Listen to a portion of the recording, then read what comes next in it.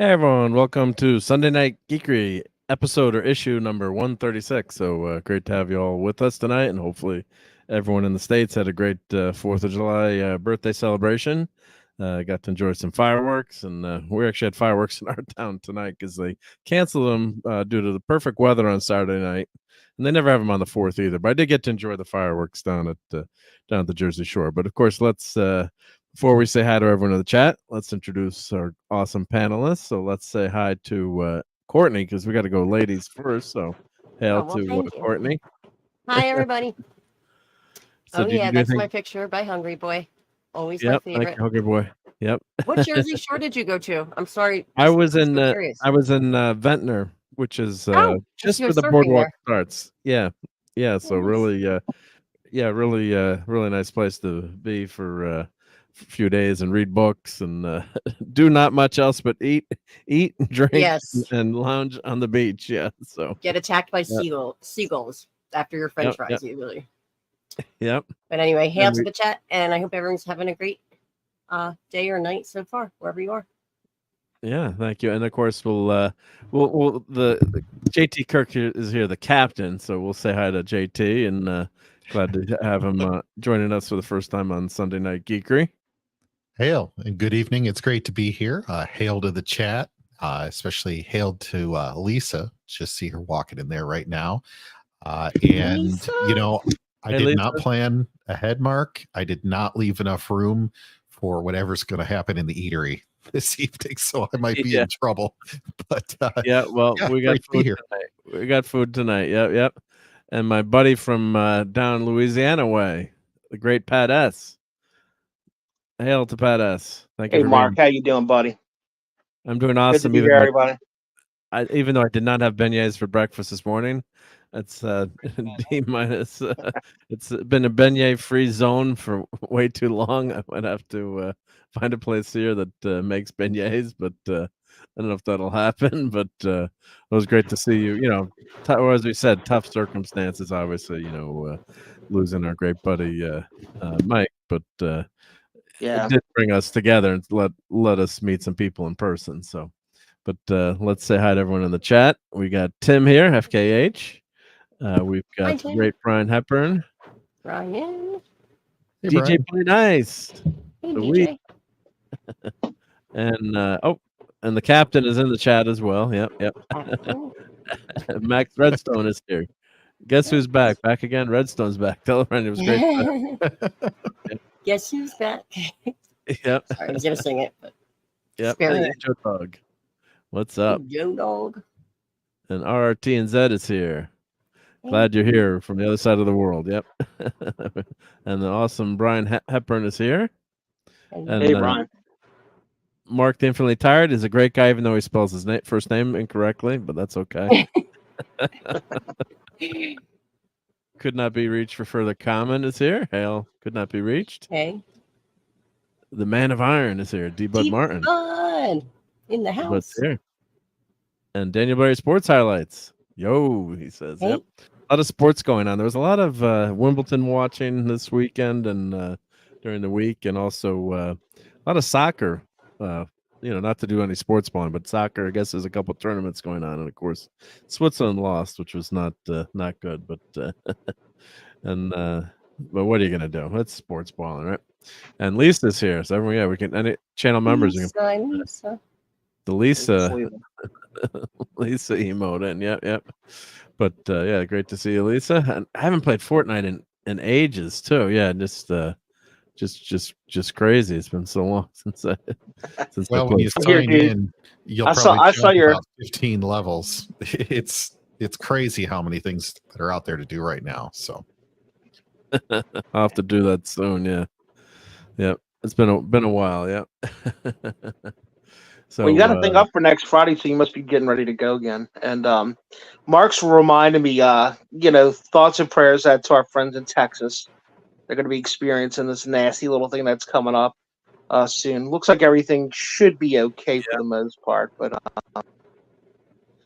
it's still so early in the season, man. Usually I don't start sweating stuff like, when August starts up. I'll start getting a little nervous, but this thing was pounding doors in June, so. Not good. Yep. And hail to Pop Goes the World. I don't know if I've met Pop Hi, Goes. Pop Goes the World. Is Pop Goes the World a friend of Lisa? Maybe, I'm not sure, but great to have you in the It Sunday is, Night but Geekery. Courtney gets a reference, I'm sure. So right, that was Men Without Hats' second biggest successful song. It was "Pop Goes the World," right? I'm Oh, not I didn't saying know that that. wrong, am I? I'm almost Yeah. sure. Yeah. It was. I'm sorry. It's pretty big internationally, like real big in Japan and stuff. Yeah. Yeah. It is a song. Yeah, Yes, it is. if that was what you were saying. Sorry, I was And lost it is in my by own Men head for a Without moment. Hats. I know that too. Steve. Hail to the The great god Steve of Mitchell. thunder. Thor. He's cooking with Maddie. All right. Well, here, Thor's not here in person, but we can do his intro. So let us do that.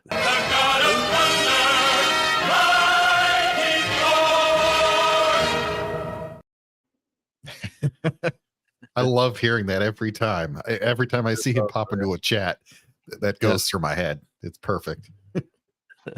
And hail to Stephen M. And Mark likes my Mark joke. Yeah. I had that clip where someone said Mark with a C, and they spelled the name Kark on the coffee cup, CARK, like Mark with a C. Oh, that's funny. Yeah. Kark. In Wimbledon tennis, where John McEnroe or Snoopy is not an active playing participant, is simply not worth watching. Well, I do miss Johnny Mac playing. He was awesome. Maybe you can watch him on the senior tour. Yep. No Toxic Tuesdays off for this month, Wade. So no Toxic Tuesday for the rest of the month of July. Summer vacation, right? Summer vacation time. Yep. Summer vacation. I'm thinking maybe what he's asking is, are you going to do a like a substitute show? Are you going to do like a July special to make up for that? Probably do. If I have time, I'll do something. Yeah, and I do want to do some watch parties. Oh, he's doing a show on Tuesday at 8 p.m. Central. Yeah, well, shoot me the link if I'm around. Yep, thank you. Yep. And yep. So as of now, there are no plans to continue Saturday Night Star Trek, so we're all freed from the pain of watching Voyager. But I'm really not going to talk about that much this week, other than just obviously our buddy Mike is Clobberin Times has left the building. And we're all agreed that it's not the same without him, even though could have gone on with Raquel and whatever crew would have been decided, but she felt, and pretty much everyone felt, that it's not the same without Mike. So I understand that. So it's it's really tough. It's not the same. We all had such a great hangout, because of Mike and Raquel on that Saturday night show. They did such a wonderful job. So we'll miss it, but we got the old episodes. You can go. I've been listening to some shows, and hail to Davina. Yep. I've been listening to some old shows, and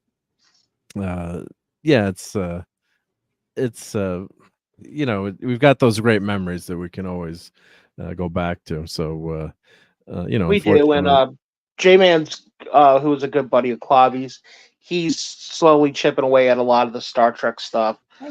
So though not the same, it is, it is still good. Hopefully somebody will do Enterprise. That would be fun to see, because I was looking up, but it's going to be just different, and that's okay too, Yep. And hail to Scribelight, says good evening and have a great show. Yeah, thank you. Yep. Well, thank you for that, Captain James C. Skywalker. I appreciate that. But one thing I talked about the Clobberin Times before, and I mentioned this on air, I think last week or a couple weeks ago. I haven't been doing much streaming lately, but I talked to Mike, like, what do we do when we're done with Enterprise, right? And I said, well, one of the things I said, why don't you do like a deep dive, on an episode? And he's like, oh, I love that idea. Like, yeah, we should do Mirror first, because that's your first love. Yeah. But his favorite episode. And he loved that idea. So I'm not going to do, like, obviously never do a Saturday Night Star Trek show, but down the road I might do, like, pick a few of my favorite episodes to review and just talk about that. Jill's done all 79 during her daytime show. So that might be something fun to do down the road. Just pick, like, of course I would start with either the Doomsday Machine or the Galileo 7, and just just talk about one of your favorite episodes or a favorite movie or something. Those are always great, show topics that are fun, especially if it's one of those better episodes. It's always fun to do a deep dive and just really talk about why you like it, and even some of the flaws with some of the episodes. Sunday Night Star Trek, they did 4 episodes. Mike and Raquel did 4 episodes a night, and of course Raquel never misses a detail on an episode, which I don't know if I'd ever point out anything new, but just some things that I like about an episode or why it resonates with me. And Star Trek is a very personable thing for a lot of people, why they why they like something so much. It hits a chord, or it hits something that really makes you want to watch more of it, or you feel like the character's representing you or says something to you, or so that's why entertainment is just it's a two-way street too. You really get to enjoy a show, and that makes a big difference. So yeah, so in that spirit, I want to do some more eventually we're going to go through as I hit episodes, or gonna try to rewatch some of Mike's stuff and pull some greatest hits. It'd be fun to make a greatest hits video, or just do some clips, or if anyone out there says, oh, this is a great clip, this is something we should clip or play. But this was I encourage everyone to go watch his 15-year stream, which unfortunately wasn't that long ago, but I'm glad he hit that 15 years, 1,500 episodes. So this was when he was introducing me. Hail to Matthew Pounder. Yep. Hi, Matthew. Here's a clip from that episode, and which is a really special moment for me. I don't know if it comes across that way as I'm saying it, but obviously, at the moment, but I did mention a few times. So here's the clip from Clobber Times introducing me on that 15-year, 1,500 episode. And I'll tell you who I want to shout out right now is a guest of mine. First, of course, as you know, our great chief engineer is here, Marc D with the She, who has made this show. You, dude, but since I moved to YouTube, I made some great friends, and I'm going to shout all of them out. Stephen S., what's up, buddy? But I will tell you what, none have been can I call you a sidekick without embarrassing you? I'm just kidding. Yeah, you can. Yeah, that would make me lose a few pounds then, right? That could be a skinny sidekick. I'm your sidekick when I go on your show. Only fair. That's true too. Yeah, no, I really appreciate being here to celebrate this. So we're alternate sidekicks. We take turns being the sidekick. Yeah. Thank you, though. I appreciate all you do, man. I get more sentimental, but I'm too much of an a-hole, so don't worry. That's good. I like to hear that. No, we appreciate you, man. Not for this emotional garbage, right? Oh, yeah. No, much of that pansy stuff. Don't be a big sissy. Oh.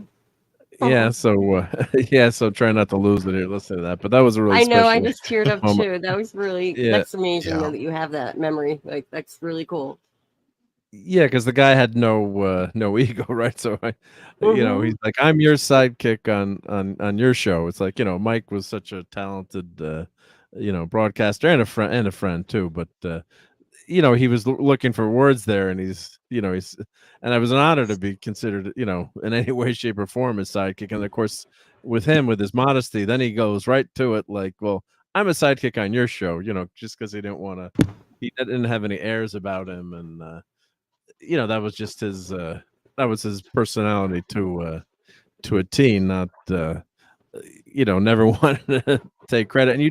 And you do take people for granted too, not that I didn't take him for granted per se, but who's there on every episode of the show. And people have said, and I don't take it as an insult, in some ways it was like his Sunday night show, and I'm kind of, in a way, it was just the continuation of I kind of directed what, obviously, as we joked about behind the scenes, like, I did the food stuff or whatever, I direct the conversation, took charge, it's obviously my show, but, it was just, you take it for granted when you lose someone, doesn't, not that it matters, it's YouTube, but just in life in general. So it's And Mark, the cool thing about that is, because I usually would try to do that first hour, so I was always here early. And a lot of times he'd be back here hanging out, waiting for you. And we would talk about that. And he used to say about the Sunday night show, he's like, I love the Sunday night show. He's like, it's all those cool topics that I could talk about and things that I'm on top of. But on this one, it's like I much more get to kick my shoes off and just kind of sit back. It's a perfect Sunday night show for me. So all he had to do here was just be the guy that threw in a comment here, or let us have that little chunk of knowledge he had there and everything. But there was no prep for him. It was a perfect thing after spending all that time with his family and watching a ball game, grabbing something to eat with a friend or something like that. He could come here, sometimes rushing, right, Courtney? And he could come here and just come and sit and chill out. And it was like his after dinner drink for a man who didn't drink was just hanging with you, brother, and talking about that stuff. So he dug it for sure. Hey, Jay Dollar. Sorry. Hello. Hey, Dollar. Hell. Yep. Yeah, it was just a fun time to just hang out and relax. And of course, when it's not your, not saying when it's not your show. I mean, yeah, when you're on a panel, you don't have to, it's fun. You can just kind of kick back and relax instead of, when you're running the show, it's all on you, right? I mean, it's just that's it's on you to make sure the show runs smoothly or pay attention to things. And like right now, I'm looking for I want to show some of the fun things we did while we're there that Mike likes. So I showed pictures from Ollie's last week. Let me. Then we went to Second and Charles. Let me show the pictures from Second. I do have a lot of pictures from Second and Charles. Yeah, so this week we're just going to finish up talking about the Baton Rouge Memorial Service, the Clobbering Times, and our trip, and try to focus on some of the fun things that we did, because obviously we wanted to do, like Clobbering Times, stuff, experience what what he would have done, or if I visited, I'm sure for Cal and I had visited and gotten to meet him in person, they would have taken us to Second and Charles is one of the places we would have gone to. I think I showed Ollie's. I believe I did show Ollie's last week. Oh yeah, you did. Did you show quite a few pictures, Ollie's? You talked about the card and everything. Yeah. So that was a pretty good Ollie's too. Way more toys than the ones that are around me. Yeah. I was kind of jealous actually looking at all those toys. But God, I wish Simply Steve, sorry, and the Tetrarch of Apathy. Mark, while you're looking for that, one of the things that I'm going to enjoy remembering Clobby and the Saturday night show is just going and picking a week from TNG or DS9 or even TOS and just saying, okay, I'm going to go watch these 4 episodes again. Yeah. And then do a review as if we were watching the show for the first time, and then seeing what I gave the review myself and see how I compare all of that and relive the show over and over again, right? Because we all have grown, I think, from the early show all the way up through Voyager in how we treat the shows, how we like the characters, what we look for. I think that show really elevated my watching of Star Trek in a good way. And I think it'll be interesting to see and look back at what I gave it back then compared to what I might rate my episodes now. It just it's a fun way to go back and remember those times. And of course, all the fun jokes and everything that the community did that week too. So yeah, I'm looking back at I of course me with my spreadsheet, so I had started categorizing each of the shows, and here's the first show where the review letter grades in the chat. So about 154.18 Clobby says we should do that for other episodes. So I don't know if Raquel did it first with some. I think maybe Raquel gave the without watching it again. She put someone's review in, and so the Conscience of the King was the first one. Me being I like being an amateur historian. So if you listen to that and you go to that 154 moment, so I can't remember who did the first letter grade in the chat. But that was the first episode, so that was actually Sunday Night Star Trek Show 4, so episode 11. So then people started putting in their ratings in the chat. So first it was just, of course, Clobbering Times and Raquel obviously giving their ratings. And then, but they weren't doing the letter grades in the very beginning too. It wasn't until that episode they started doing the letter grades. So that's where it started. So I do have Mike's list of go back and watch that episode. It was just over a month ago where he rated his top TOS shows. So you can go through that. But I was compiling my spreadsheet. Of course, I was better in the beginning with all the information, but I have all the links and everything. Should make that public eventually. I think I've shared that one too. That's the spreadsheet with everything on it. So yeah, it's we do have those great memories. So those will definitely work to at least you can go back. I shouldn't say work, but just it's a great memory, and you can go back and listen to those. So thank God we got Clobbering Times.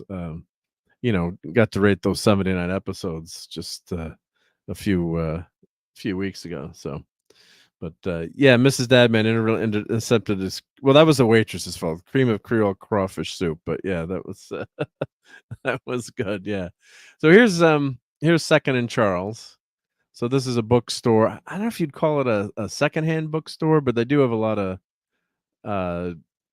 they do have old books there that they buy from people. But Pat, would you say it's some of it's Yeah, new, or? it is definitely that. They certainly buy from like lots and stuff, but yeah, you could do the old go in and trade it, and it's like a standard bookstore kind of procedure, right? It's like generally if it's something that they need, they'll give you up to like half the cover price on it. I mean, a quarter of the cover price, and generally sell it for like half the cover price.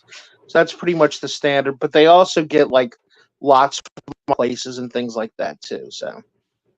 Cool. Yeah, like this. I just noticed now, Absolute Wonder Woman.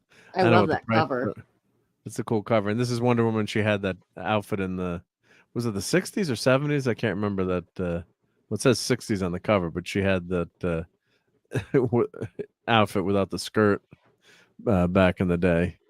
But yeah, tons of trade paperbacks here. Age of Ultron. Of course, I own a lot of these, the original comics, but trades are a great way to get into comics. So you're confronted with all these great. It's like then you're overwhelmed too. You're like, what do I buy? What do I buy? What do I do love do? stores like this. I mean, it just bookstores, or even it reminds me of a record store. Also, like when the record book, they're coming back now, but yeah, nothing like that in UK. That's fascinating to know. Yeah, one of the nicest things about that too is, Mark, is you could put a trade paperback in a library at a school or certainly a public library, and somebody can have access to that. A comic book, even a more modern comic book, would never stand up to that rigor.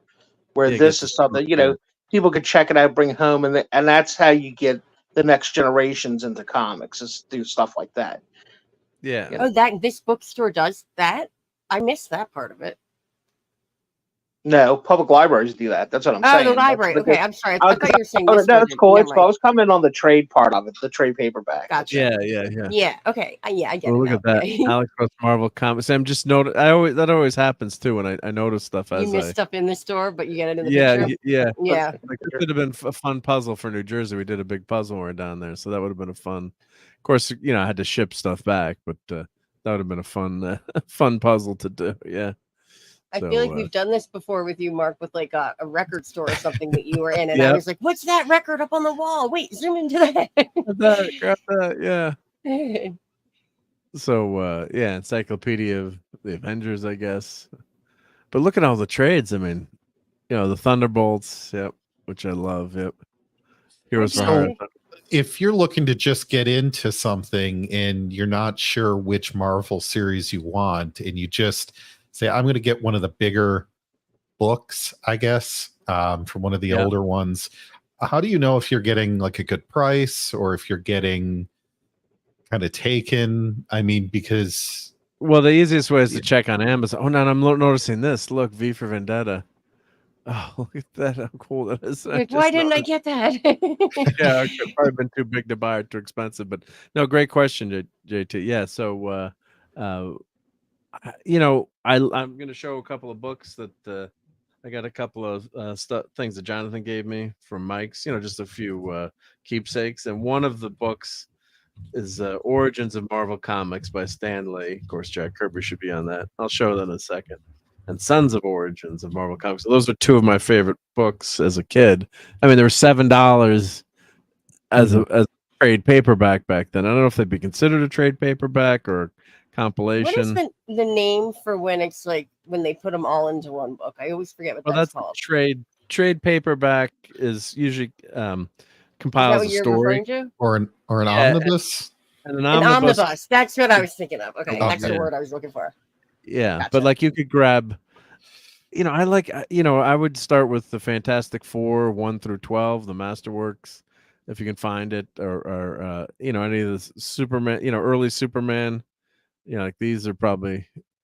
Any of these you can just grab and pick up a trade paperback. It doesn't have to be in order, but it's nice to have those origin stories too. So I'll show a picture of that too. Origins of Marvel Comics, which was great. Reading Spider-Man's origin for the first time, you're like, oh wow, this is so cool. Sorry Read about the that origin comment. because you couldn't. You couldn't afford to buy for Spider-Man, obviously Amazing Fantasy, but or the other thing is too, like Google, like the most popular, like if you like green, you want to get into Green Arrow, Google what are his most popular stories. So like the Archer's Quest, I think that was pretty good. I love Green Lantern, the Longbow Hunters, which was a show in the it's a series in the 90s. But that was a great Green Arrow series. But you can always look up the 100 best stories, but you almost can't go wrong. If you pick a character you think you'd like and then get in. Of course, here's Legion of Superheroes, which is one of Mike's favorites. I don't know what that Millennium. I'm not sure what that book is. If it's new or older. Yeah, it's a little too hard to see. Yeah, it looked like it was newer, but you can just see how Gotham High don't buy like DC cover art. Like, oh, that's probably an incredible book. Dark Knight Returns is great to read, but it's an Elseworld story, so I wouldn't. I mean, it's fun, a fun read in terms of that, but Just the fact to see a store like this though is huge. I mean, there's barely regular bookstores left. I think there's one Barnes and Noble or something in the city I live in. That's it. So it's really cool to see this.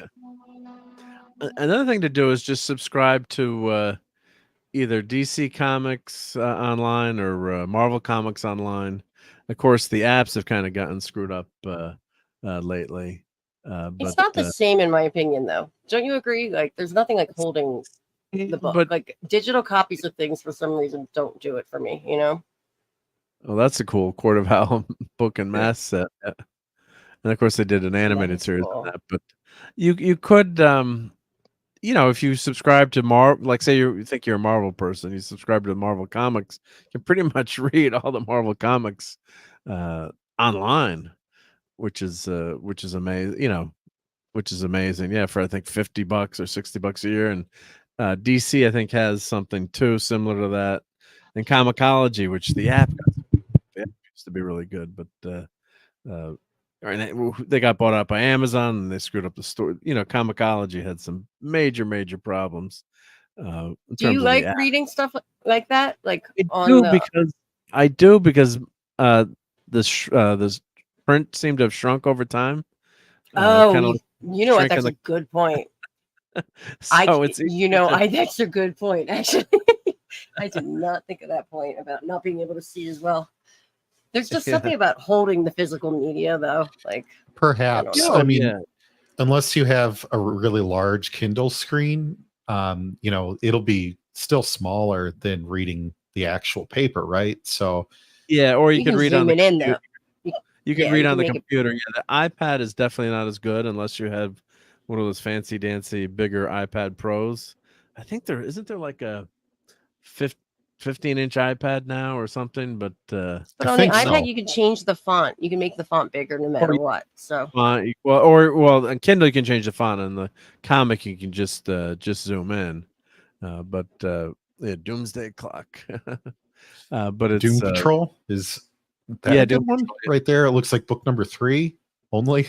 Probably early on in the Doom Patrol run, yeah. So Doom Patrol, the X-Men came out three months later after Doom Patrol. So they both had leaders in wheelchairs. You know, if you read about Doom Patrol, it's like, you know, they said it wasn't plagiarism, but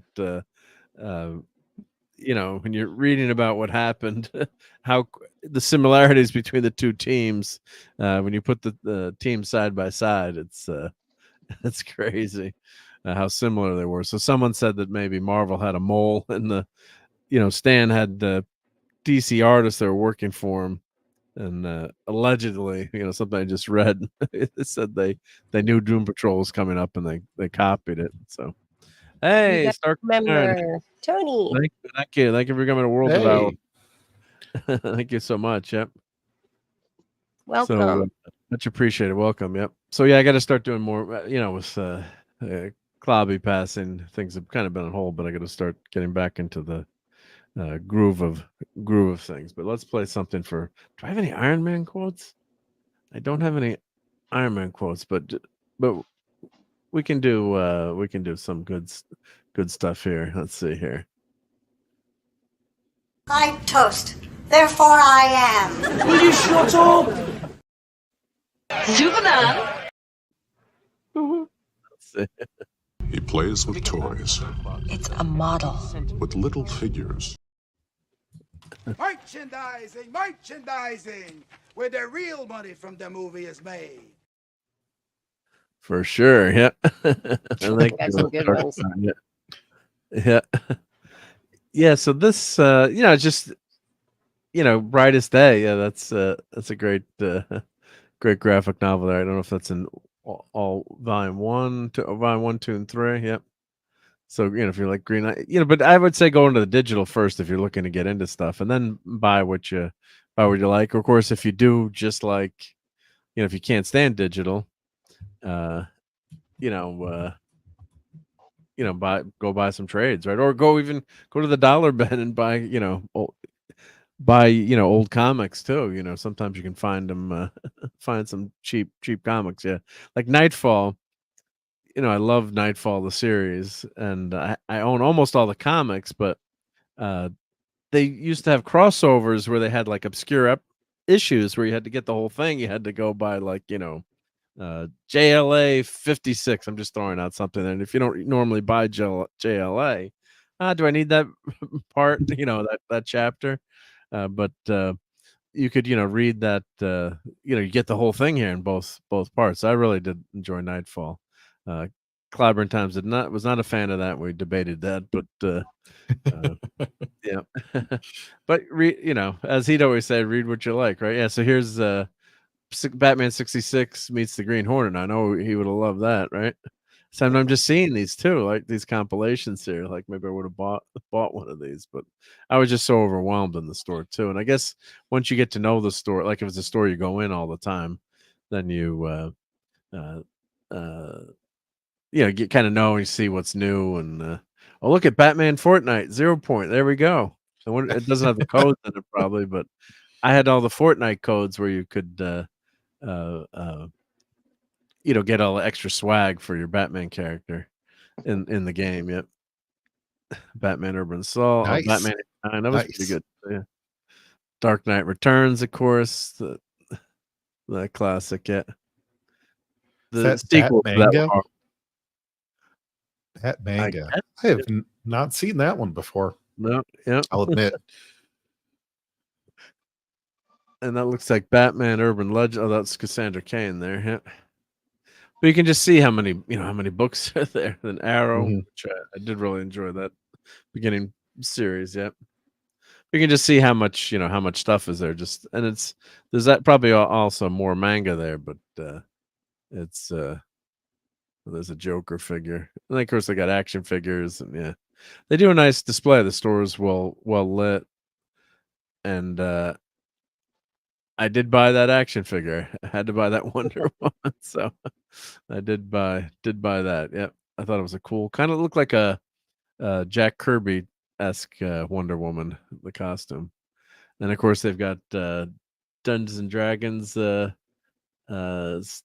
stuff for sale. These really cool big dragons. There's your D&D. And I did buy one of the minifigs. I didn't realize how expensive it was till I got to the checkout. It was $15. I was like, oh my god, $15. Oh wow. For one of these mystery boxes here.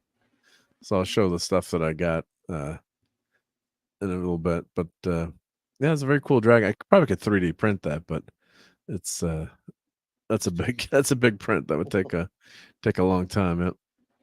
So I did buy one of these minifigs. Yeah. Is this a family-owned store or was it a chain? It's a chain, but I think it's a regional chain. Okay. Hail to Parker Luck. Yep.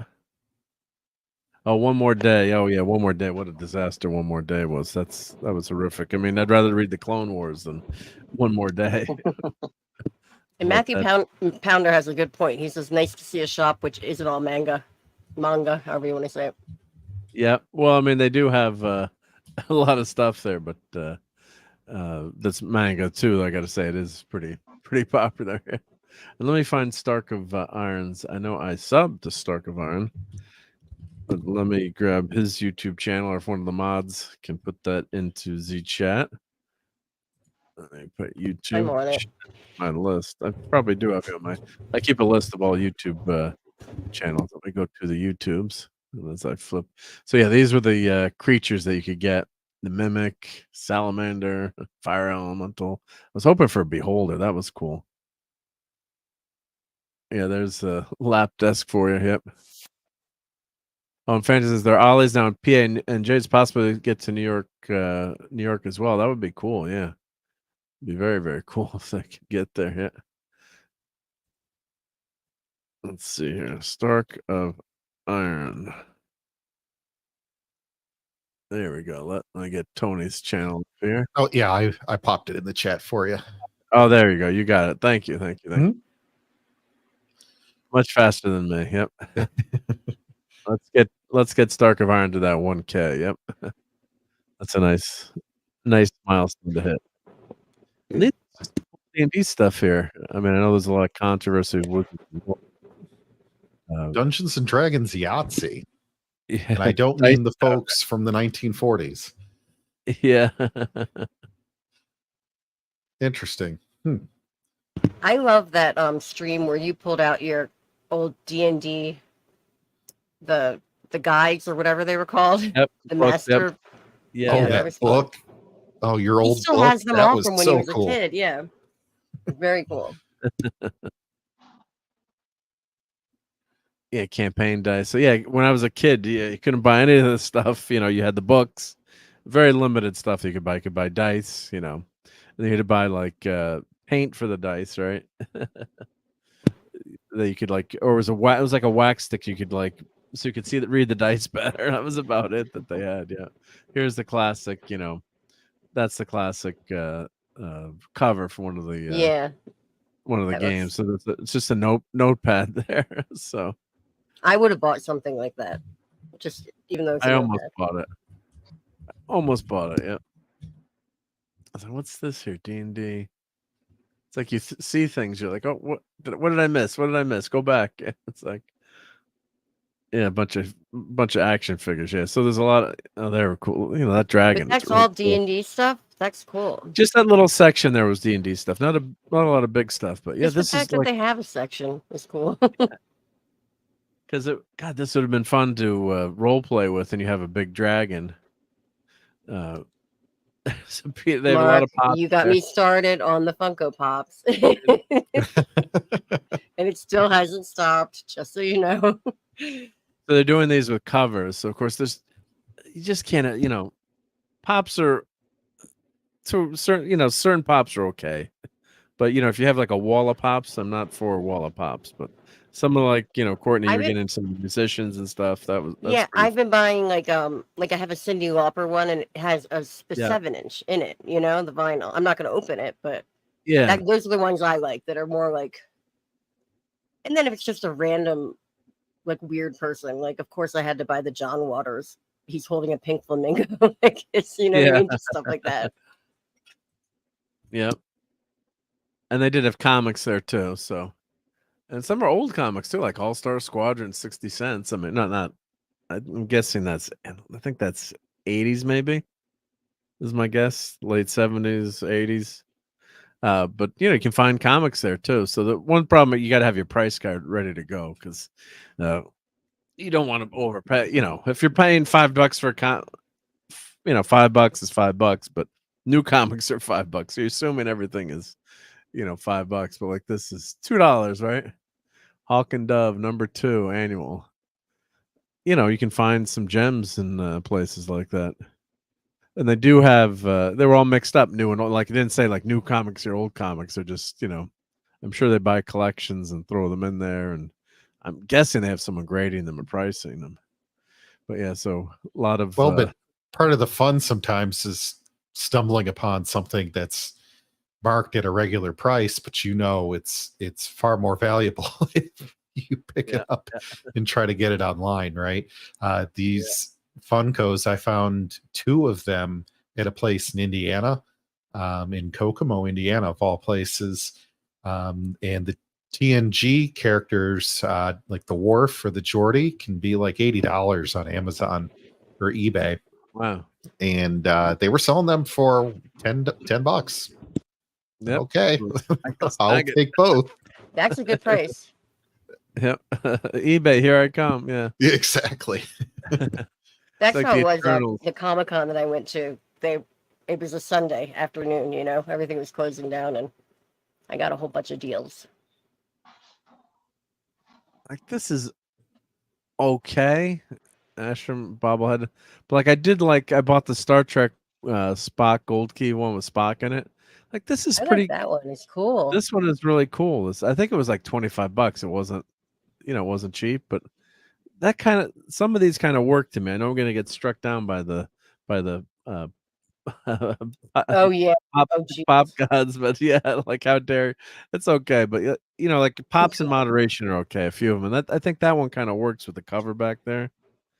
So that one's not a terrible, but like this Captain America one, oh my god, that's horrible. It's like, what are you doing there? But with the cover, with the classic cover back there, it kind of does do a nice display. If that was $10, I would have bought it. Probably, $20 is too much. But the classic did go cover. Yeah, there. I like this stuff I like when they have the books or like a vinyl in the background. It makes it just more. It's not just a little figure in a box then. And Phantom says All-Star Squadron started in 81, which is 43 years ago. Oh, don't tell me that. It was recent. Yes, it was recently. Yeah. Not that old, yeah. I was 3. Oh, goodness. No comment here. New I'm the youngin' now. The youngest. You're the youngin', yeah. Until Ignis like, Jill comes up. This is like brand new. Electric took over as Daredevil. It's like, well, why are you doing that as a Funko? That's like. Mm-hmm. And this is for Don Ranger Power. If he's Don's not here right now, but I took a picture of that for him. Final issue. I still have never seen an episode of Power Rangers in my life. No. Also, never. Yeah. Well, Don will try to get you to watch something, I'm sure, right? I know. I know a lot of people that are big Power Rangers fans. It's fine. I mean, my kids were, I wasn't the age, that was targeted, but my kids did get into it watching. I did watch some Power Rangers. Yeah. It came right after, like, I think I was in college, or I was like, it was like just a little too late for me to get into it at the time. I was more into music by then. Oh, Yeah, see, Power Rangers were huge when I was in elementary school. So we went out in the playground every day, and if we weren't playing Star Wars, we were pretending to karate chop each other and hurt each other on the playground. Yeah, it was good times. I thought I was the youngest, JT. Darn it. Right? I'm not a spring chicken, but I think I have you by just a few years. So, Yeah. but yeah. So, I'm getting old, but wall of pops here. Just too many too many pops, and they're not that cheap either. It's like, if they were like $2 or $1, I guess they're. Don't worry, that's they like, will I was be. in a Hot Topic, and they were expensive. I couldn't believe it. Some of them were $45. Crazy. And you got to give it to shops that have huge Funko collections, but the workers have an organization or a system to them, so you actually can try to find something you're looking for. Yeah, I hate going to a con and they just have 1,000 Funkos and they're all just out there in these boxes, and it's like, I don't have an hour to look through just to see if maybe there's something I want. Mark, can you go back for a moment? Which go back one? for 1 minute to that previous picture that you were. What is that? Can you zoom into the wall there? That black, is that like a Ouija thing or something? Go down a little bit. It is a Ouija thing. Sorry, I spotted that. I was wondering what it was. Don't let the nuns see. Yeah, no, don't let the nuns see. That's funny. So they have a lot of pop culture stuff here. Yeah, I just, for some reason, that popped out at me. Chronological order. Oh, no that's pun intended. Start here. Oh, that looks like an interesting thing. Yep. So they have all kinds of decorations and mugs and the Donnie, band. we were just talking about you. Yeah. Hey, Sunday Night Ranger. And he showed up. I have to go back. Yeah. He heard his name mentioned. Yep. The band, The Last Waltz. Oh, that's one of the most incredible concert DVDs, especially the Blu-ray is just amazing on that. Ramones. Let's go back to show Donnie. Ramones, yeah. There we go. Wasn't back too far. There we go. I took that picture. Said Donnie will like that. Go Power Rangers number 32, final issue. Necessary Evil. Yep. Yeah, Fanty says Walla pops in the store is a good thing.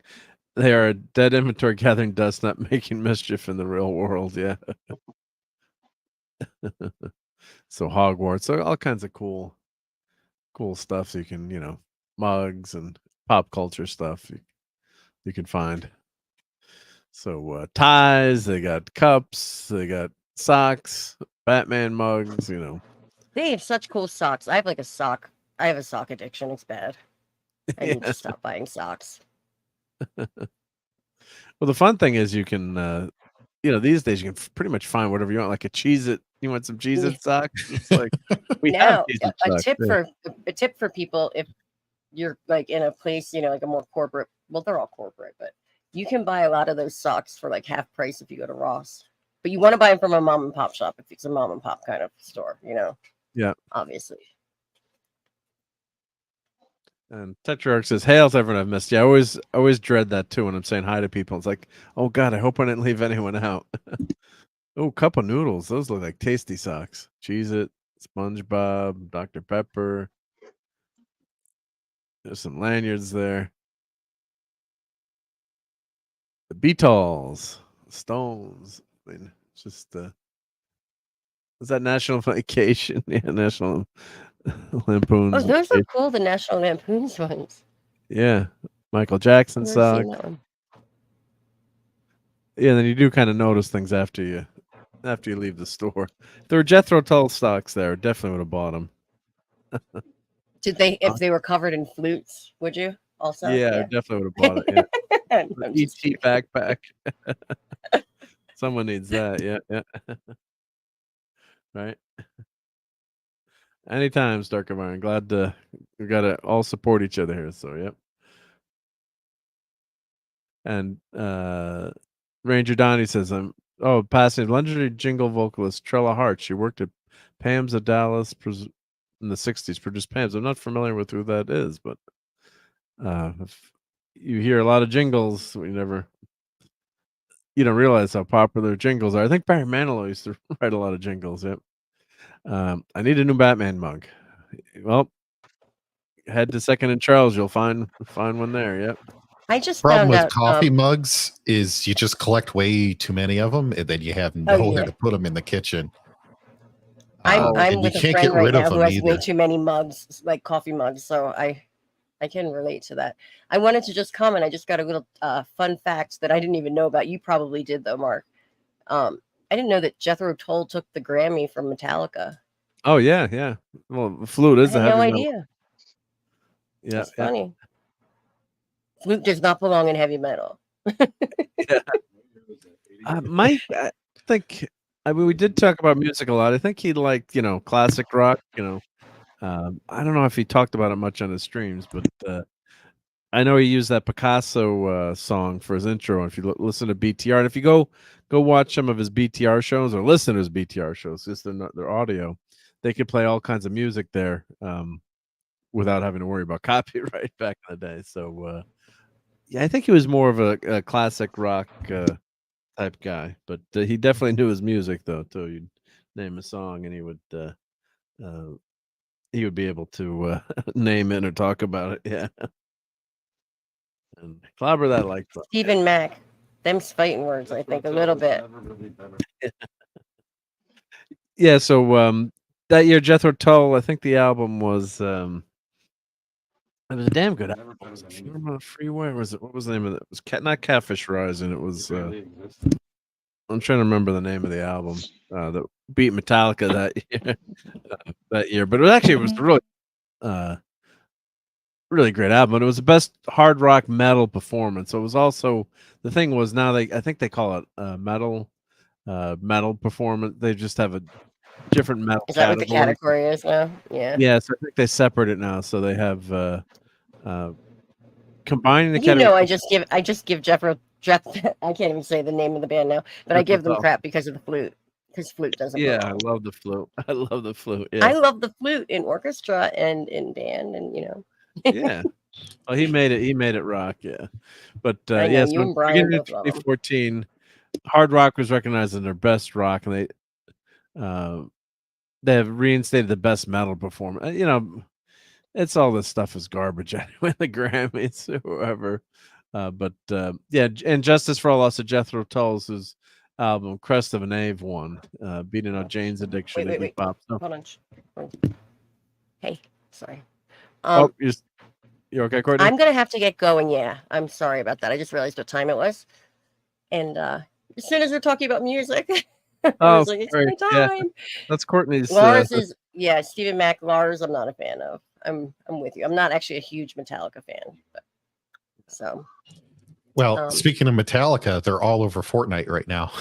Well, Metallica actually covered a band covered a song by a band that I played bass in, so I can't really totally knock them, but yeah. Anyway, I gotta go. My laptop is actually about to die as well. But, tomorrow we're doing The Hitcher on The Hitcher on that 70s Rock Fans channel. Yeah, the movie The Hitcher. I haven't seen it. I heard it's scary, and I'm supposed to watch it. You haven't seen Nightmare Fuel. You're gonna go. Don't watch it tonight. Are you kind of got to? I have someone to watch it with. I heard it's really scary. Oh my god! Yeah, I remember watching that at a sleepover at a friend's house. Oh no! Everyone keeps telling me like all these stories. Like, yeah, it was like a psychological thriller. It's a really well done movie. In the morning. There are some shocking. Something happens in that movie that I couldn't believe that actually happened, and I can't say anymore. We're doing that movie tomorrow, so I've got to catch up on it a little bit at least. So, yep. Wish me luck, everyone. You can't be on it if you don't watch it yet. So right. Well, sometimes I do, and I just learn, But yeah. Okay. Well, everyone have a great night or day, and thank you, Courtney. This was fun. Thanks again, Mark. As always. You next week. Bye, Courtney. All right. See you next week. See you, Courtney. So, unfortunately, we lost our music expert, but here's Crest of an A, which came out in '87, and here the tracks on here, Steel Monkey. I think that got banned from MTV because of some of the content or the video or something. Something happened to get it banned. Was it that or was it one of these songs got banned on MTV? But these are all great tracks, and she said she was a dancer is a great song. Yeah, Farm on the Freeway, Jumpstart. Mountain Men, Raising Steam, Budapest. One Night in Budapest is a 10-minute song, but man, that's a great song. So Jethro Tull still had it going on there. So they had some great. That was a great album. But I mean, yeah, I love Metallica too. But the problem was when they combined it, hard rock, heavy metal, and then they told the band, they said, "Well, Metallica's going to win, so don't bother going to the Grammys." And so then they were pissed too because they're a pretty obscure band. I mean, they have their fan base, wackadoodles like me. But yeah, it's they lost the big big moment there. So, they were like, "Don't bother going, you're gonna lose." And then they ended up winning. So then I think Metallica, when they won the next year, they said they thanked Jethro Tull for not putting out an album, and then Tull took out the albums, like all the trade publications, like the flute is a heavy metal instrument or whatever, as a joke, because they're pretty they're fun fun guys with a sense of humor. But then 20 Years of Jethro Tull came out. This was out of print. This was a great set. So they were actually had a kind of a revival there in the 80s, and I have that on cassette. I wish I'd bought it on CD when it came out, but so we can always do it. And then Rock Island came out in '89, which was good too, but not as good as Kissing Willie. That's the one that got banned from MTV. Kissing Willie, and I'll leave it at that. There's some double entendre going on there. That one got banned from MTV. Yep. So and good night. I guess Maddie's daddy is Steve is headed out. Yep. So have a great night, Steve. Yep. And say good night to Maddie. Good night, Steven. Yep. See you, Steve. Another Christmas song of that. So this is a good album too. But enough of my favorite favorite guys here, Jethro Tull. We'll get back to Second and Charles. But it was a funny moment in pop culture history. Yeah. So these guys are little, Funko keeps doing these. These are like soda cans with like action figures in them. So you buy I never understood that. Like, what's the allure? What's the draw to it? At least in the box, you can see them, right? Well, if you look here, we're not Namor is on the can. Find the Chase. So the idea is like you got to buy them and find the Chase figure. Find the variant. I should have looked to see what the prices were in these, but you know what you're getting. But then you're trying to find that Chase figure. And some of the figures aren't bad, but it's a damn weird thing. It's and they're pops too. So it's like, then you've got bitty pops here. It's like, how many pops do we need? We need more pops. Pops everywhere. It's like the Masters of the Universe pops. Funko Pops. Yeah. And is that Blockbuster Video or Blockbuster Rewind? I guess it's supposed to be like a video cassette. I didn't even open it up. I guess what's this like? Ooh. Oh, Doc Brown, Funko in. They must have bought the rights to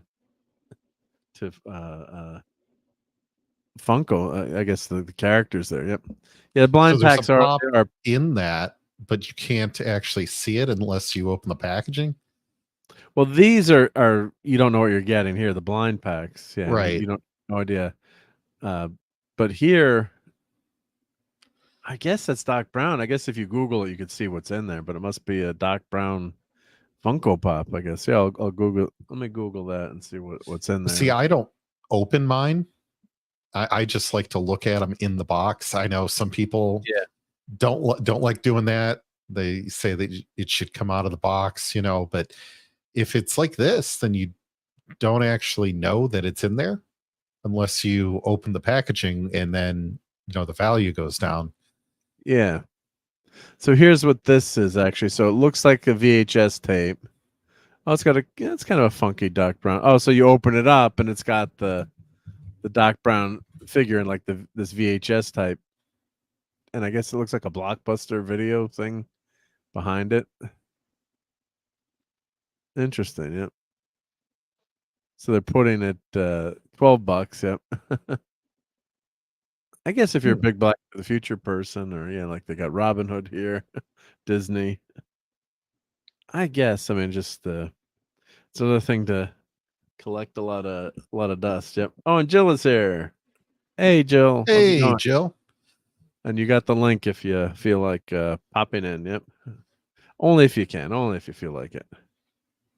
And Stephen Mack says, I just burned mine in the box. Yeah. And you got to love Pooh, right? So there's some. Today is my new favorite day. Cute mug. Yep. I've got that. I've got this Batman cycle. And actually, a lot of collectors are buying these. I think people use them for dioramas or whatever.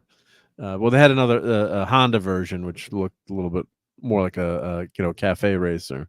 Mm-hmm.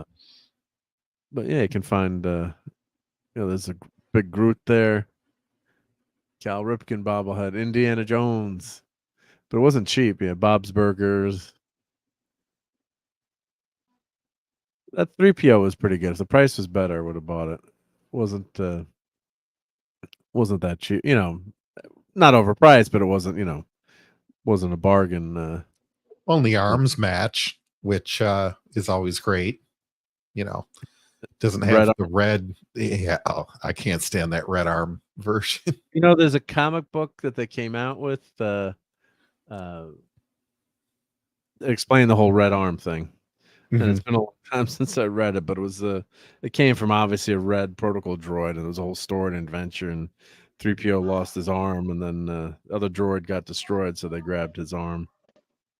Yeah, Terminator reaction action figure. Yeah, and they got ACDC back there.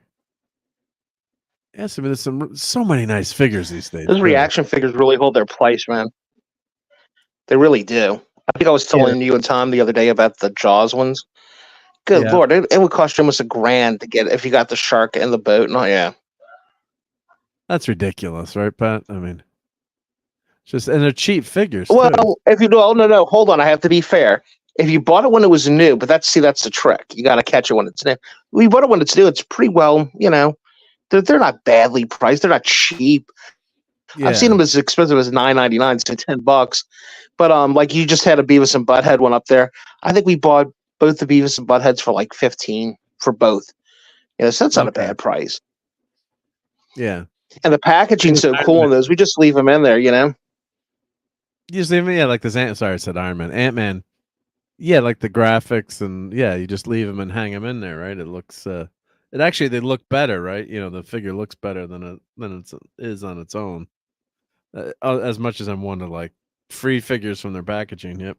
Right. It really is when you look at it, it's a display figure. I mean, it doesn't. I think it has like what? Yeah. 5 points. So So you don't want to. It's not worth opening up. Not moving anywhere. Yeah.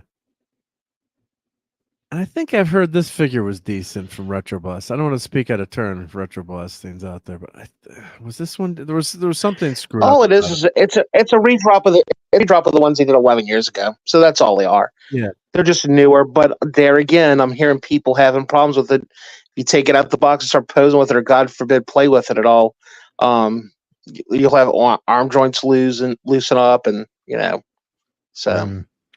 And RetroBlasting did this as a cosplay a few years ago with the monkey, and everyone, stuffed animal monkey, and everyone went nuts. He was talking about that, either on Clobberin' Time's stream or one of his streams. I can't remember where. Interesting Cal Ripken bobblehead right there. Yeah, right. That's random. Yep. But I don't know how many people in Louisiana would be in for Baltimore. But yeah. And Battlestar Galactica ship, Spawn. I'm not a Spawn fan, but then the Superpowers figures, they weren't that cheap. And this one, I almost would have bought. This was the black and white Creature of the Black Lagoon, but it was NECA figure. But the price was, wasn't marked down that far. So, this is cool. Endoskeleton figure. Yeah. So there's some great figures there. Oh, and is this the back row? Oh, no, looking at my wall. No, a little bit different than the back row I have. Yeah. I like this Luke Cage. I think that's pretty good. That was an almost buy. Master Mordo, yeah.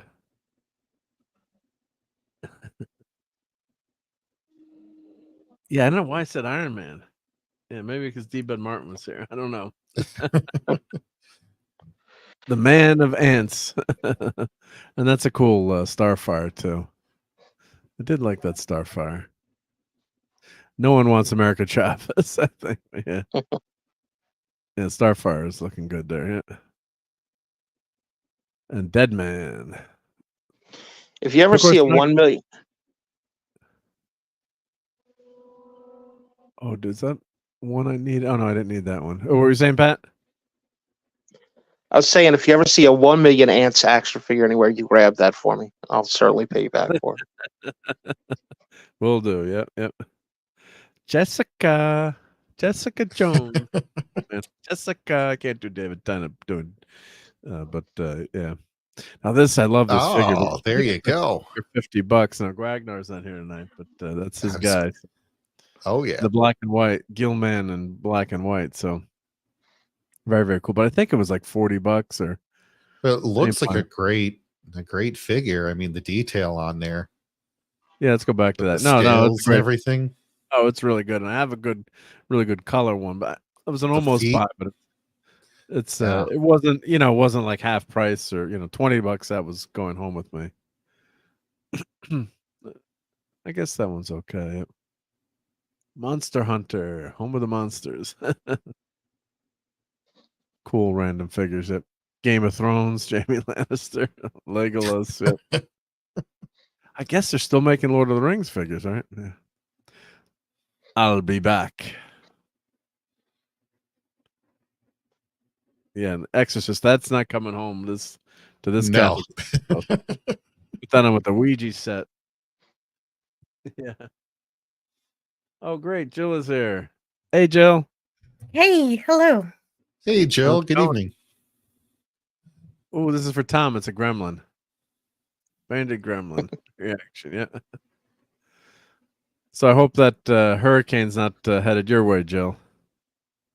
We got really lucky. It is not heading our way. Initial forecast showed it coming directly for us, but it got pushed up north away from us. And on top of that, even the people who are getting the brunt force of it, it's not too bad. I don't think it's going to be too bad, hopefully. Good. Yeah. For those people. It's only going to be predicted to be a Cat 1 at the most. Oh, good. So not terrible. And hail to Brian, that 70s rock fan is here. Hey, good evening. Good evening, everybody. Hello. How's it going? Hey, how you are? Hey, 70s. What's up, brother? Hey, good to see you, buddy. How are you all? Good. No, Courtney had to go leave to watch this scary movie. No, She's she had always to. avoiding me. She's either leaves as I get there or leaves before I get there. Yeah, She's she avoiding was. me. You're doing the Hitcher tomorrow, which is. I think it's my powerful masculinity that scares her. I miss Courtney too. Well, indeed, we all miss Courtney. Yeah. Well, we got her for a little bit tonight, which is great. So, but you're covering the Hitcher tomorrow, which is one of the great scary movies. Yeah, I love it. I'm not going to hitch a ride to that truck. Well, I got a really nice collector's set of it, collector's edition. Oh, let's see. Yep. This is Umbrella Entertainment in Australia. I don't know how they get this stuff, but they all these great. I got a Masters of the Universe one, and then a '74 Sean Connery movie called Ransom. So you get the box, obviously. Nice. The rearview mirror. Yeah. Rearview mirror. Yeah. Nice. And then you get the booklet, 48 page book with all the Rutger Hauer. Yeah. All this stuff in it. Yeah. You know what I loved about that movie was the kid actually picks up a gun. You know, like normally they wander by a gun, like they see a gun, they don't pick it up. He actually grabs the gun and he figures out how to use it. So it was like, yes. Well, not at first he doesn't. At first he doesn't even check if it's got ammunition in it, which is amusing for Rutger Hauer. But then all the lobby cards replication lobby cards. Oh man, I love lobby cards. They're great. And the Blu-ray itself, that's the artwork on it. And then this is the cover. And it's got some nice extras on it. But this, John Ryder never get. And then you get a poster. Oh, you get a poster too. Wow. Yeah, and they're numbered sets as well. Yeah, so that's the one set. So that was only in Australia. That's in Australia. Umbrella Entertainment is in Australia, and they do these fantastic. Yeah. Wow. Fantastic collector's editions. They're numbered as well. If you don't get them quick, you'll lose out. This was I think it's out of 500. This one is it a 4K Blu-ray or it's just a Blu-ray. This one 376 out of 500. So wow. So the Masters of the Universe set is a great one too. I got the same format. That was out of 5,000. There was 5,000 of those, but then I got this Ransom, which was a 1974 Sean Connery movie. They did a really good collector's edition on that hijack movie with a young Ian McShane as the bad guy. Oh, you got that there too, or that's no, that's It's over there somewhere. I'd have to go get it. Okay. Yeah. But this is the movie tomorrow. My channel is The Hitcher. Yeah. So, no detached index finger made out of rubber. No, but you covered may in see that- ketchup. You may Okay. see that clip. You may just get that clip in the show if you tune in. Who knows? Who knows what you may see tomorrow? Yeah, doesn't he pick the Hitcher up and then things? Don't ruin it. Don't ruin it, dude. Well, no, but I mean, if people haven't seen it yet, it is. I'm not gonna. But things go. It's a very Hitchcockian movie, I would say. Well, it's probably one of the best horror, thriller, suspense, action, road horror, action, suspense movies ever. It's got all of that in it. Yeah. And for those who haven't seen it, Rutger Hauer plays John Ryder with a Y. That's the joke because Ryder is a car rental company. So that's probably not his real name. Who a hapless C. Thomas Howell picks up in the driving rain, picks his hitchhiker up, and it's Rutger Hauer. And things go sideways pretty rapidly from there. Yeah. That's all I'm going to say about that. Jennifer Jason Leigh is in it. She's got a performance that will tear your heart in two. Oh, that's too soon. Yeah. You know, I didn't realize that Jennifer Jason Leigh, her father was Vic Morrow. Yeah. I never knew that until this day. Where have I been all these decades? Yeah. So Rutger's just brilliant. In that. And C. Thomas Howell's great in it too. Yeah. There's a Rutger Hauer destroying a gas station, which is a key scene in the movie. Where he drives out from the doors and surprises C. Thomas Howell. It's just like he's not, and the thing is, he's not supernatural, but he's kind of got weird abilities. Like he just seems to appear at the right time, and he's almost indestructible. I almost felt it was like Duel meets the Terminator, you know? No, it's an all-time classic if you haven't watched it. Yeah, and it only gets better over the years. I think it just seems better and better every time I see it. I know that directors like Christopher Nolan think it's a fantastic movie. It's highly rated and it's a really good team making behind the scenes, the cinematography and everything. There's a really good team on it. So it actually looks great too. It's a good looking movie. So have you seen the second one? I never watched the second one. I've seen it once. It was like, what's the point? Carrie War is in that I'm looking at now. Yeah, from Sliders. Sean Bean. So you know he's not going to survive the entire movie. Right? But yeah, Jennifer Jason Leigh. I better not say anymore. If no people have never seen the movie, they're going to find out tomorrow if they watch the show. Though. It was. I haven't seen the movie, but is the second one a sequel or a remake? No, it's a remake. Well, there was a sequel. There was actually a sequel.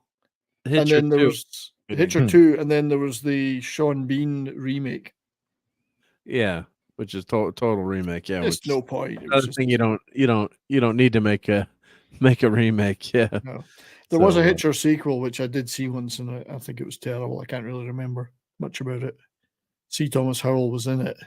Jennifer Jason Leigh and Rutger Hauer were not in it, but there's a good reason for that.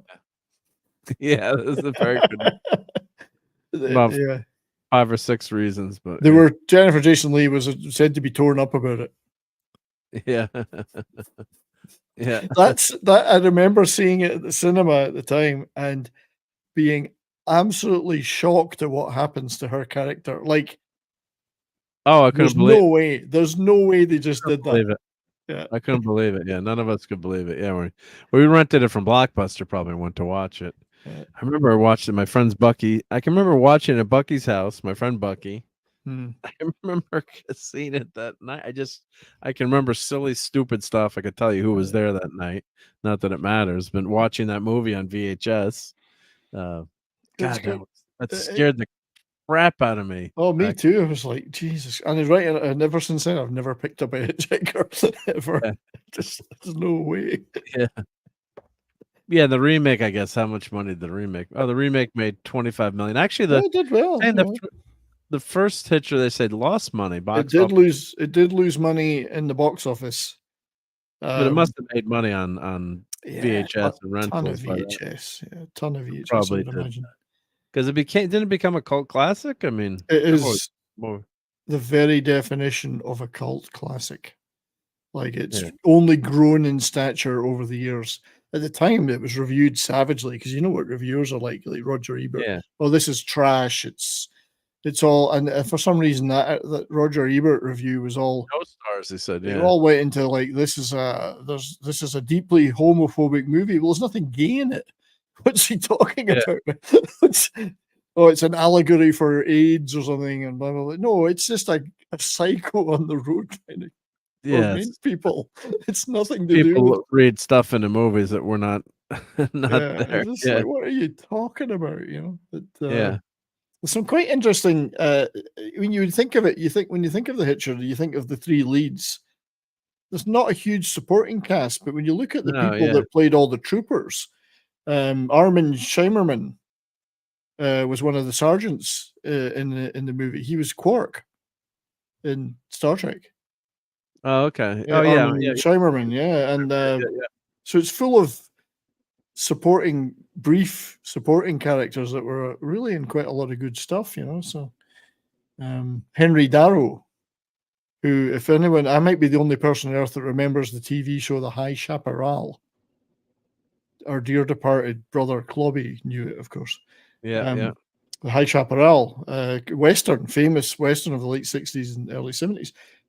He played Manolito Montoya in it, because his real name, I didn't know this, was Enrique Tomas Delgado Jimenez, but he changed his name to Henry Darrow to get into Hollywood. In those days, that was a thing you had to do. So lots of people in it that were in other things, you know. Anyway, enough of me.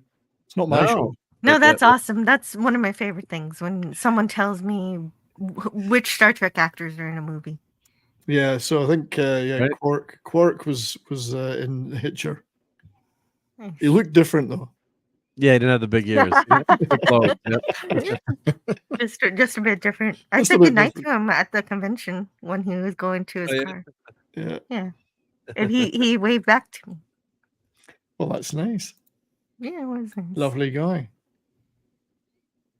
There's the Witcher figure. It's fun. Those are fun stuff. Yep. E.T., my best friend, Mon Ami E.T. Try me. Yep. $10. I should have bought that for $10. Yeah. Where is this? This is Second and Charles. This is okay. Down in the Baton Rouge or Baton Rouge. Yep. It was in Baton Rouge. Yeah. Baton Rouge. Yep. So I have to send Claude back there to buy me some stuff that. There's actually one near me, Mark. I looked up the chain, and the one within about 500 miles in any direction is less than an hour away. So I'm going to have to get my own trip going for this one of these days. Bring lots of that. Yeah. I'd have to go to Houston to find one. Is that kind of far for you, or is that? Well, I have family there, so if I go there for Christmas, I might buy myself some Christmas in Houston. Yeah. There you Drop go. the kids off with the grandparents or brother, sister, and head to the store for about 5 hours. That's a good idea. Best thing that ever happened to Houston was getting nuked in Independence Day. That's the movie I applauded at. You know, so. I didn't get to be on that show because I was in the car, but I watched part of it. Yeah, you guys had fun with Independence Day. It was fun. Yeah. I still don't do the slides as well as you. Everyone criticizes my slides. Oh, is that the Donald Duck from that one video that the Walt Disney Company made that you can't play on YouTube? I don't know what the 1938 Donald Duck. I don't know which one that is, but that's a cool looking Donald Duck, and of course Catwoman. This is awesome, but it's just too much money. It's too many smackerels. I think it was like $20 or whatever the price was. It was here, like, yeah, it's like I'm cheap. I want bargains. Yep. So you got some Millennium Falcon models. Yep. More models, books. So pretty much anything genre you can find it there. Yeah. Bays Malbus. I never knew what his name was. I remembered his name. But, Oh, these will be at Ollie's, right? Eventually. oh, Ray. Oh, Ray with BB-8. Yeah, that one might already be at Ollie's. Yeah. I wonder if this is like from the Disney store, like in some, sometimes the theme parks have exclusive figures or variant figures. Andor. Yeah, not bad figures other than Ray. Catwoman, $3 or $5. Yeah. Oh, these got. I think this is Ollie. Somehow I put some Ollie's figures in here. I think. Yeah. Did this get mixed up with Ollie? Oh no, that's no. That's Second and Charles. Yep. Princess Bride. Yep. I've got all these figures, but yeah, I had to check. I checked my Amazon accounts. Like, did I buy? I'm like, oh, I already own that. Don't buy it again. Don't buy it twice. It is a problem, isn't it? Yeah. It's a problem. I forgot this already. Shit.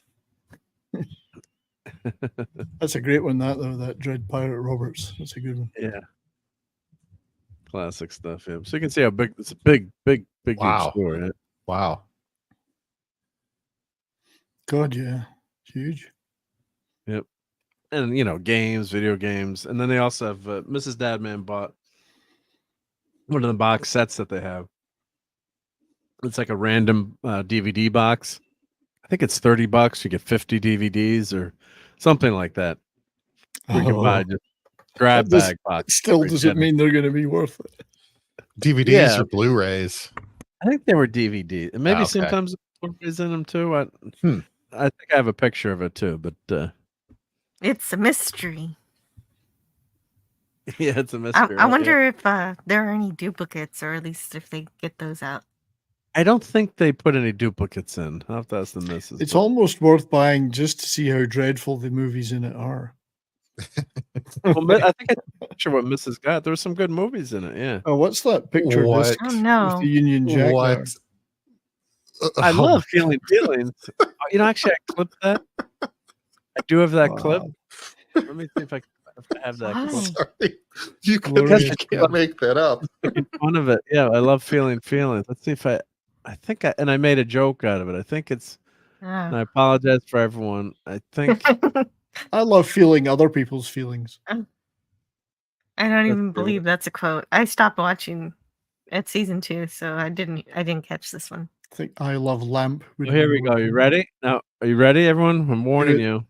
Do it. 3, 2, 1. I love feeling feelings. And then this is my version of it. I sure mean. I love feeling feelings. I love feeling feelings. I love feeling feelings. I love feeling feelings. I love feeling feelings. I love feeling feelings. I think that was actually a misprint in the script. She got it wrong. It was I love feeling felines.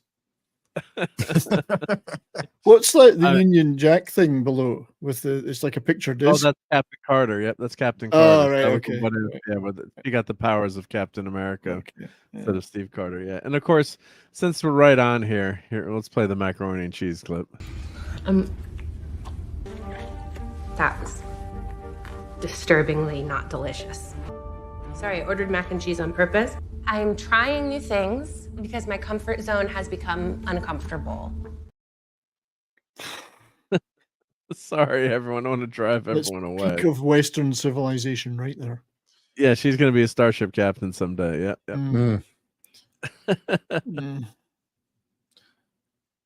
Yeah, no, it's as you know, you just saw it, Lenrod. It's for real. Yeah, it's for real. Yep.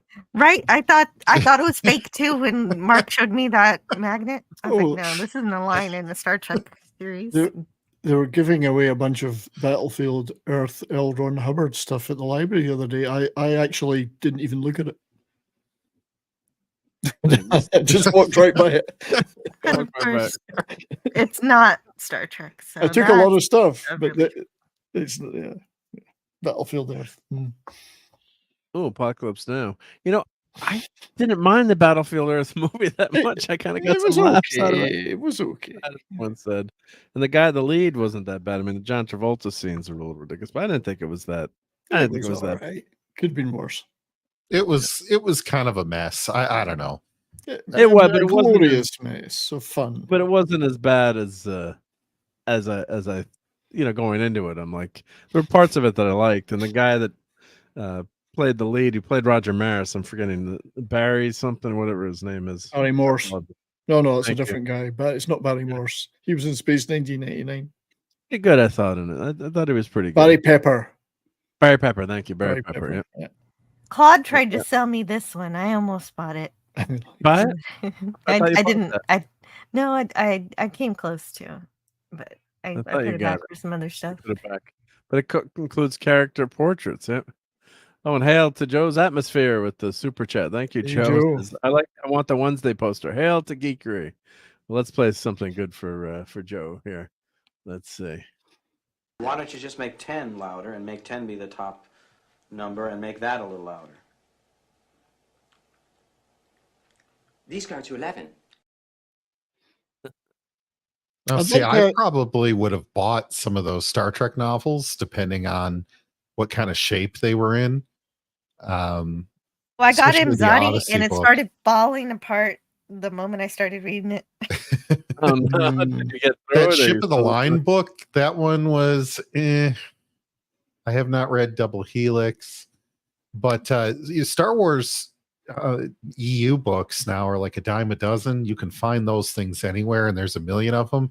But these Star Trek books, the pocket collection ones, those are harder and harder to come by.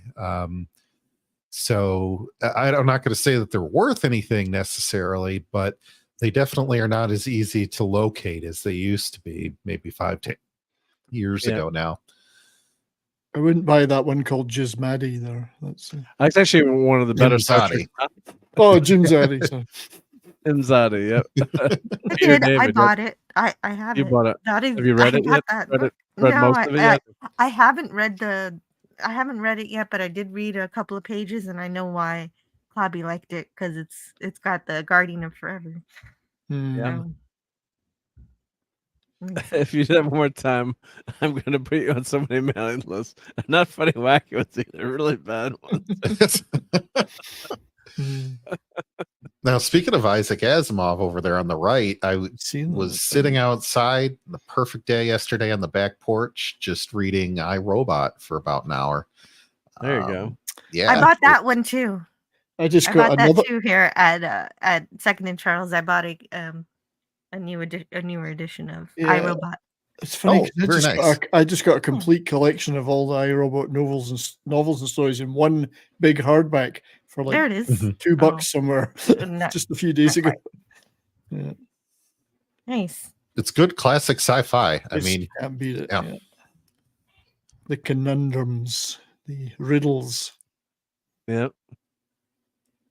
Forward the foundation. Yeah, and although I have to be saying I have a ton of old paperbacks. A lot of them I gave away or just gave to friends. But now I'm buying everything on Kindle because I can make the print really big and read it. So I Yeah. read Raquel's book on the plane coming over, and a lot of page flips, but the print is a lot bigger. So This is our I can second. just read it. I can just the second book. Yeah. I went up to see her at her book signing, and You got a and signed it- copy, I hope. yeah, it's great. The stories are really good. It Really, would actually really make like a good TV series because they're all Oh, yeah. interlinked in a way. Like there's a kind of like not like Black Mirror. I'm not comparing the book to Black Mirror, but just the common thread, like a corporate thread. So there's a backing thread throughout the universe. There is some stuff that Yeah, it does. continues. Yeah, no, they're I great agree. stories. It does feel kind of cohesive, even though each episode is its own. I mean, each Mhm. story is like an episode, but Yeah. it does feel like it takes place in the same universe. Yeah, they're I great. It's a good book, good stories. For both books are good.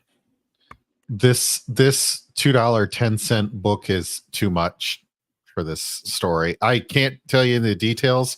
I just remember reading it as a kid and wondering why Chakotay was drawn so oddly because he doesn't look like Robert Beltran very, very much. But it was a terrible story. Well, believe there was this Kazan in it. this book caught my eye, and I started laughing at it and laughing at the cover, and that's why Mark took this picture. Yeah, so yeah. Final Fury, and we won't finish Voyager, unfortunately. The final furry. I have most of these behind me on the shelf right now. All the Timothy's Oh, on. nice. I picked up a couple of his recently because I'm trying to buy all these books back that I gave away years ago. Yeah, paying him. I think they weren't getting their money. Oh, I didn't see this part of the bookstore. Yeah, this is The Hobbit. Yeah. Oh, RRTNZ. Thank you again. Yep. I'm trying to catch up to the chat here, and he's got another super chat. Janeway Bio excerpt. June 14th. Today helped a primitive civilization build nuclear weapons. 6 crewmen died. Shuttlecraft destroyed. We're 5 years further from Earth. Totally worth it. Nailed it. Yeah. All right. Well, let's play some Star Trek for that one. Yep. I protest. I am not a merry man. Klingons do not allow themselves to be probed.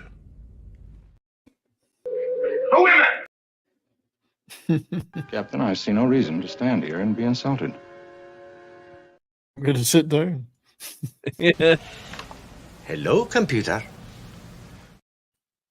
Thank you, RTNZ. Yeah. Much appreciated. Yeah. So, this Tolkien. Oh, Hobbit. I have a really nice illustrated version of the Hobbit. So, yes, it's just there's something special about getting these, great. I would prefer an actual illustrated Hobbit as opposed to the book. Can I get one? An actual illustrated Hobbit? Yeah, right. Come here. Come over here. Yeah. I'm going to do some more painting on you. And of course, the X-Men '97 are hot now, right? So, classic cartoons, yep.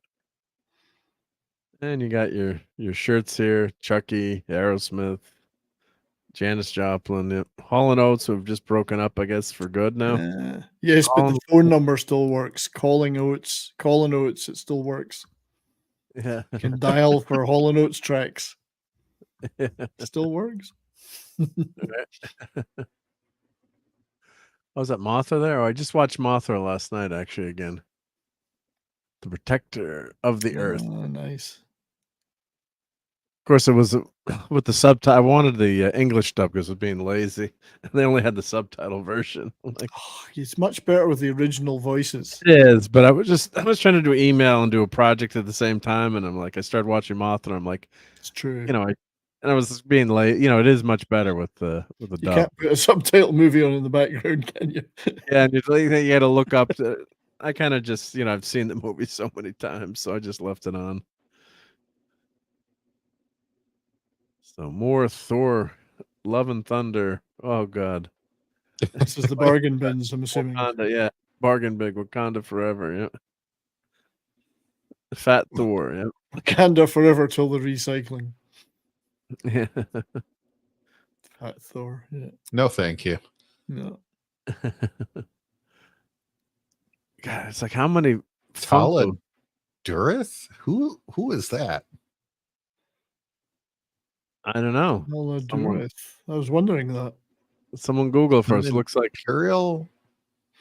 Maybe from Mandalorian. This stuff's going to sit there forever. Maybe. Yeah. Like I was going around a couple of these flea market thrift store type things when I was up in Edmonton, and there's stuff in there that's just going to sit there forever. Like Star Wars stuff, it's overpriced. There's tons of it. Nobody wants it. It's going to sit in those cabinets forever. And that's the old stuff. This stuff's going to go nowhere. Well, Tom was saying the other day, that's the stuff you get. Tom from Midnight's Edge was saying, some of that stuff becomes valuable because nobody buys it. That's true, because the rest will end up in the recycling. Right. Yeah.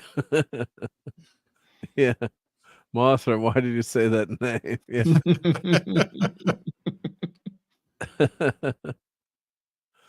Yeah. I guess you could buy some of these, stick them in a time capsule, and leave them for your grandchildren so they can become rich. Yeah.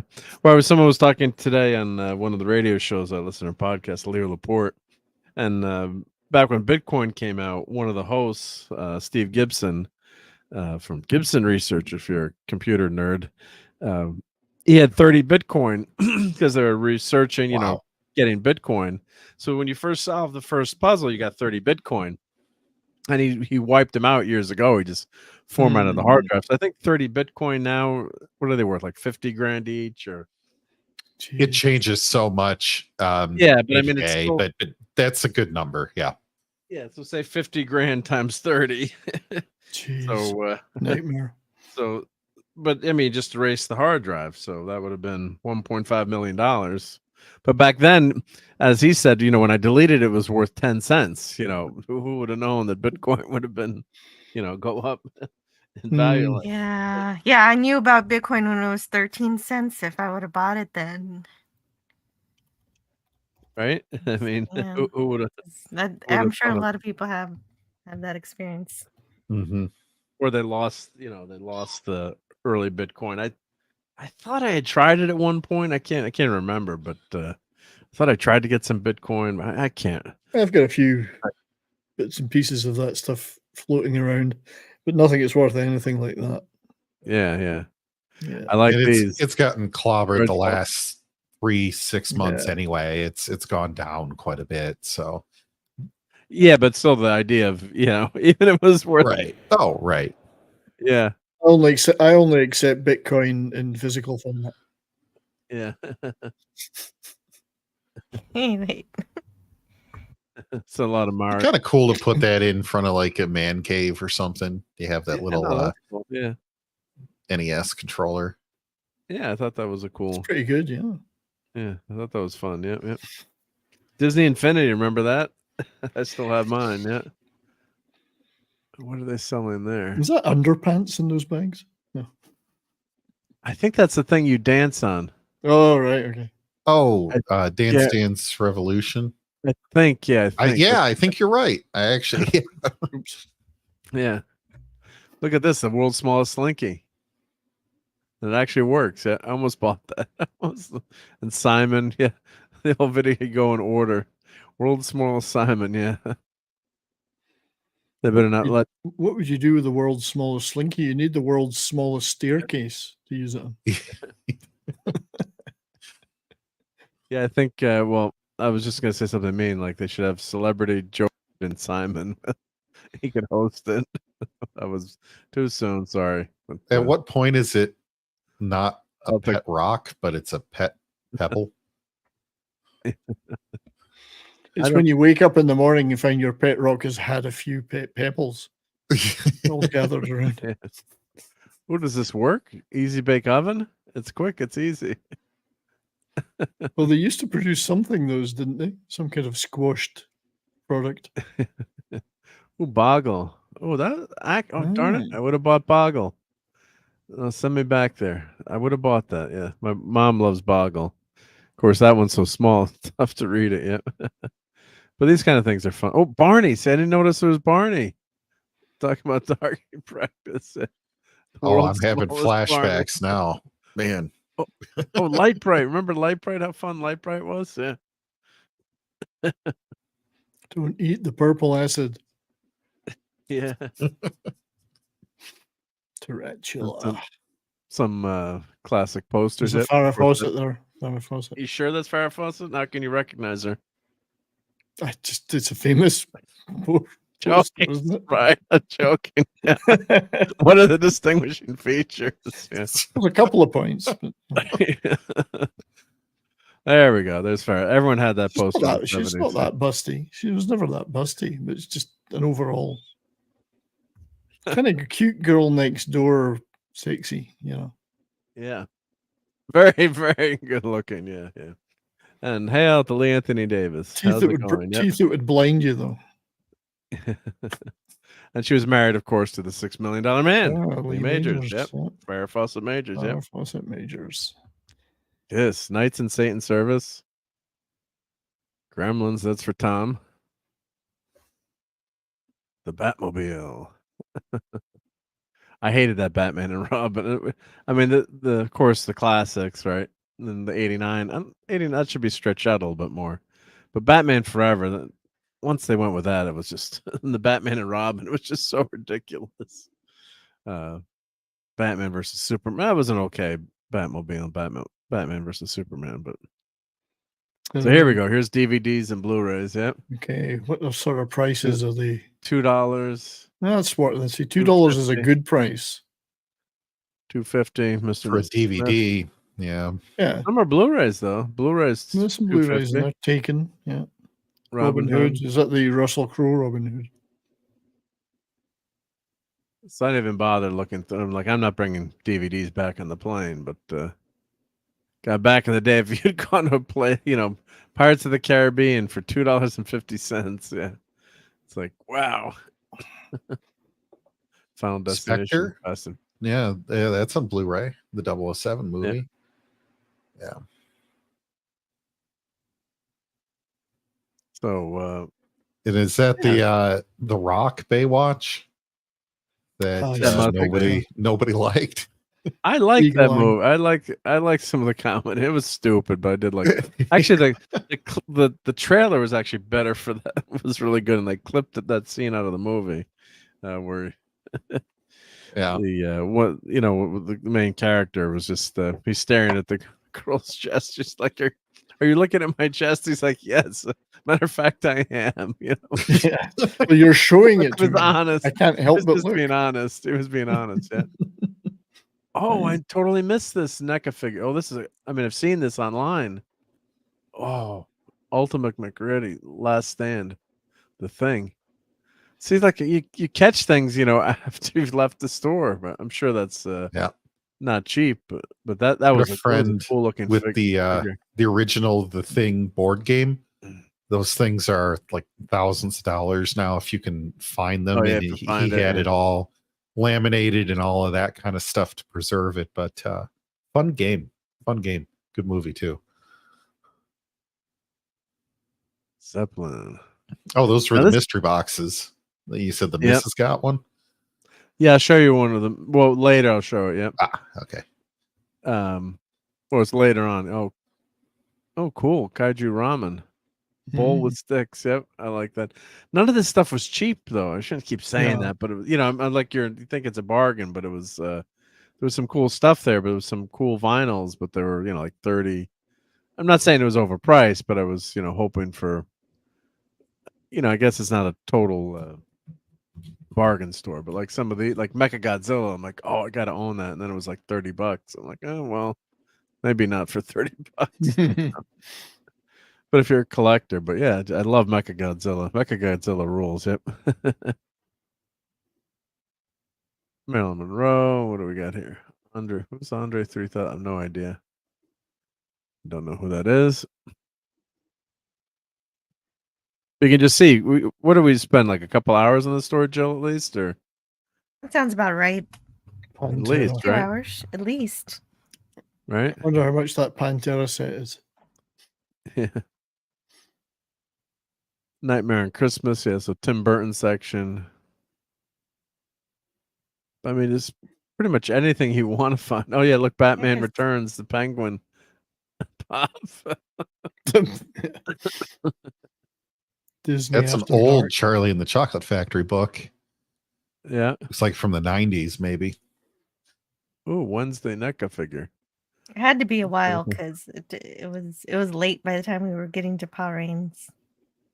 Right? Yeah. Power Rangers. Yep. Steve's not here to tell us how to pronounce it, but yeah, or give us the right pronunciation. Yep. Yeah, this Freddie Mercury figure, very cool.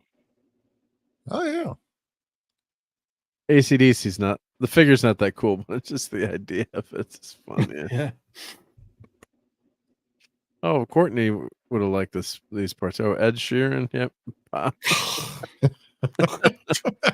George Clinton. George Clinton, he's cool. Yeah. Highway to Hell. Angus Young. Harry Potter.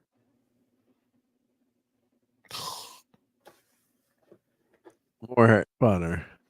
So the cinematographer of The Hitcher was the cinematographer on one of the Harry Potter movies.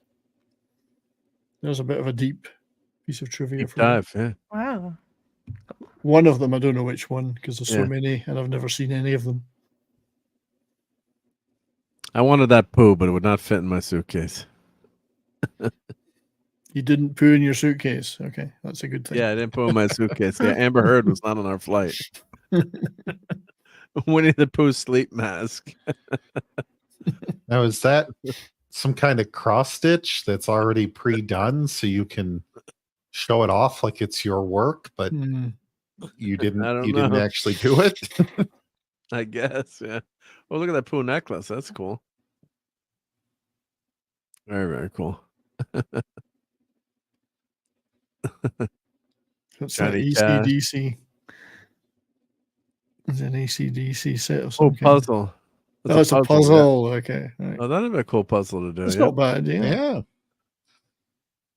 Do some people like frame the puzzles once they do them? I wonder. Or they? I think they probably do. Some people. I've done that to one puzzle. It's hanging in my bathroom. It's kind of cool. That's cool. Yeah. It's like 4 different kinds of gardens, but Was that the new different Dolph? perspectives. Was that the new Dolph Lundgren one? I don't remember. Just kidding. I don't know. I should know who painted the thing. I'll find out.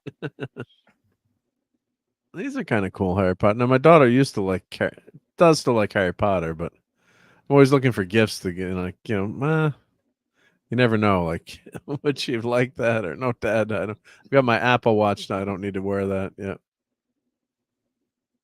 My problem is I'm a Ravenclaw, and the movies get the bird wrong. It's not supposed to be a raven. It's supposed to be an eagle. So I kind of have a thing.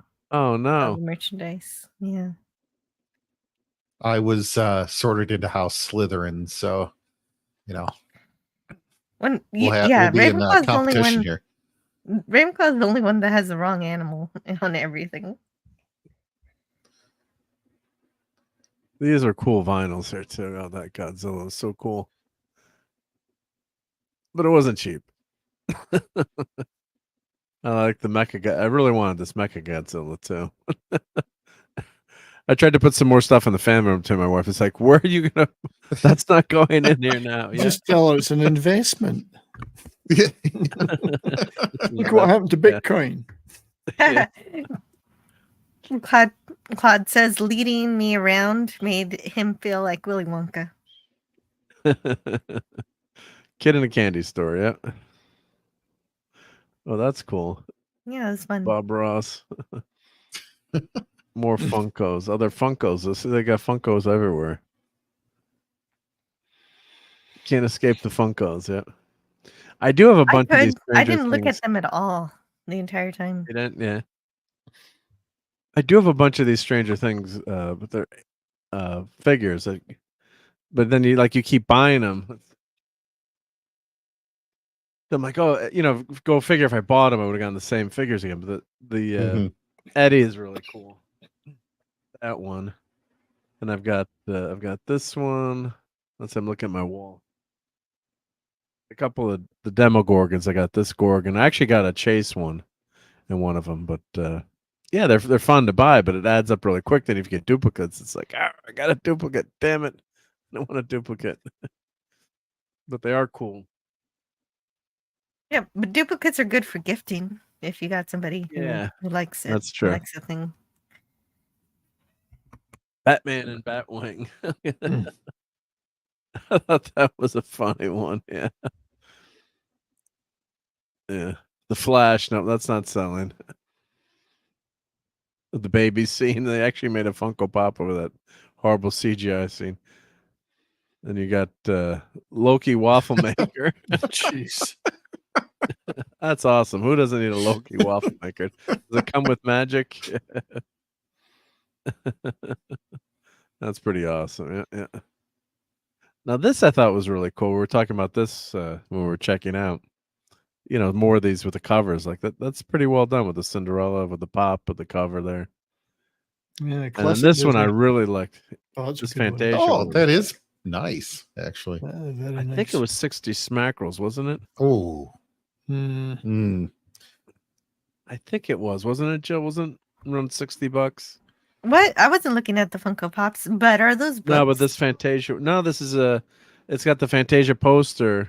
Oh, it's a and poster. it's got the Funko Pop, and it kind of works too because it's the Disney animated. So I thought that was pretty. Everyone there agreed, like, oh, we hate Pops, but we'd buy this one. Yeah. Yeah, that's kind of cute. The same thing with Alice in Wonderland. Yeah. I'm surprised Disney is even acknowledging those movies. Right? Oh, they need the money. Yeah. And I am seeing the regular price for that was 60, Mark, but around 60, right? Yeah. you can get it for 34 on Amazon right now. Oh, okay. Well, It's maybe I'll kind go of a buy that sale. for pretty fast. Yeah. If it's on sale, I'll go buy it. Yeah. Thought that was pretty cool. Yep. Lenrod, I think it was a vinyl, it wasn't a plushie on the Mecha Godzilla. Yep, yep. So it just shows you how big the store is. So it's pretty darn. I mean, it's big. It's not massive, but yeah, there's. And the majority of this stuff is new, not. Yeah, yeah, a lot of it's new. Yeah, yeah. So we took some pictures there at the end of all of us together, and I think we had the one of the ladies cashiers came over and took a picture of us. Yeah, so we told her why we're there, but yeah. So with all the you look like a get together cool. you look like a get together of the cast of Next Generation. Yeah. Yeah. I don't know why I took a picture of our car. I think it was. Well, there we go. There's second insurance. Yeah, no, because I wanted to. Where do we park? Yeah, what's our car? Yeah. And I don't know if Steve still got charged for the rental car yet, because Jill and I owe money if he got charged, but it was showing up. Don't say this online. Yeah, I don't think he got charged for the rental car yet. He was waiting for the credit card to come through, and it was like 0 for some reason. Yep. That's the best mistake I've ever heard. Yeah. So we'll see what see what happens. Yeah. And hopefully he's not just missing it and getting charged. Oh, and Brian says that you'll be careful with NECA figures if you're not buying direct to retail. A lot of counterfeit ones. Oh, that doesn't surprise me. Yeah, thank you for that tip, Brian. Yep. Yeah, if you buy on eBay too, I always buy from like people have 3,000 sales or more, because you never know, right? If you buy, it could be perfectly legitimate, but you buy from someone else, or people have stuff that they're reselling. They don't know that it's fake too. They could think it's real. Yep. And Lenron has a Hello Kitty waffle maker. There you go. And Captain James T. Skywalker says Prime Day is coming. Oh yeah, so we can. Oh, pick that up. Lenrod, my 5-year-old daughter is jealous of you for having Hello Kitty waffle maker.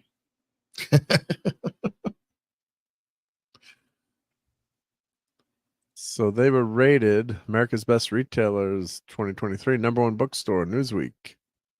I can see why they're highly rated. I mean, the store is very clean, well organized. The staff was friendly, it was well lit. So they definitely did a nice nice job there. And it's got things you actually would like to read. I go into the Barnes Noble near me, and it's not even one whole shelf top to bottom of science fiction. That's it. Oh no, yeah, I can't go to Barnes Noble either. I go to Half Price where I am.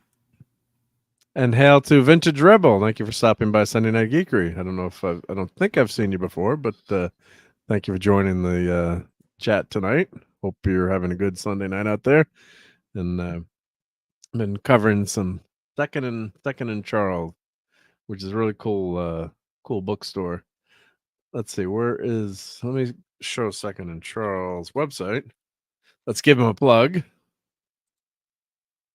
Yeah, and Claudio mentions his bookstore in one of his I think probably the second live stream he did. He was talking about it.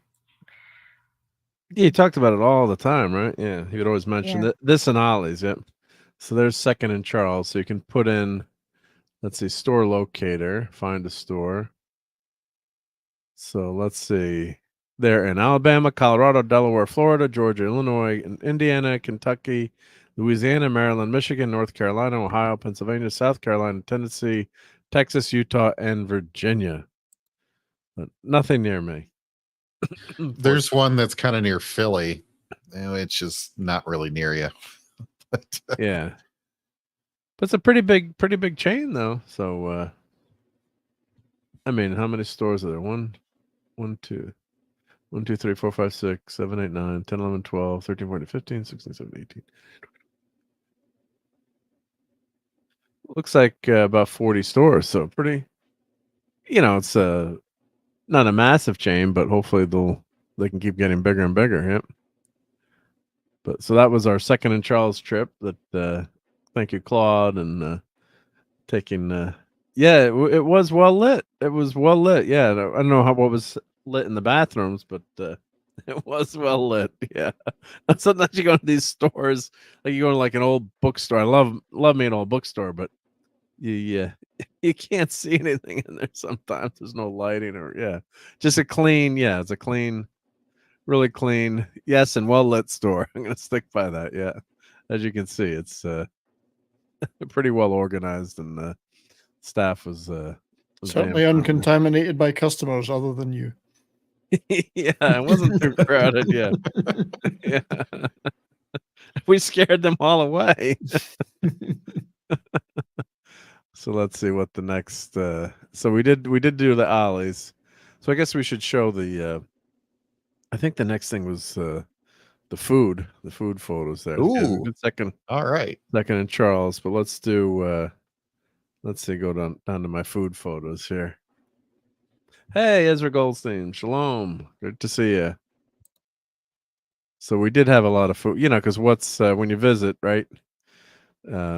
Someone's taking you somewhere. So, if Clobbering Times, unfortunately, wasn't there to give us a tour, but Claude and Steve were our natives on the tour. And, we would have gone to, been a lot of food, and there would have been a lot of, Second and Charles. Oh, and then, did I show the pictures of the comic book store yet? I don't think I showed the pictures. No. Let's do comic book shop.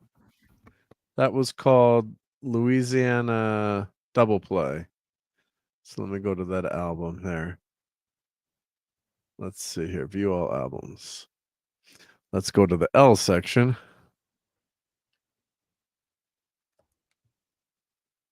Let's see here. Yeah, we definitely got to show the comic books. Got to do that. Yep. Where's that hiding? There we go. All right. So I tried to get a discount at this store too, and I said, "Do I get the Claude discount?" The guy said, "No, that means the price actually goes up." I was joking. Just kidding. Yeah.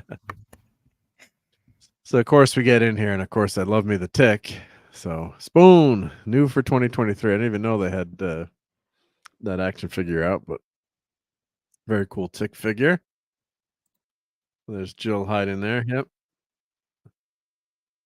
Hey, Retro Nerd Girl is here. Oh, sorry. Jill's rising out of that. Just rising out of that box. Damn it, Mark! You had to be too quick. Sorry. That's fine. I have allergies. That's what I'm like. Yeah, no one minds. Oh no, I hope you feel better. Hi, Retro. Yeah. Hi, everybody. Hi, Jill. Great to see Who you. else is here? Oh my goodness. Yeah. What are you guys doing? What are you up to? Well, we're talking about our so you can see everyone here, and hail to Tom from Midnight Edge. We're just still going over our visit to Baton Rouge, and obviously for Clobbering Time ceremony. But Claude and Steve took us around to some places, and that Clobbering Times would have taken us to. So we went to there's a great bookstore called Second and Charles. I don't know if there's anywhere near you. But No. a lot of books and movies and DVDs and great stuff. So and then we went to Louisiana Double Play. So we went to a comic book shop. So we're just showing what we did at the comic book shop there. So let's put this back on. Yep, there we go. Oh, cool. So yeah, they do sell a lot of small boxes now that are themed. Themed to a character. Yeah, it says Jill's intently. What are you reading there? Some Star Trek stuff, probably, right, Jill? Just guessing. Yep. Yeah, that's pretty likely. Yeah. Oh, look at those long boxes. Yeah, so you can buy these cool boxes, and a lot of long boxes there. A lot of action figures, and what's fun about these stores, obviously, is it's a lot of action figures. You're like, oh, I wish I had bought that. I should have bought that. Yep. Oh, Finn with the lightsaber. Yeah, Finn as the Jedi he should have been, right? There we go. It's a lot of cool toys. Dadman had fun in the store too, because he's that's a cool Dewback Power of the Force. Yep. Moon Knight. Oh, that's actually the costume the Clobberin Times would have liked, actually, not the modern one. So you have some great now this was $285. Oh wow. I was going to say some original series, real Star Wars going on here. 285. Wow. Yeah, Second and Charles had a lot of newer stuff. This one had a lot of classic stuff. Yep. Here we go. Some great old comics here. It's the giant Batman. He's catching the Batmobile just in the nick of time. Yeah, 10 cents. Yep. Detective 285. Yeah. Bob Kane.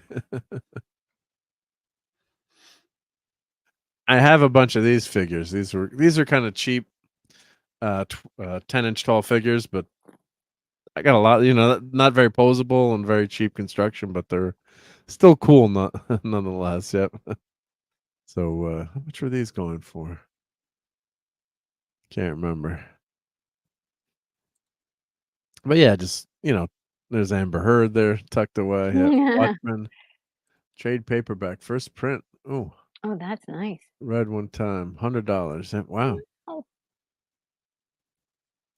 And of course, Watchmen was actually, comics when it came out. Yeah, it wasn't a trade paperback originally, but that's the first print. Well, she's not very realistic. We won't go there. So here are some cool Star Trek Gold Key comics. There's the Whitman variant. Yep. So Hail to Panda Watanabe says, I still look for prequel Star Wars figures to buy. I have 3 long boxes of comics I've had to pull out to reread some stuff since X-Men 97 ended. I got to figure some stuff out. Yep. That's what's fun. Go enjoy those old comics you have. Yep. So I did not buy this one. Jill, did you buy this one, or you did buy a couple of? I did buy one Star Trek comic. Yeah.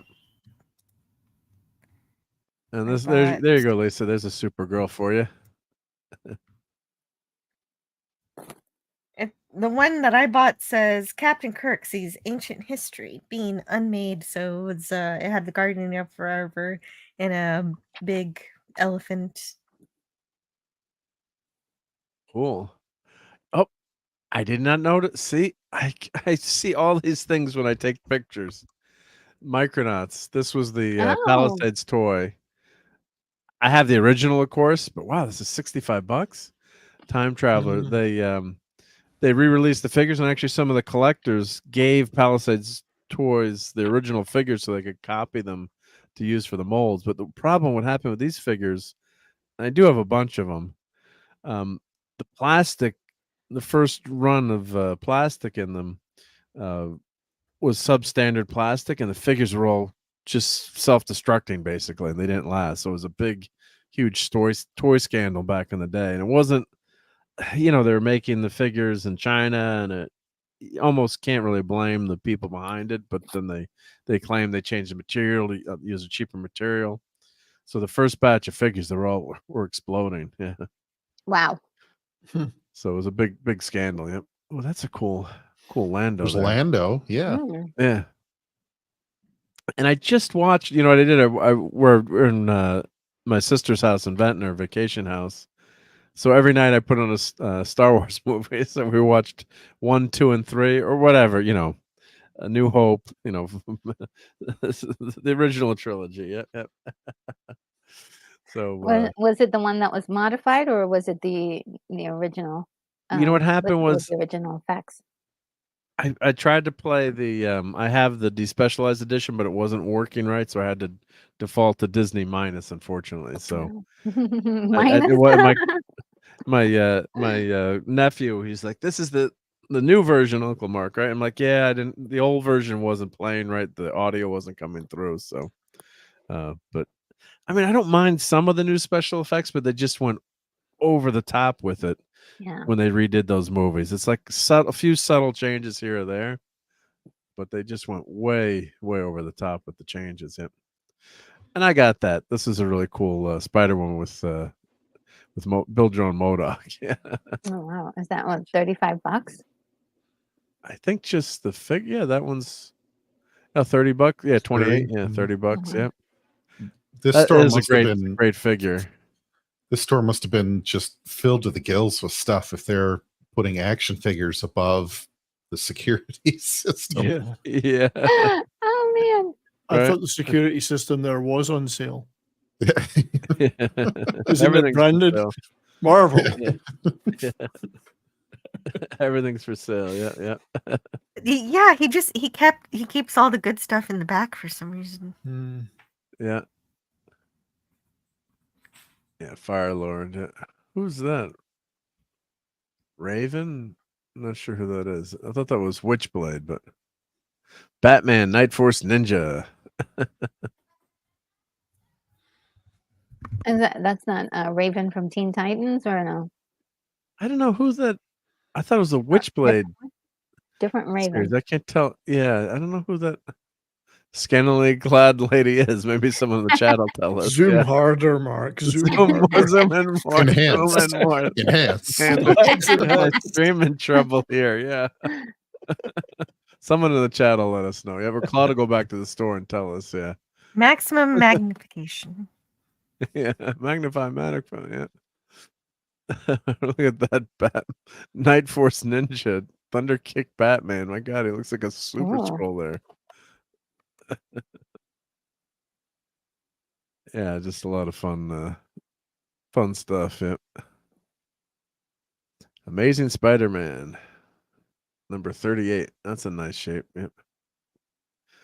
Wow. I don't own any slab books, but the good thing about buying a slab book is you know what the value is from. You know, it's been professionally graded, so shouldn't be any arguing about what the comic is worth. Yep. I don't know what series that is. What's that? Yeah. I don't know why I took a picture of that. I'm not sure, Glyph. but Glyph. I don't know. Yeah.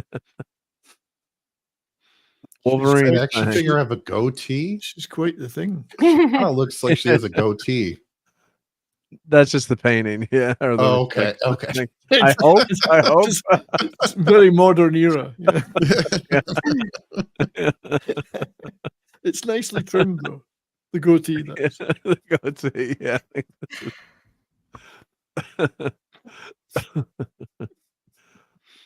Legendary Heroes. Super Patriot. I don't know who that is. Yeah. That's the stuff Pablo Geek Tripology used to show on his channel from in Ecuador or wherever it is. He'd go around the stores and find all the knockoff toys. Yeah. Oh, there's a goatee. Cool. There's a goatee. Yes. Collectible statue. Paperweight. Who are you calling a paperweight? You're calling Spock a paperweight there. You can't do that. I'm not convinced by the face on that Kirk. Yeah, it's not so good. Yeah. Captain, I see no reason to stand here and be insulted. I saw those. I didn't think either of those looked right. But fine. Yeah, slightly off a little. Is that a letter to King George III? Tom, I did watch Axel F. I thought it started off really weak, but I kind of liked it towards the end. I know I'm going to get in trouble for saying that, but I didn't mind it so much at the end stuff. You know, I thought the start was incredibly weak, but maybe it was just late night and tired, and there was some parts that It started off well, and then the rest of it was what we feared. Girl boss. I still want to see it. I haven't yet. It had its moments. I got some laughs out of it. Yeah. We can talk about it later. So was that a John Adams action figure? Go back one. Yeah, let's see. Yeah, just on the left. Oh yeah. I guess, right? Yeah. This is probably the worst standing figure in all time. This figure does not stand up. With Gamma crossbow. I've had this figure standing up Where's that? She looks like she's just about to squat over the potty. Yeah, just the legs do not work.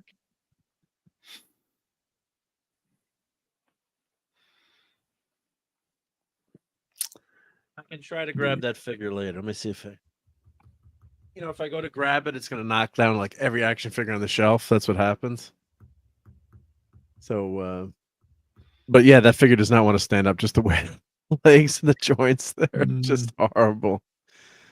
Yeah, so I'm like, that's what that figure, because you have the loose figure. Like, what's the rest of the box look like? Yeah. So you can never have too many action figures, but definitely not buying this Luke, though. Yeah. Yeah.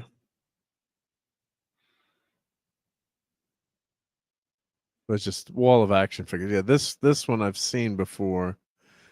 I had a chance. I should have bought that one, Captain Marvel. That's a good one. Classic Captain Marvel. The real Captain Marvel. Mm-hmm. Don't you talk about Jay's girlfriend like that? Don't 3PO's girlfriend. Yeah. And I was watching Star Wars Theory. Actually bought the first appearance of the Punisher for $3,000, then gave it to Jay. I saw that. Yeah, I saw that. Yeah. Yeah, the hair's not good either, Captain. Yeah. So these were some of the books that I bought. Oh yeah, so I think I did buy. I think I bought this one. Lost. I'll show the books that I bought, or maybe I didn't buy all the. I think I put that one back. It was $35. I bought a couple Lost in Space. Bought the Star Trek one. 2001. I've always wanted that whole series, so I did buy a few. I was looking at that. I found that one, and I yeah, didn't you want found it. so you took it. Yep. I snagged it then. Yep. I would have given did. you first dibs. I gave you first. You did. Dibs. You did. You gave I me a didn't rip it out chance. of your hands. Yeah. Wow, Mark knocked chill out. And You would have though if you had to. Yeah. Knocked her down. Yeah. You would have done it. Oh, I've got this figure. Kulin. Yeah, that was a Rob Liefeld. Striking swords. Yeah, only $12. Yeah. Oh, I like that Mysterio. Yeah, I don't think I have any Mysterio figures. I'm missing that. Yeah. Oh, Chewie with the Minoc. Oh, yeah. Okay. That's a cool figure. Now those red Imperial Guards, I don't know if those action figures are supposed to be that color or if they faded. If they were think that fade. bit. They probably faked. They probably faded. That's a guess. Yep. That'd be my guess. A lot of times the colors changes. Yep. Color changes. Yep. Oh, look, we got some Power Rangers Funkos back there for Donnie. Yep. Yeah. See, Donnie already. Of course, Donnie noticed it. Yep. So the white Mighty Morphin Power Ranger and his Tiger Sword. Yep. Donnie's got the eye for that. Yep. Speedball. And is that Infinite Crisis or Wonder Woman? Yeah. These Batman ninjas are just awesome. Let's just make some fun kids' toys, right? Who cares? Yep. Oh, Bubba Hotep. Oh, I didn't even notice that till now. You should have got that one. Oh my God, there's a Bubba Hotep figure. You should have got that one. I can't believe it. Let's see if I got a picture. Oh yeah, how much? Oh, $75. I wouldn't have bought it, but that's pretty damn cool. If anyone's watched Bubba Hotep with Bruce. Oh yes, great movie. Groovy. He's a shit eater. Well, here we go. Black Panther #1, $150.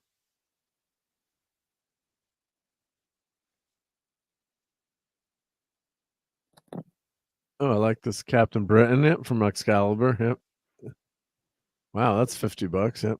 Oh, look at the Migo Penguin. Very nice. Well, it's in pretty good shape. Yep. Oh, I have this comic, number 39. I do own that. Yep. Mine's not in good shape, but yep. Some great X-Men there. Just got to enjoy all these. Just looking at these walls, the great, the pictures never come out good because of the Reflection, yeah. Reflections and stuff, yeah. But God, I just love looking at all these old comics. Yep, just a lot of fun. Yep. Right, yeah, just wall of great old comics. Yep. And here we go. Yep, Thing versus. Wow. Where's all the new comics, Mark? No one wants modern. to do Where's all the modern new ones? Yeah. Oh, Ooh, what's that one? $250. Star Number 2, Star Trek. Oh, I regular love the version. phaser. Oh man. Yeah. 250 though. Steep. It might be priced okay though. I mean, I'm not. Oh, I'm sure. Okay. It just Yeah. Hmm. Yeah. You these got to are be the serious classic if you want comics. that. Yeah. Yeah. Sorry, we can't pay the rent this month, but I did get a really Who cool needs comic. food? Yeah. that I'm needs too food, afraid to even open and read it because Yeah. You just end up reading it online anyway. Right. Yeah. I bought 2 so I could read one of them. That's what's called a reader copy, right? Yeah. Yeah. That's 2 months rent. Yeah. 49-cent ramen for dinner every night. Now this is a reprint here, Marvel feature. Yeah. First thing, Hulk. So that's a reprint that's $125 there. Jeez. Yeah. So I don't know if that's correct or whatever, but yeah. I don't know why that's Marvel feature number 11, why that's so expensive, but yeah. On the I guess birth it's of considered the Aqua first Baby. thing one, yeah. There you go, yeah. Aqua Baby created a monster fish. Individual says, yeah, comics are meant for reading. Yep. I do have some of mine, a few of mine framed and on the wall, so I can just enjoy them. But a lot of them have multiple copies too. So, but it is nice to. Of course, these are all there to be sold, I guess, too. Yep. So I'd like the one on the very, very top. Can I take a look at that one? Can I take a look at it? You're never going to buy it. You just want to get one. Yeah. I see that one. Yeah. I just can't see that one. Oh, okay. Now I've seen it. Yeah. Put it back. That's a classic comic. Yes, Marvel comic would be worth $2,500 to. Yeah, if you keep it for 100 years, and Death of Phoenix. Yeah, it's worth $125 now, if you, depending on the condition. Yeah, Shazam. Yeah. Ghost Rider there. Great old FF62. Wow, what a cover! That is a great Kirby cover. Yep, Blastar out of the negative zone. Looks like.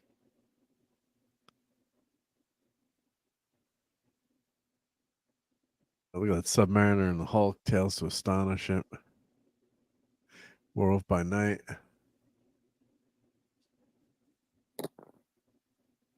I've always wanted to get into Werewolf by Night. It seems like an interesting comic. Yeah, and that Marvel's miniseries or movie was really well done. That was fun. I loved it. And I just wanted. I should probably next time I go to my comic book shop, I should just see if they have any.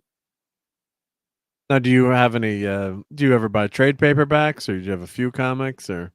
Oh yeah, I have a little collection going here of different things. It seems like Wonder Woman's my probably my biggest collection. Okay.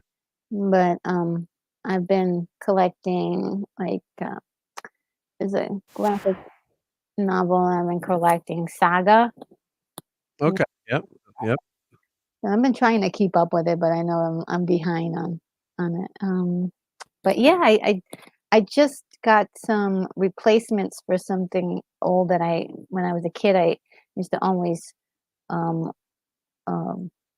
like this one comic, Arak, the Son of Thunder. A Turok? Yeah. Not Turok. Arak. Arak. Okay. Yeah, just an A. And there was one that I managed to get when I was little where it was like he had long hair, and then the next iteration of him, he had a mohawk. So I don't know, for some reason I loved that comic so Just much that that the way it looked, yeah. yeah, and the stories and everything in there because it was to do with the three witches and the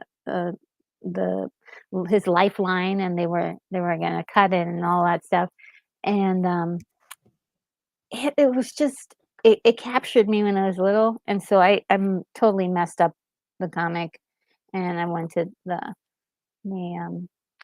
comic book store and found it. I was like, "Oh gosh!" I found it, yeah. I can And so I get a it good was version, yeah. so I replaced it, and it was great, so good. Nice. I Yeah, love so that. here's this some giant says Dracula, and Claude says, yeah, he has the Werewolf by Night omnibus. Yeah, so Mm. that's a great way to collect, trades or an omnibus if you. But there's something about having those original comics if you can get your There's a hands new on it. comic up there. One. Which one?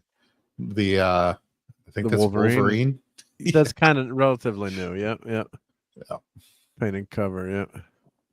I love this. This is an all-time great covers. Yep. 275 Steranko, Agent of S.H.I.E.L.D. That's just brilliant. Yeah, that's one of the all-time great covers. I don't know how this is graded. Of course, it's not slab, but actually I have a bunch of these, comic book frames, so you can put your comic in these frames and hang them on the wall. So, and then you can still take it out and read it if you want to too. Yep. That's so cool. That's such a cool idea. This was one of the first comics my grandfather brought me from the X-Men. Oh no, actually 108 is my first one. But so how much is $70? That's not a bad price yet. But that first X-Men run, God, go if you want to get into comics, read that first, giant size X-Men, and then get into that series back in the day in the 70s when that came out. God, that was so damn good. Yeah. Wow.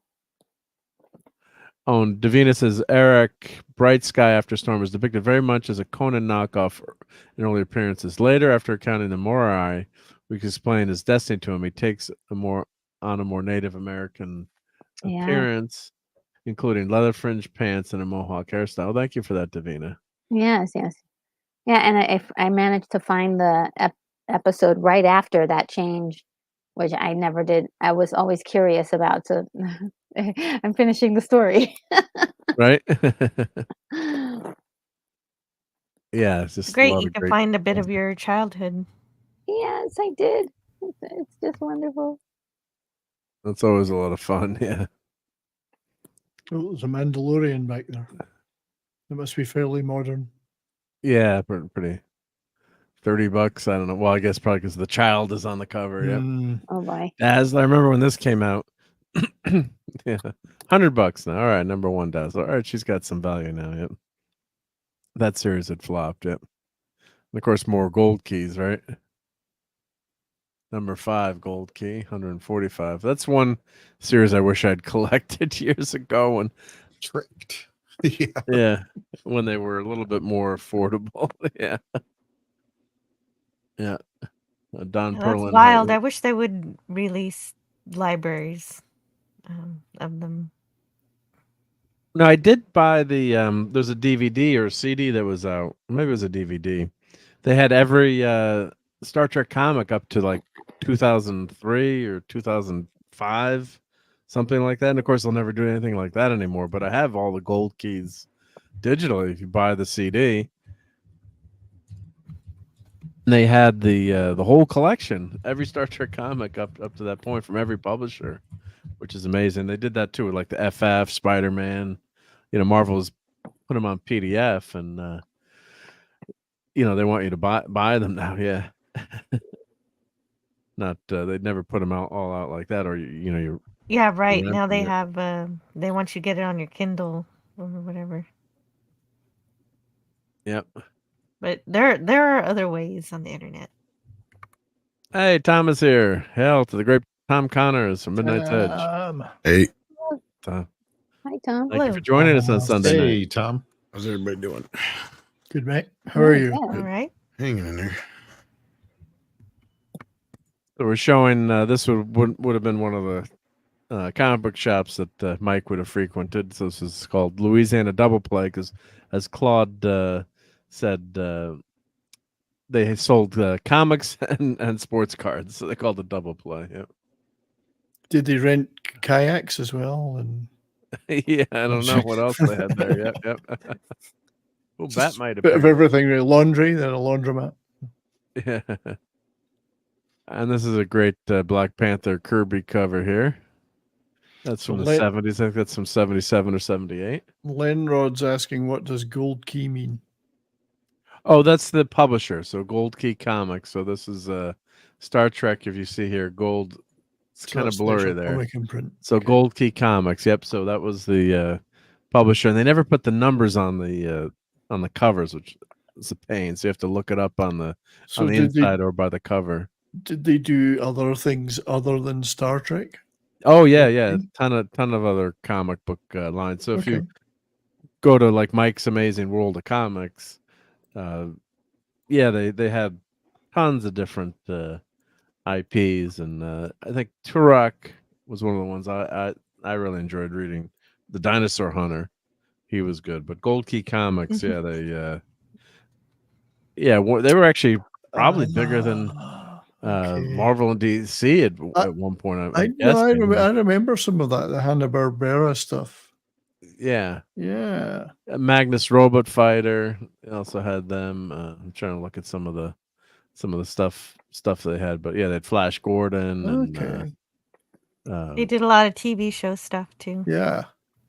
Yep, like Adam 12, Astro Boy. I'm just saying, Banana Splits, Boris Karloff, Bugs Bunny. So they were pretty darn big. Yep. Now Whitman, if you look at these comics too, sometimes Whitman was the publisher too. So sometimes the price changes depending on who the publisher was for those Star Trek comics. Yeah. I guess the Whitmans are cheaper because I was like, okay, I could afford these, but not those. Yeah, it depends. Sometimes it's weird. Yeah. Oh, the Guy Gardner. Yeah, he looked horrible. So I don't know what's happening with the. It did not look good in that image I saw. Yep. That's really the cool. Classic. Looked like a Ms. Marvel. Yeah, original trilogy TIE Interceptor up there too, in the next shelf up. Probably, yep. Or it's a Power of the Force, yep. I mean, it's a newer one, but an original, yep. But look at Warbird here. They don't draw her like that anymore. Or that's a kid's toy, right? Yeah. And the Iron Spot. Yeah, I kept my wife would yell at me like, "What did you buy for the kids now?" Right? And I kept I probably bought this set. I don't know. But just always buy. You go into the toy store and you just you'd buy them. Yeah. This is really cool. Yeah, this battle pack. Yeah. So apparently there were hardcover archive volumes of the Star Trek Gold Key stuff as well, much later. Oh, much later. Yeah, collections. But they're not. But they're not. They're not priced. They're not priced very well.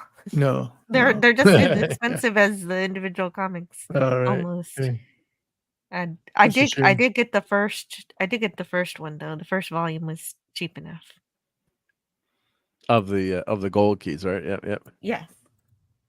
Did Gold Key publish the Lone Ranger? Yeah. Volume 1. Volume 1.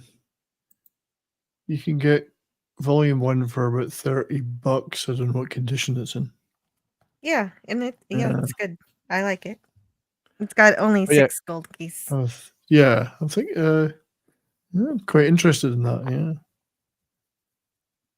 And Gold Key did publish. They did publish the Lone Ranger. Yep. Did the Virginian as well? Yep. And some other westerns. I'm going to show some of the stuff that I got from the journey down there. So let me switch my microphone. So let me set my camera here. So let me show some of the stuff that I came back with. And then we'll talk some Axel F because we got Tom here.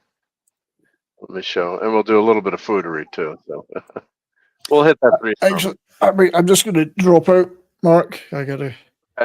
Hit the sack, as they say. And don't dream of the hitcher as you sleep. Oh, no. Well, if you think of the movie, C. Thomas Howell's character did have a couple of dreams, which actually turned Sure, out. you're gonna leave me alone here. Gonna leave you all alone. Well, my review of XLF started okay. Yeah, after that it was girl boss. So had some okay moments, but ultimately didn't treat the character as well as it could have.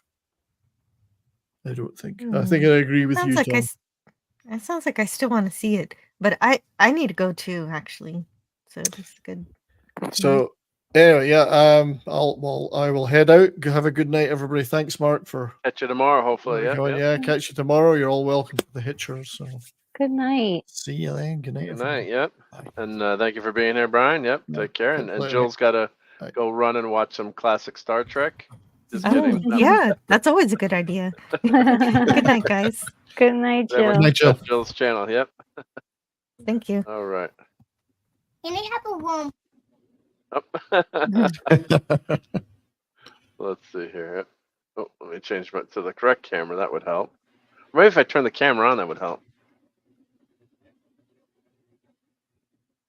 There we go. Might help to turn the camera on. Let's see. The camera's booting. Yep. There we go. There we go. All right. Let's turn this on here. So let's make that full screen here. Yep. So Jonathan, when we were there, gave me a couple. So he said, "Oh, Mike would want you to have a few things." So this was I do already have this Treasury edition, but this is one of my favorite comics. So this was Mike's version, but kept that as a keepsake. And we talked about this. I think we did review. I think this story, The Last Days of Superman. I think on one of the Monday Night Mark C's, we just pulled it up and started talking about it. But there's a Demon Within. There's a Batman Halloween story. It's just unbelievably good stuff in there. So highly recommend that one. And of course, Mike made me buy this. We're teasing, like he was talking about, the original Guardians of the Galaxy Star-Lord figures. So this is we both bought that figure at the last minute. So he did have that figure out. Oh, here was that Dungeons and Dragons monster set. So I bought one of the figures. Oh, actually, I did get a magnet too. So I forgot that was in there. Packed that away in there. That's a really cool D&D magnet. That was that's the cover of the Fiend Folio. And let's see, of course, you always have a blind chase. So you don't know what you're getting. Hungry Boy would appreciate this, though. That's a really scary cat, right? So that is, they give you the percentage when you get these. So that's a Displacer Beast. That's 2 out of 24. Oh, maybe it would help if I held this up. Oh, I thought that was a Cthulhu. Cthulhu, isn't that scary? Oh, he's It's cute. a Displacer Beast. My daughter would not like that. Yeah, she's got a cute little kitten that just turned a year old. So that was scary. Your So furniture and curtains stand no chance with that thing in the house. Oh man, Yeah. so true. The Displacer Beast, yeah. But yeah, I love this. This is the classic Monster Manual stuff. So that was a pretty good. I would have liked to get in the Mind Flayer too. I can't lie. Would have liked to grab the Mind Flayer, but you just got to keep buying them, right, to see what you get. But the box is just so cool for that. Yep. So it's Second and Charles. Oh, and I'm away from the chat too. So sorry. Oh, hail to Lemon Pie. Yep.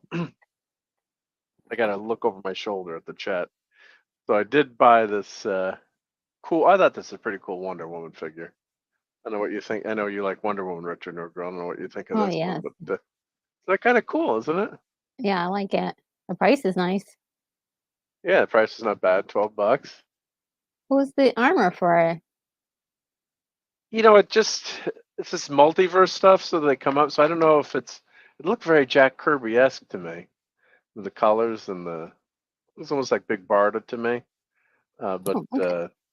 I'm not sure what the history behind this Wonder Woman figures, but you can build the Frost King. So if you buy this Batman figure, Green Lantern, and Black Adam, then you can build the figures. So you got to buy 4 figures to build the one Frost Giant. But I thought this Wonder Woman was pretty cool, so I'm like, sold. Yeah.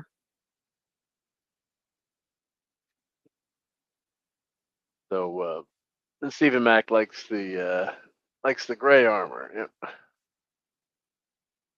I thought that was pretty cool. So of course we had to ship stuff back too. So Jill had a bunch of stuff too to ship back. So this is from Ollie's, and some of these got trashed too the way, and it couldn't really pack them. So fortunately it wasn't an expensive figure, but fortunately the box kind of got trashed as I was shipping it back. So I bought this with Minimus at Ollie's. Yep.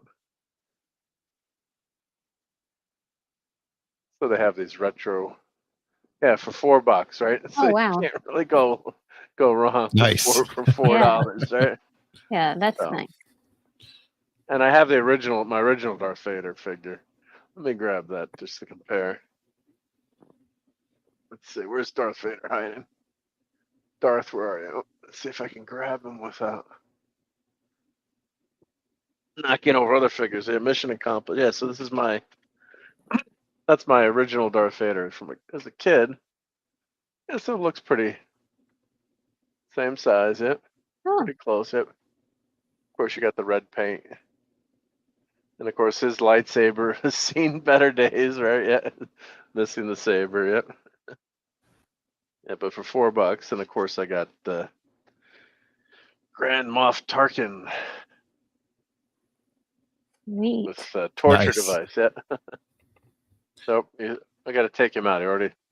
Box already started to separate. So yeah, but $10 at Ollie's, yep, not bad, Oh, yep. yeah, that's not bad. You That's a can pretty enact good figure. the Alderaan scene blowing up. Right? Yeah. Where's Leia when you need her? Yeah. Put those down. There's Leia when you need her. Yeah. So I always love that scene. Yeah. That's just opening to Jedi is just so well done. Yeah. Oh, yeah. So, yeah. That's a pretty good figure too. So not bad. Yeah. The Black Series. Why is it the Black Series? That's their high end series, which is the bigger scale. Yeah. Yeah. The one that they're hoping will keep Disney in the black if you. Well, this is the buy one. enough Yeah, of this is the one they them. sell. Yeah. And this kind of got trashed too in the box, but oh well. Well, that's cool. You can still buy the original trilogy stuff instead of just Ray and more Ray and That's more all the Ray. stuff that sells. Yeah. Right. Probably. Now this, I couldn't believe when they had a Sleepwalker figure.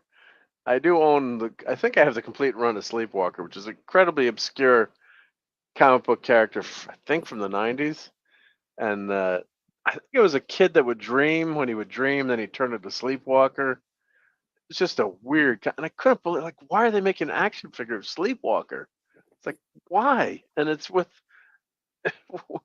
it's with Doctor Strange. I'm like, you could, this is the build-a-figure, so you got to buy 6 figures to build the Rintra, the Minotaur dude. Which is probably not a bad figure, but God, you got to buy American Chavez. You got to buy 2 Doctor Stranges, so, and you got to buy who's that there? Spire, yep. But Sleepwalker, I'm like, why the heck would Sleepwalker? Yeah, is the guardian of the mindscape, operating beings that invade the sleeping mind of humans. Yeah, so he's Freddy Krueger's nightmare, but it's just such an obscure character. Like, I have to buy this figure someday, so that was at Ollie's too. So I can't believe there's a Sleepwalker figure. Figures you never thought they'd make. Yep. And I do like the movie the Batman. Sparkly Batman is not popular, but Steve Mitchum and I are probably the only 2 people that kind of like this movie. Yeah, there are flaws in it, but there was some things I did really like about it. So I'm completing my collection. So here's the Penguin, and I guess they're doing a Penguin is it a TV series they're gonna do now? I don't know, but Yeah. I thought. Actually, Who's it looks making like that one? Say again. Who's making the series? it's can't going to be really- Max. Okay. Oh, Max. Okay. Yep. Yep. Yeah. It's and I don't know any showrunners for that, but it so far it looks like it's in the universe. To the Pattinson. Okay. They're sticking. Yeah. Sticking Yeah. with that universe. Yeah, you got Colin Farrell playing Robert De Niro if you looked like that dude from Spin City. Yeah. Richard That Kind, sums it or up. whatever his name is. Yeah. So here's a couple of trades from the great Clobber times that Jonathan gave me. So I saw these. I'm like, oh, these are some of my favorite books as a kid. I borrowed them from friends to read, all the origins. So, and of course, it should be, it's Lee and Kirby on there. But back then, I thought Stan created everything. But yeah. In the beginning, Marvel created the bullpen and the style. Yep. And the bullpen was out form and was void, and darkness upon the face of the artists. And the spirit of Marvel moved upon the face of the writers. And Marvel said, "Let there be Fantastic Four." Well, actually, Jack Kirby said that. And there was the Fantastic Four. Marvel saw the Fantastic Four, and it was good. So you've got the prologue here from Stan Lee, and this is the first time I read this book. I got to read the origin of the Fantastic Four. You couldn't buy Fantastic Four #1 back then, or I don't think they had some reprints and things, but they put all these origins in. So I just remember the scene, Ben turning into the Thing the first time, and just their origin. So you've got the FF origin there. Then you've got the FF55 in here, the Silver Surfer. More great Kirby art, obviously. You've got the Hulk, origin of the Hulk. So you can read that. Yep. Jack Kirby art, of course. And then I think Spider-Man next, or Namor. You've got the origin of Thor. I mean, Spider-Man, just remember reading this the first time. I was like, oh, this is so cool. We get to read the origin of Spider-Man. Shocker. So this just brings you back to being, and the origin of Thor. So in this one book, you had all the origin of all your favorite heroes. Yeah, I want that. This is really cool. Yep. So just so that was a great keepsake to have from Mike. It's one of the more famous trade paper, and of course then they came out with Sons of Origins, right? So more origins here. So Daredevil. Let's see, the Avengers getting together, right? Coming to the Avengers. Iron Man. So just and the X-Men, right? So by Simon und Schuster. So these are just some of my favorite. I don't know if these were considered trade paperbacks. I'm not sure, but it's great to have those. Remember Mike by. And the other thing I got was Jonathan was giving a couple of things away. So of course I've got Johnny Torch Migo, right? That's cute. Very cute. Yep. Flame on. So I grabbed that, got that figure from Jonathan, and then I have Captain Kirk to remember Clobby by, of course. Little ornament. Oh, an ornament. Mm-hmm. Yep. I don't know if this is Hallmark or not, or can't read. Not that it matters that much, but is it Hallmark? Yeah. But so you got to have a Captain Kirk, something Star Trek to remember Clobby by, and the Chariot from Lost in Space. Oh, cool. Our favorite shows. Yep, it's a little mini. I think that's a John A. Lightning, probably. I'm guessing.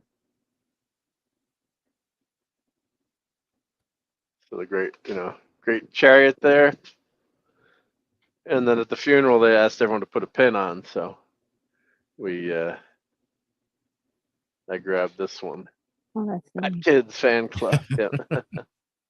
So I thought that was cool. Yeah. So just a few keepsakes to remember Mike by, and of course I grabbed a couple of.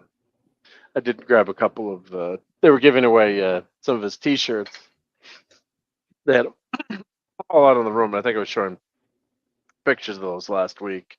So they had all the asked everyone to say, "Yeah, take a T-shirt to remember Mike by." So I have a FF one, and actually I'm wearing one of them tonight. I'll show that in a second. But and it was my birthday too on June 17th. So my sister found this in the store. So it's an M for Mark.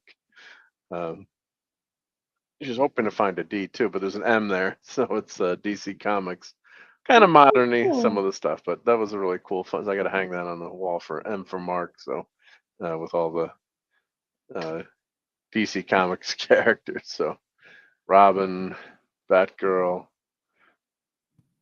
Reverse Flash, yep, Cyborg, Joker, Flash. So kind of cool, yep. So can hang that. Gotta find the problem with my room. I gotta find a spot to hang it up. Why do they have different art on the back? Why do they have cheetah on the back? They would like cheetah on the front. Yep. So yeah, very cool. Yep. Just gotta find a spot to hang that. And then I did get a bunch of comics too. So here, let's do make fun of. We know Mike's not here to do the Monday night show, so let's do the make fun of Mark's new comics. We'll flip through some of these quick. And then I'll show some of the books I bought. But these are classics here. So this is a reprint. So that's David Bowie, Labyrinth. Get the camera adjusted there. Yeah. So these were tough to find back in the day. I do have 2 and 3, but I was missing number 1. I was missing number 1, but so I bought. Of course, I had to have those. Yep. So those don't count to make fun of because those are new. Yep. Oh, it's Ludo. Ludo smells bad. Ludo, make friends. I love Ludo. Yep. There's Thor. That's nice. Alex Ross cover. Yep. That's the cover. Yep. Ultimate Spider-Man. That's not a terrible cover. That comic is doing gangbusters right now.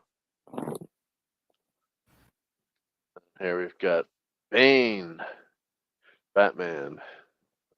Batman doesn't look like he's gonna do so well there. Yep.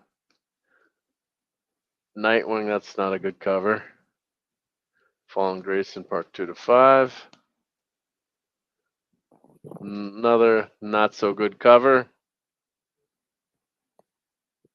And these detectives, none of us have liked these detective covers. I don't know what they're doing with the color scheme here, but too dark and depressing. Now these I really like. Now these are Scotty Young. So put some of these back here. So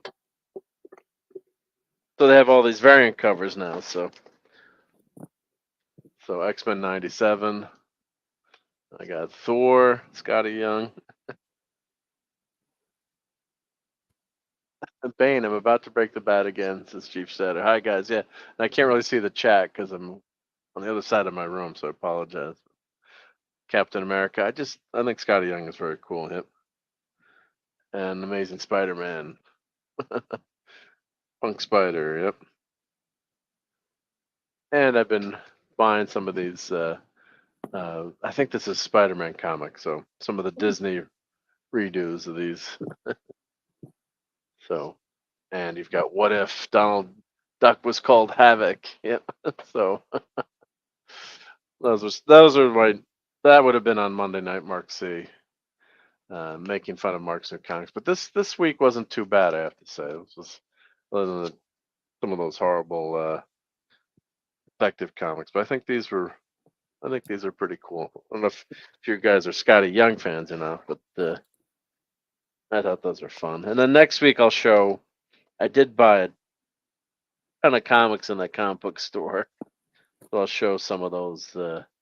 I'll show some of those. We'll save those for. Let's see, not too many here. I'll show what I bought there. Let's grab those. Yeah. So we got a little comic book segment here. Let's see. Here we go.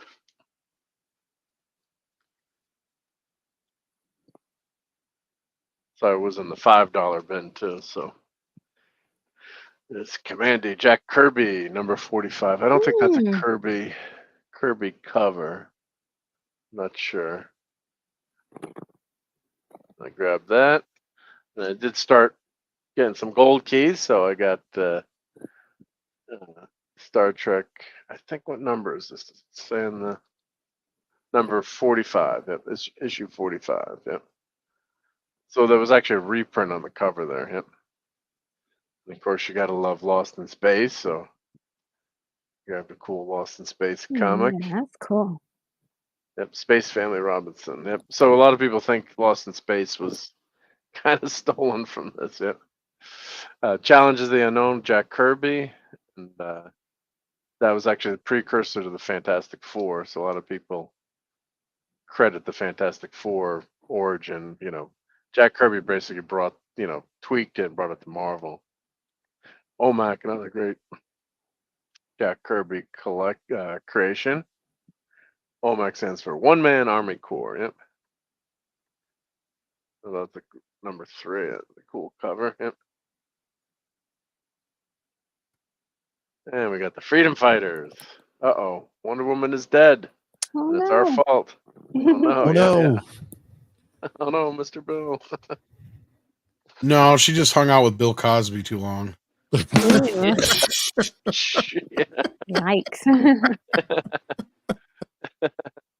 There's another gold key, Space Family Robinson. And this was another one in the bargain bin. It's kind of falling apart, but I just love these old covers. He's got muscles, but he's no super mantle. We're talking about Mickey Mantle back in the day. Strike 3, you're out. Featuring the kid who struck out Superman. It's like, God, you just gotta love this stuff. Yep. So what enhancement drugs did he take to strike Superman out? Right. Yeah, right. Yeah, what was the yeah. And this is a trash comic with July 3rd, stuff printed on there. Does it say proof? I don't know. But it's destroyed. But I just love the cover. Great Krypton and the master criminal Starfinger. But I can't believe my eyes. It's impossible. It can't be Starfinger. He's one of us superheroes. This will destroy the Legion. Yep. So I just love all these, these great adventure comics. Yep. There's Commandy, the last boy on Earth. That ain't the Karate Kid. That looks nothing like Ralph Macchio.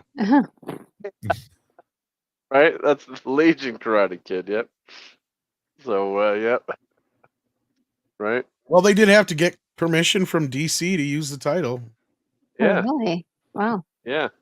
Yep. Yep. It even says it in the end of the film. It's like special thanks to DC for use of the title Karate Kid or however it's worded. But yeah.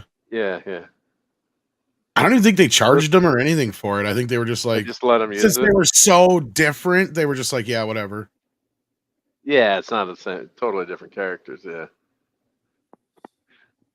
So that was Command D was the bunker that they were in at the end of the world. So that's why they call him Commandy. Yep. And there we go. First issue. There we go. Voyages. So that was one of the books that we reviewed. Yep. Of course, on the Clubhouse. Secret Origin of Superheroes. That's the first appearance of the Huntress. I love this. Any Secret Origin stuff. I love that, or any origin stories. So that happens to be that. I don't know why the Huntress was in there. Wasn't introduced in a Batman series. That's actually her first appearance. So here's Eternals. Horrible movie, but nothing to do with the comic. But great Kirby the great Kirby creation, which we reviewed. Clobber Times and Nick Weiser and I all reviewed that. I think on was it Clobby's channel or Nick's channel? I can't remember now. I think it was on Clobby's channel. I love that Or ship Charlotte. that's in the bottom on that one. The previous one. Yeah, it's that's cool. Yeah. Yeah. Kirby knew his machines. Yep, yep. So another Eternals number 4, and then at Ollie's they have books that you can buy. You know, like a pack together. You know, $5 for 10 comics kind of thing. So I did get. Let's see. Let's find that one. I did grab. Let's see where those are hiding. Yeah, so you can buy. Oh, here we go. Here's some of the more of the comics that I got there. Yep.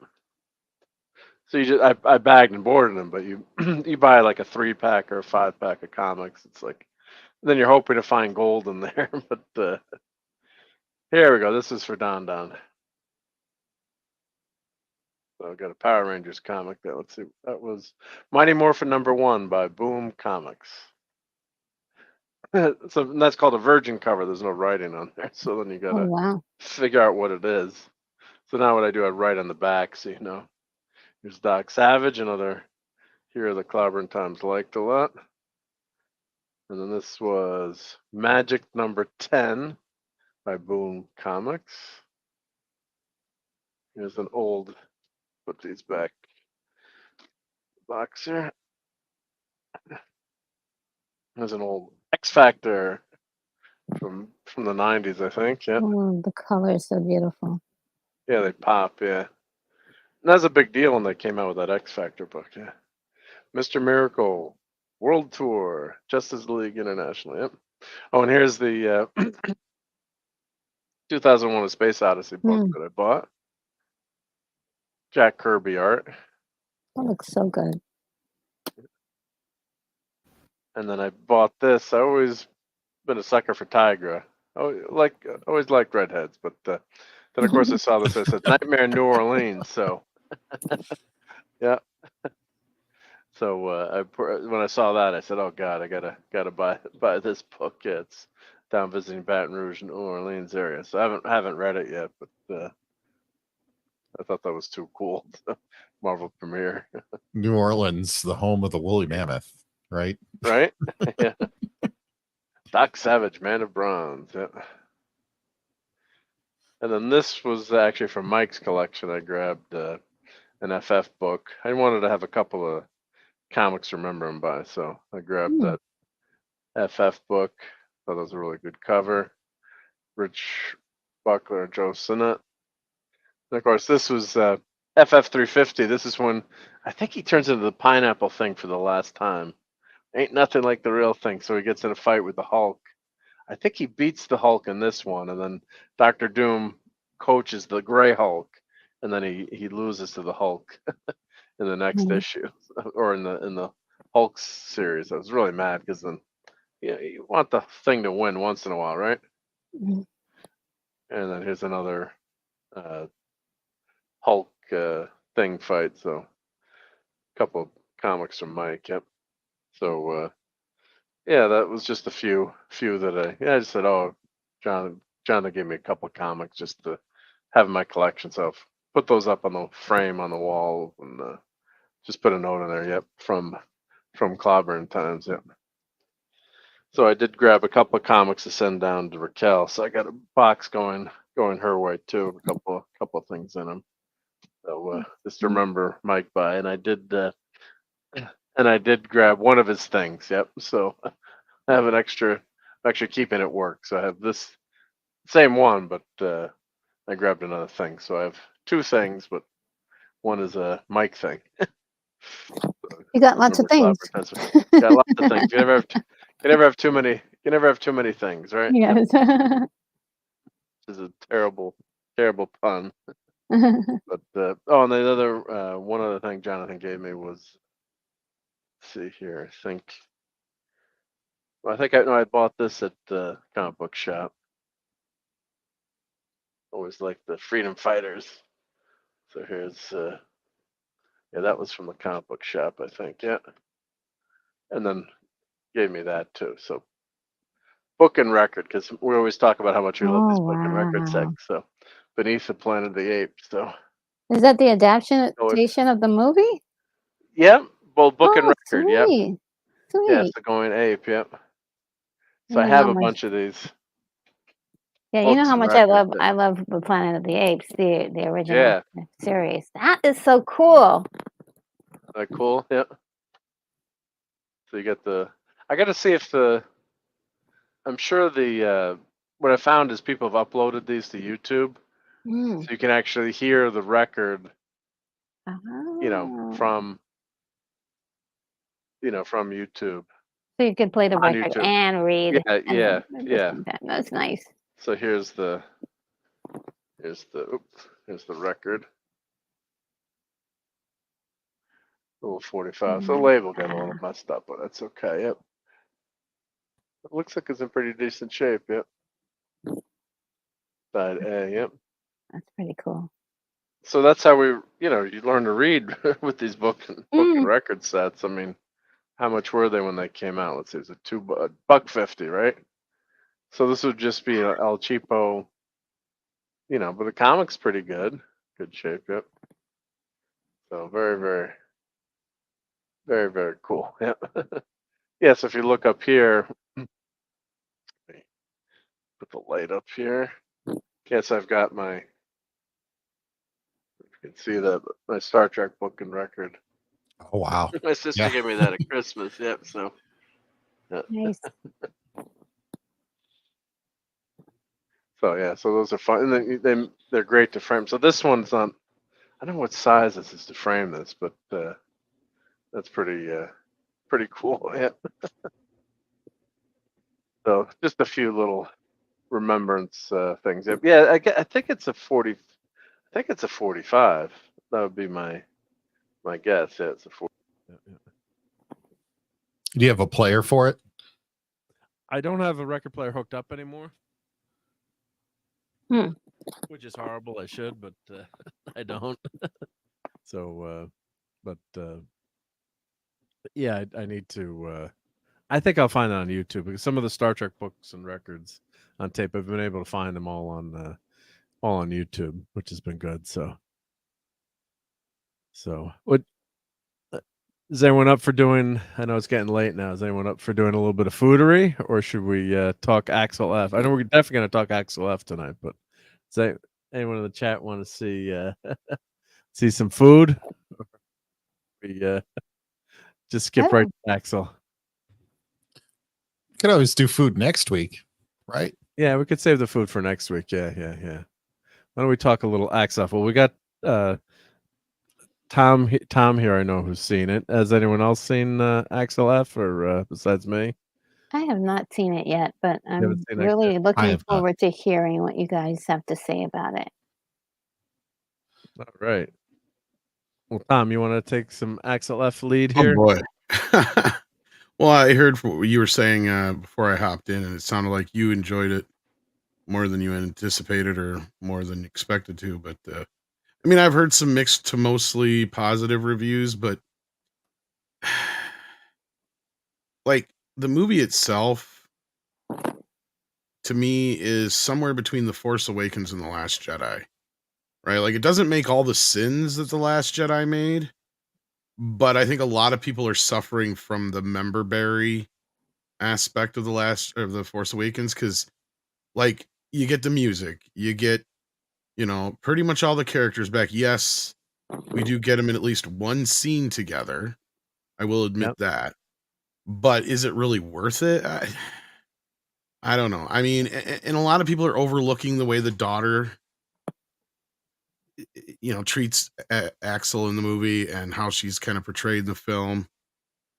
It's like, this is the kind of crap normally we wouldn't let pass that people are kind of letting pass. Taggart, in my opinion, acts completely out of character. I agree with that.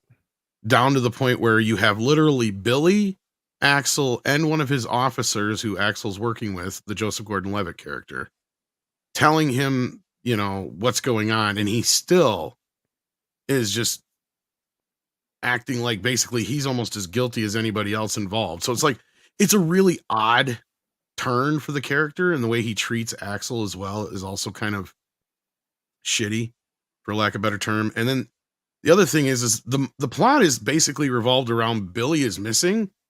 Like, he's been kidnapped. They don't know if he's dead, alive, or what. Yep. And it's like, there's no sense of urgency to be worried about where's Billy or what happened to Billy. Like, throughout the entire film, I'm going, well, what about Billy? Y'all ain't worried about Billy.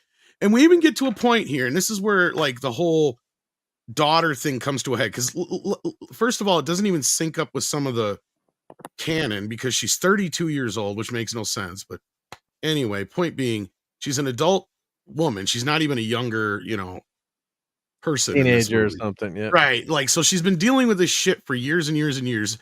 I mean, it's alluded to that Axel had issues with the mother, but he sent them out there because he wanted them to be safe, because he was being threatened by some gang. But he has tried to make attempts to talk to her, and she is the one that is like rejecting him, right? And her whole reason for this is, when they were growing up, this is the excuse. Instead of doing shit she wanted to do, he taught her stuff or did stuff with her that was fun for, like being a cop, like how to get out of handcuffs and this kind of stuff, stuff that'll come in handy in the movie. Right? Yep. Yeah. It's really kind of like, and I'm like, people are letting this pass as like a decent film, because that's the other thing is, like, none of the jokes in this movie have any setup or payoff. And just to finish my point from before, there's a scene where it comes to a head where she's like, okay, we're done here, because she has the proof that she needs or whatever to get her client off, because that was what she was kind of into this whole thing with. And she kind of got Billy drew into this whole thing too. And so all of a sudden Axel's talking to Joseph Gordon-Levitt, and they're trying to solve the rest of the case. And she gets all bitchy with him.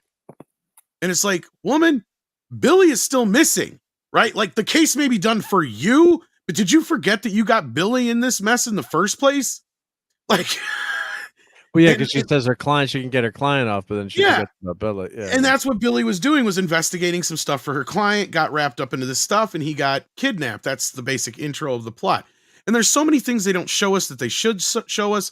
The mother is alluded to, but never actually brought into the story, which she should be. I mean, I have so many issues. Was she in one of the other movies? That's what I'm saying. I'm confused on that. I don't know if she's supposed to be Janice from part 3, or because that's the other thing. If you go by her Jenny, age, right?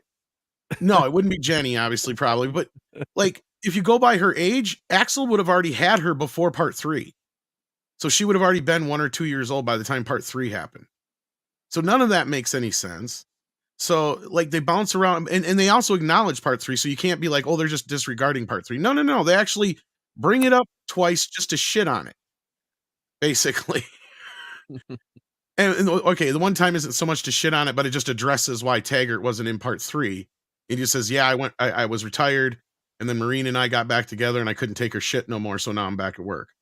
Right. Like, I mean, that was kind of, that was one of the worst things about part 3, not having Taggart. And it was, but then again, I'm looking back at part 3 now, and having Hector Elizondo take that role over, because that's basically what they did, is they gave all the Taggart stuff to him. We basically get the same role here, and it doesn't work for Taggart, because if you think about it, he would have been all up Ellis DeWalt's ass in part 3 about wanting to get this job at this private security thing, because that's what Hector Elizondo's character was trying to do, which I'd assume was what Taggart would have been trying to do. It was like his retirement package, remember? Like, that's what he kept talking about. Okay. Yeah, so like, that was his character. So now if Axel was like if him and Axel come out there and Axel's accusing this guy, and if Taggart would have acted towards Axel the way that Hector Elizondo's character acted, I would have probably been pissed.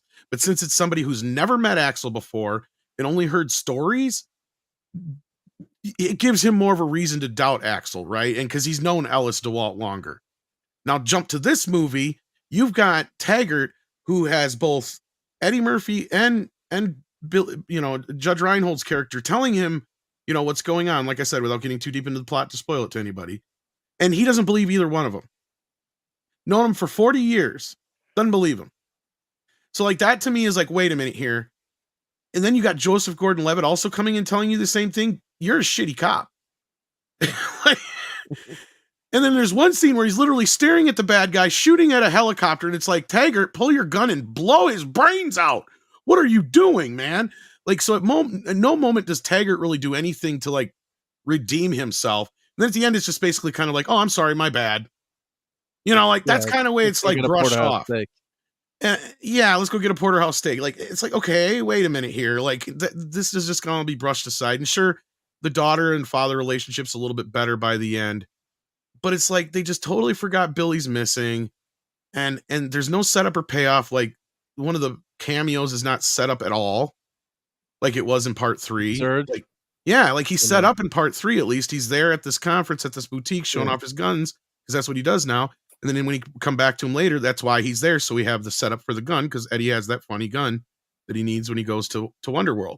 In this, he just shows up out of nowhere for no reason. We're never even alluded to or given any reason why he should be there.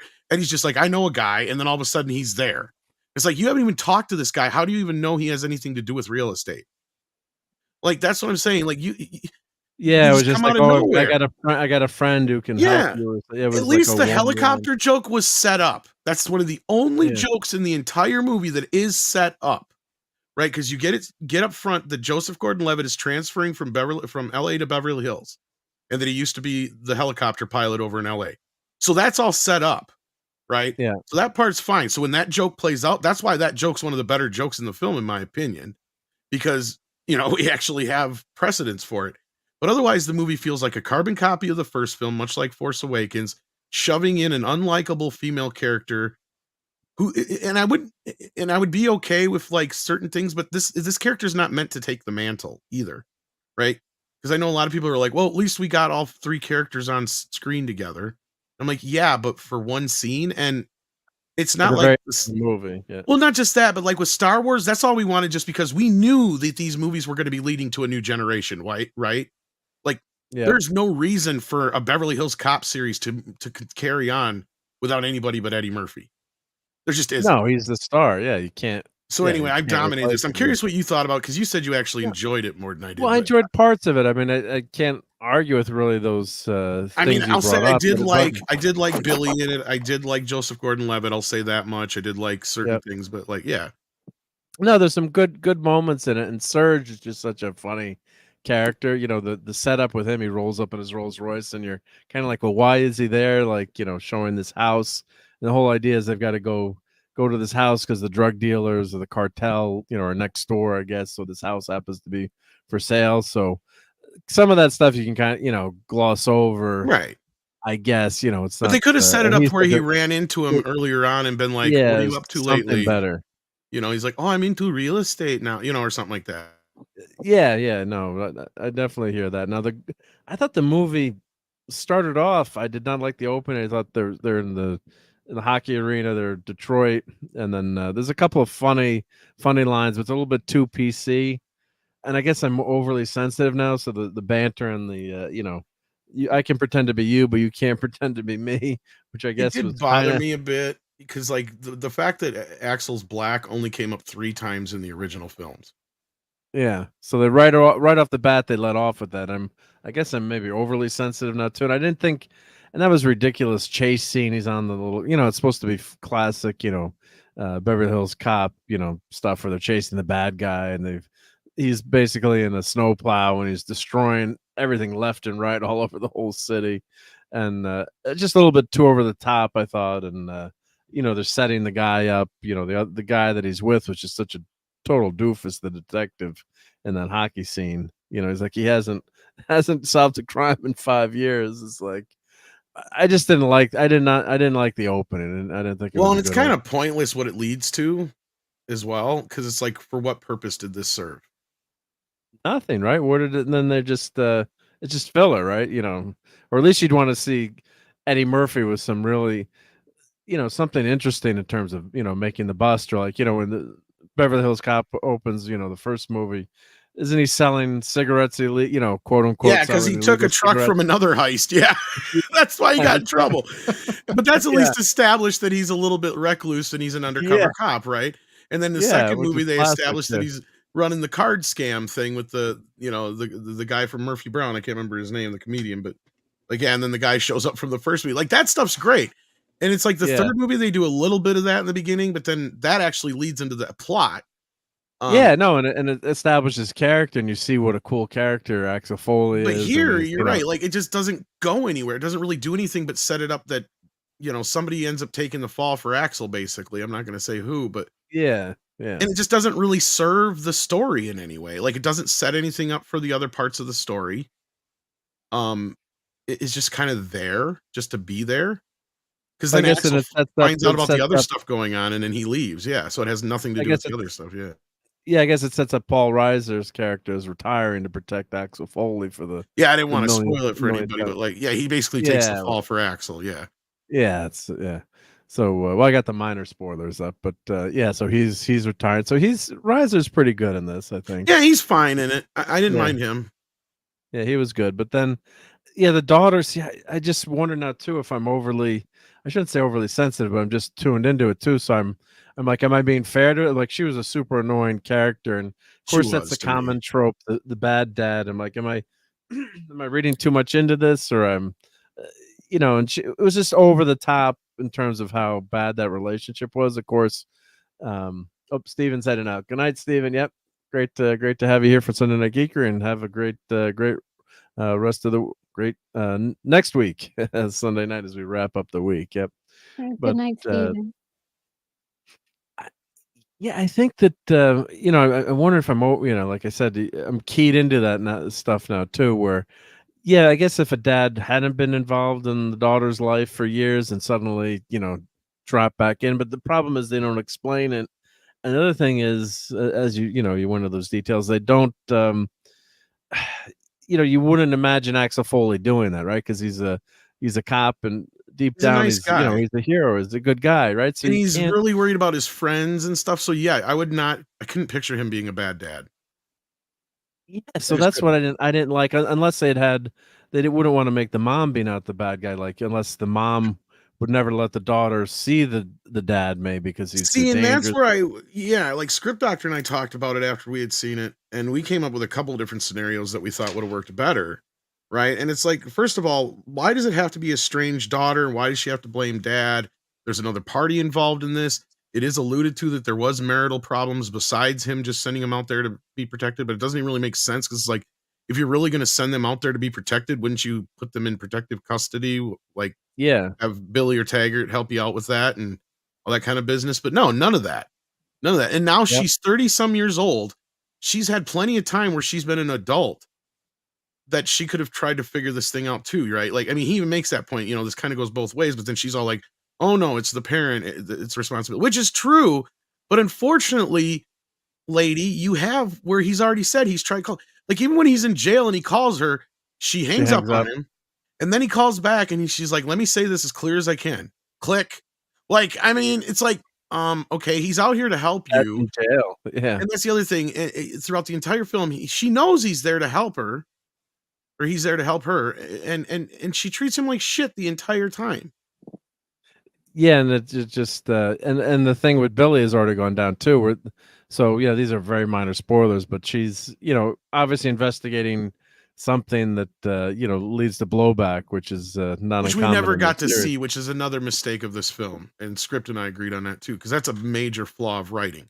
You can't have that showing the crimes of the not bad showing guys, what happened in the beginning. Yeah, so like, because they allude to it, we get to see a fuzzy video of it, but that's like a main plot point, and it's like, wait a minute here, like, we're missing a big chunk of the story somewhere. Like, yeah. Because I mean, clearly we know that the cop was dirty or whatever. Otherwise, Axel wouldn't friggin' be here, right? Like, that's the whole point. Like, but that's and another thing with the whole, like, I hate when like a memory stick is like part of the we gotta. It's like you can make 100 million copies. It can be on a cloud. Like, it is so stupid. And not only that, by the time the bad guy's even worried about it that much, or he's still freaking out about it, it's like, dude, you've done so much shit that you have enough witnesses now that unless you kill everybody, it's not going to matter. Right? Yeah. Then Aaron TNZ says, "Hail, folks. Had to drop out for a bit. Back now. Has someone found a long lost letter from Claudia saying it was all right? I was right all along, and Man of Steel was great. Oh, sorry, dreaming here. Yeah, no, you're never gonna hear that. No, Man of Steel, definitely not. No, and I will agree with you though that the ending did kind of at least pick up a little bit, like a very, very ending. And I felt like the bigger point of the story should have been more so Axel Foley losing a step. Right? Because he's always been an older guy. this Yeah, fast talking, bulletproof Yeah. cop. And it should have started off with him getting shot or something like that, or Jeffrey dying of a heart attack, something to wake him up to the fact that he's not a young man anymore. Right? And then you didn't even necessarily have to have the estranged daughter thing. You could have just have her being like, I'm an adult and I can take care of myself. I don't need daddy to protect me. That could have been just as interesting of a dynamic, right? Him being Yeah. the overprotective father I could buy. Right? Because he's a Oh, cop. yeah, he would be. Yeah, he's a cop. Yeah. You know, like, you know, it's like, you know how I felt when you started dating, right? You know? Like, yeah, believe me, Dad, I know I didn't get my first date till college because of you. It's like, damn right. Because one of his lines wasn't one of his lines like Exactly, that's funny, right? Yeah, I started being a dad the day you were born, you know. So Right. And then she's, you know, she references that too. So there were some nice moments at the end, but yeah, no, that's not Guy Gardner. That's Serge. Serge. That's Bronson Pinchot. Yeah, who's When got you say probably one of the Surge, greatest. it sounds like a detergent. Yeah, it's one of the greatest Sorry, that's scenes one of the ever. best lines in part 3. But yeah, That's so, the other thing yeah. that sucked about the Surge bits. I don't know if you saw all his little tidbits that I was posting on Twitter. Those were funnier than his whole bit in the whole movie. Because they have him like promoting the movie. He's like, coming this July on Netflix. Yeah. Netflix. Yeah. The Beverly Hills Cop. Axel Foley. And then they could cut Axel. Achmel. Cut. Yeah. He finally gets it right. And he like with one lady, do you want me to do it with that attitude? Or No, those were he's better a than the great bits in the movie. I'm like, because he's just Yeah, kind he of like didn't have- there, and then he's just like, pfft.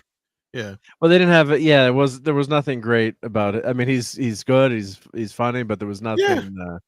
There was nothing. You know, super funny about his perform. You know, not picking on his. You know, it's what you're given to work with. But allegedly, when he was working with Murphy in that first one, they ad-libbed a lot of those lines and stuff. Well, and the other thing that bothered. Okay, here's another example of what's wrong with this movie. They keep setting up this joke of, okay, this is a little spoilery, but it's already kind of been out there. Like Joseph Gordon-Levitt and his daughter dated. Yep. So that's a point of contention between the two of them. Well, so everybody keeps asking, has he taken you to a strip club yet? To Joseph Gordon. And Axel keeps going, no, he ain't going to no strip club. Nah, Yeah. he's had intercourse with my daughter. So that's you can't set up that expectation. So then what you have to have happen is at some point they accidentally have to end up at a strip club. That's the joke, right? Like you can't set that expectation up and then wind up at a gay karaoke bar. Like it just doesn't work as well. And it's not even really a gay karaoke bar. It's just where the bad guys, one of the bad guys groups are hanging out. And it's like, it sits in basically. And this is what I'm saying about being a Force Awakens kind of movie. Because you literally get scenes that are callbacks to the original film constantly. So this is your callback to the strip club scene. It's like, wait a minute, timeout. You kept bringing up the strip club. So now you have to wind up accidentally at some point at a strip club, and Axel's got it's going to be the first time Axel's going to freak out because they're at a strip club. You know what I mean? Like you gotta flip the script a little bit here, guys. I mean, put him in the fatherly role here. That's where the jokes are. And I think it would have been even funnier if you had the mother involved, because then you could have had that dynamic as well, right? Like their whole that's what the one thing I did like about Crystal Skull is that you had the dynamic between Indy and Marion where they're doing the old couple bickering. That stuff. See, they could have had that going on in the background here while she's doing her thing. Because and that's the other thing. You have it set up that she's a criminal defense lawyer, and it's even set up that basically she just did that to get back at daddy. I mean, this movie might as well be called Adult Daddy Daycare Issues. Like, it's just, that's what it felt like by the end of the film. Because even Axel doesn't even act like Axel. And here's another prime example, and then I'll stop because we've been going on long enough. Like, and I don't know if you agree with me on this one, Mark.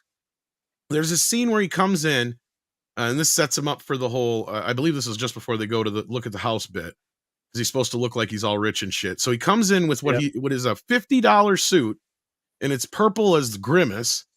He's like, this is a nice suit. I paid $40 and they wanted $50 for it.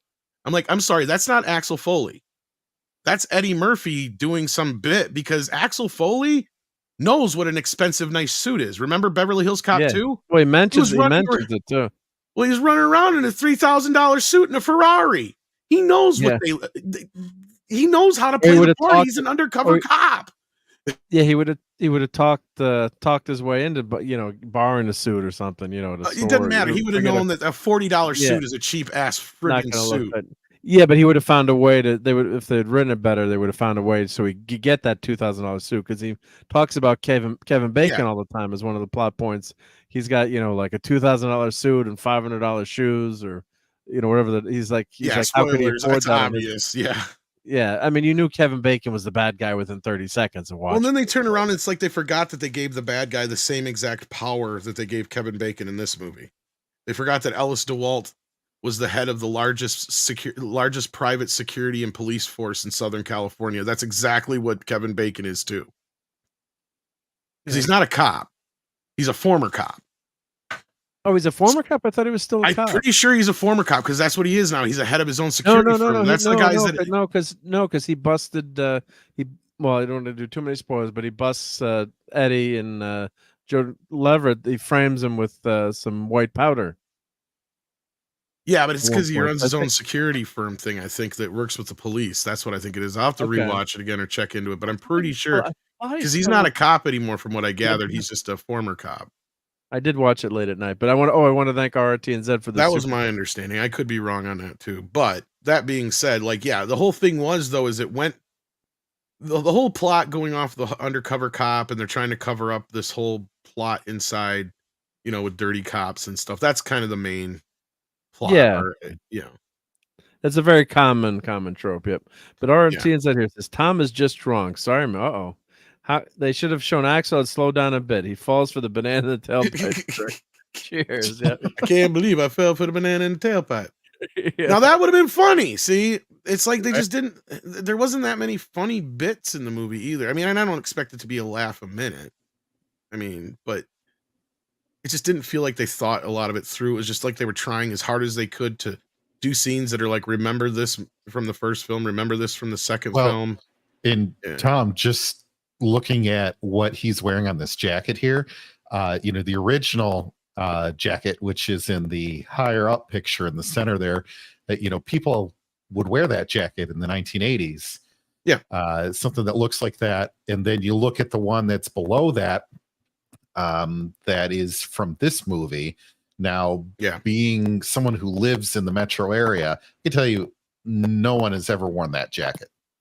And they tried to copy, a remake too. They tried to copy the original, but it doesn't work. Not for me. It doesn't work because no one would ever wear that jacket. No one would ever design that jacket, and they're trying to call back to that.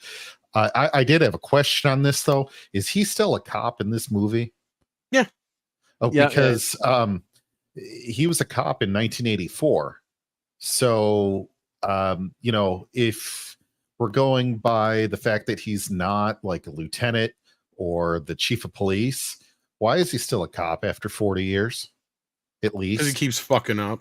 I can see. Retirement age for the city of Detroit for police officers back in the 80s was 20 years. I think it's like 25 years now. So your guess is as good as mine. He's like 15 years past retirement. Your guess is as good as mine. Most cops do too is with they'll work two careers too. They'll work till they get their full pension, and after you get your full pension, there's really no point in staying along unless you do love the job or you do want to make a difference. But most people will retire and then start a second career. I would buy it maybe if you went 5 years past, but this guy is 15 years past retirement. I can understand Axel keep doing it just because he likes being a cop in that sense. But I didn't know there was a mandatory retirement age or anything like that. So. Well, there is a mandatory, but most cops, once you hit your full pension, whatever that is, 20, 25 years, depends on what the, where you're working.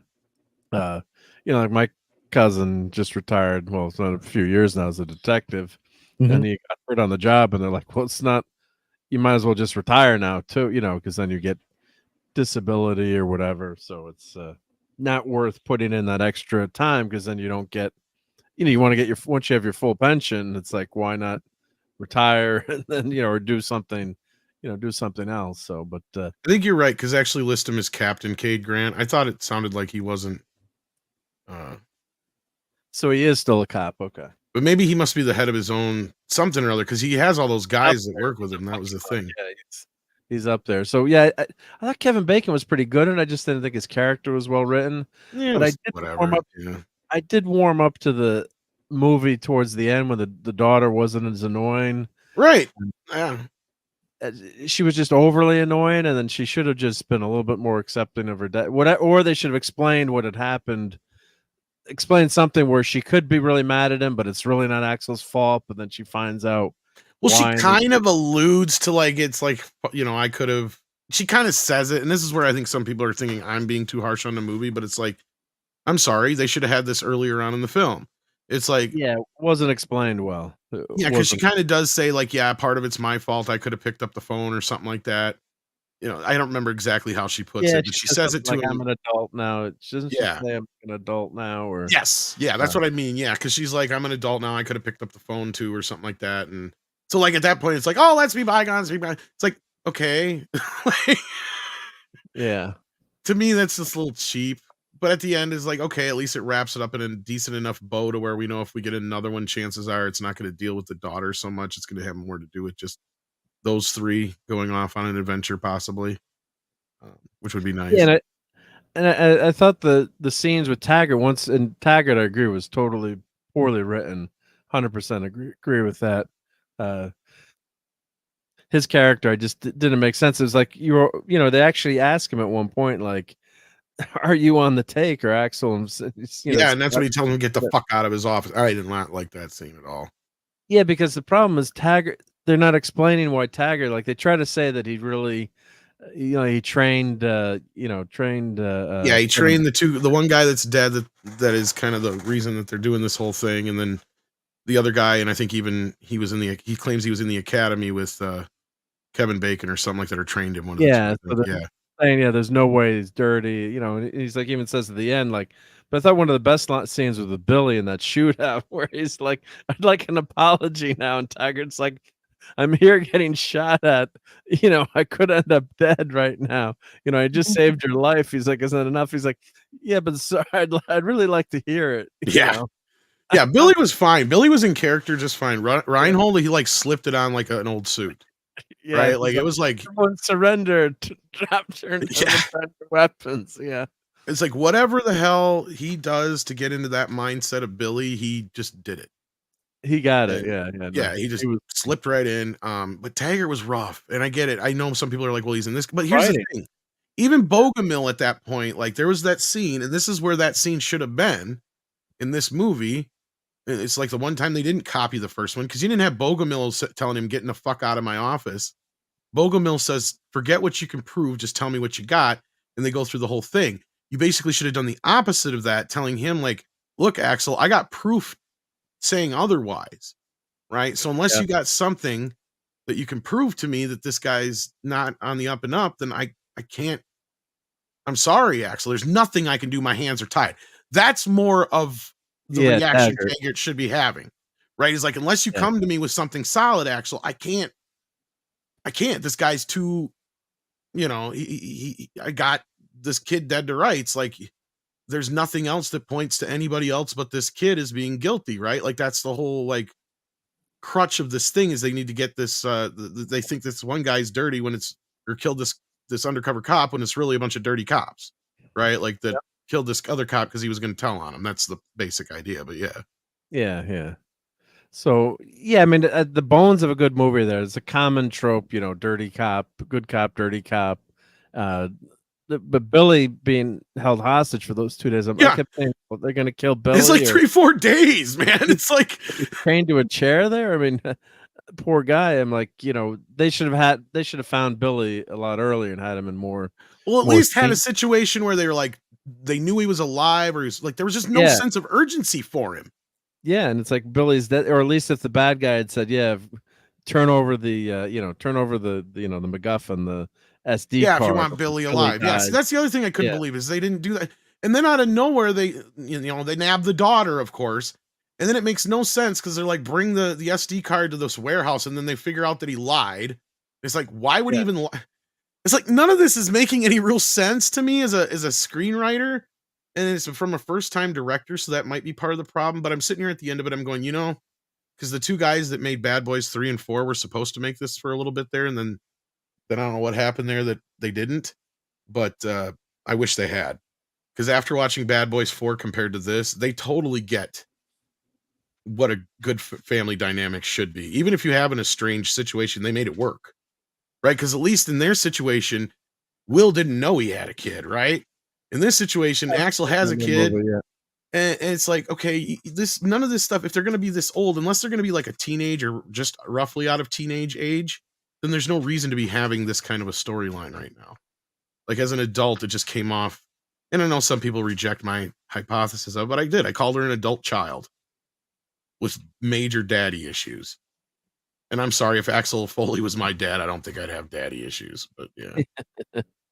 Well, I think too, the setup was interesting too when they drop her off the, they threaten her in the beginning. The whole setup was pretty well done, but then I guess because she threatens to subpoena the records, right in the hearing too. It's like, why would you say that during the hearing where they're just changing lawyers? And then she threatens, subpoenas, and she kind of plays her hand there. And then of course, I guess they do that just so the bad guys can, right, threaten her and put her in danger. So there's a lot of good stuff about this movie, though. I got to say that I did like if compared to Coming to America. Oh yeah, if you ask me which one was better, this is definitely a better movie. Yeah, but like Coming to America at least is a worse film, and it does worse to Akeem in some ways because I just have a hard time believing he slept with anybody till he met what's her face in that movie. Yeah, like that's the part where I have an issue with. Other than that, it just feels like a greatest hits album, but it's only your instead of the band just releasing the singles, they actually re-record them all. That's what it felt like to me. Yeah, with I didn't Coming really to laugh. America. Yeah, it's kind of like, okay, we've seen all these jokes. It's like it's the same shit. But by the end of this movie, I was like, of course, maybe it was late at night. It was wiped out, but I was laughing. Especially the Billy lines and some of the lines in the end, and when the daughter finally warms up, like that's how the character should have been. It's like when superheroes meet, they always get into a fight, right? The superheroes meet for the first time, they have a fight. There's a misunderstanding, but it was just too harsh. I agree with you what they said about why Axel and his daughter were estranged. It just didn't. They didn't explain it well. They could be estranged, and she could have been just a pain in the butt. You want to see that character growth in the end, so you did get that development at the end. Well, and like Script said, that story is much more interesting than the story we got, too, unfortunately. That's the sad part. Yep. And that should have been what kicked off the movie, really. It should have been something along the lines that, this is a more recent thing. And again, you don't have to have it be estranged then. It just drags the plot down, in my opinion. Basically, he's the common trope. It's the trope. Yeah, strange. Like just the fact that they live out there and he fucks up, right? And they find out where his family is, and they're gonna go kill him. Now he's got to go stop that from happening. That isn't, and like maybe his wife gets killed, and now he's got to protect his daughter. That's an infinitely more Beverly Hills Cop story than this. That's the other thing. There's no way. Or the daughter resents Axel for because the mom is killed, even though it's not really his fault. Exactly. There you go. That would have been more reason of her being pissed. Right, I agree with you there. Like, if you're gonna have her be pissed for a good reason, because we have no sense of when this shit happened, right? Like, that's the other thing. They don't say if it happened 20 years ago, 15 years ago. She's 30 some years old, so you got to assume it was at least 20 years ago, right? That this stuff went down or whatever. And the only reason they would move out to California that would make sense is if he got with Janice at the end of part 3, because otherwise, why the hell would he send him out there unless he, like I said, put him under protective custody with Billy and all those guys out there? Like, it just doesn't really make sense. And at this point, the other problem with this movie is Jeffrey is the only thing really keeping him in Detroit. Like, why is he still in Detroit? Like, all of his friends are in Beverly Hills. Like, to Beverly Hills, warm weather, yeah. So, sorry, that was just a long thing, but and I don't want to sound like I hated it as bad as it, because it wasn't as. I mean, I'd probably give the movie a 5 or a 6 out of 10. But I mean, I'm more so fighting and defending part 3 at this point, because I'm like, man, most people hate part 3. As much garbage as part 3 gets, it's like at least that movie is closer to what Axel is and representative of what Beverly Hills Cop is, in my opinion, than this carbon copy mush-mish thing. I don't know what. And I'm glad you enjoyed it. I mean, I hope that there's another one that's better than this in part 5, because I know they're probably going to do another one. So they said they're A making another one. Yeah.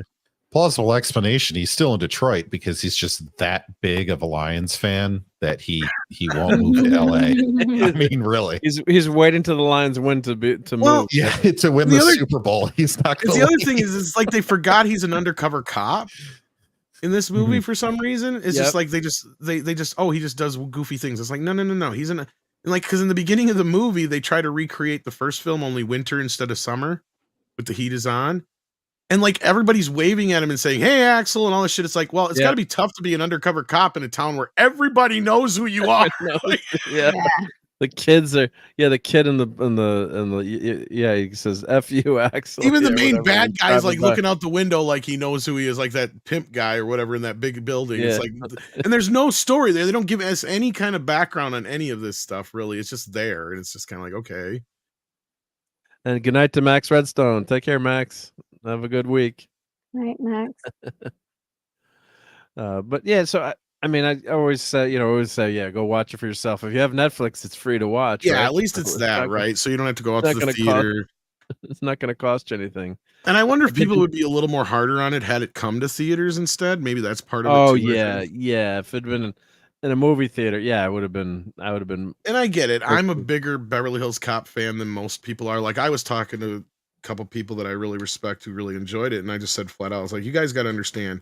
After getting beat the hell out of for a couple of weeks over gay ghosts, now all of a sudden nobody is seeing any of the shit here that we normally gripe about, and you're just giving it a pass. And it's like, well, yeah, but you're comparing it to like Dial of Destiny and The Last Jedi, and I just don't see it as that bad. It's like, well, you guys don't understand what like James Bond and Indiana Jones was to you guys growing up. That's what Beverly Hills Cop and Axel Foley were to me. Because I didn't grow up on Bond, and yeah, Indiana Jones was there. But I was more into Star Wars. So Star Wars was where Harrison Ford was, more my thing. And I just, I never idolized either one of those guys, but like Rambo, Axel F, those are like my two go-to guys growing up that like, those are the kind of men I want to be like when I grow up kind of thing. You know what I mean? Like that was my thing, so. Yeah, I mean, I think, there's different levels of, when you're critiquing something and watching it critically, I wouldn't call it, tearing it apart, just you're watching as a critic and you're analyzing it versus just like a casual watch, and you're surfing Twitter as you're watching this movie, maybe not paying attention to it or having a couple beers, and it's not as, in my opinion, the bad dad thing has been done so many times that it didn't go on so long in the movie too, right? Like it's like 90 minutes worth of the movie. That's the other thing that bothered me, is like she has to get over it at some point and realize her dad's just trying to help her, right? Like that's what bothered me. It's just like, come on, lady. And they finally get there, but it takes a till the end of the movie when he damn near it's like to the very, very end almost. But you do finally get that too. Yeah, this scene was funny in the house. I mean, just how horrible the house was, and this real estate agent was funny. She was thirsty as shit. Yeah. Yeah.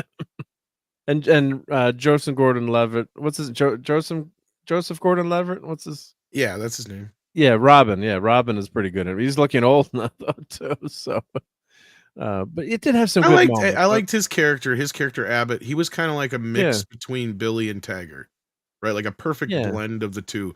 He wasn't like all wide-eyed doe like Billy, but he also wasn't as hard knocks as Taggart either. He's like somewhere right in the middle. Yeah. So I thought that was pretty well done. Yeah, and Luis Guzman. Oh God, I just don't know what to feel about this one. I tell you, it was too over the top. It was just like the over top part is that he's clearly playing a gay gangster. Like that's the whole joke, guys. Wow. Yeah. But it was a crazy scene. It was just nuts. Yeah. And I like Luis Guzman. Don't get me wrong; he can be funny at the right times. But just here, it just kind of fell flat-ish to me. I don't know. Yeah, it was too much. Yeah. This is one of the best scenes in the whole movie. This right here. Helicopter. This felt like the most Beverly Hills Cop. Yeah. I'm gonna crash. Yeah. He's like, pull up. I was a pilot. I crashed the last time I flew. I wish I knew that before I decided to steal a helicopter. That's some important information. I don't want to die in no motherfucking helicopter. Yeah.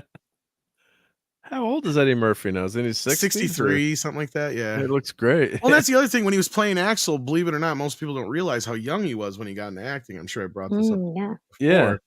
Like, he was playing a little older than, like, all those guys were. I mean, first of all, it's hard to believe that John Ashton, the guy who plays Taggart, was 37 years old in the first movie. Oh, he's 30 in real life. 30. He was only 37 years old in real life. I mean, he was playing a guy in like his 40s, at least. Yeah. But in real life, he was only 37. Judge Reinhold was only 27, and I think he was supposed to be playing somebody in roughly his 30 at the oldest. Yeah. And Eddie was supposed to be playing somebody who I believe was like 25, 26, and Eddie was only 22. Yeah. Yeah, there's a scene we finally got in the end. Finally. And this is probably one of the best scenes in the movie too. Yeah. And Taggart was just written so poorly in this movie. So that's Sarge, took you away know I'm from it. going to do it. Like that. That's the other, and plus he calls him Sarge, which is silly because he's not Sergeant anymore.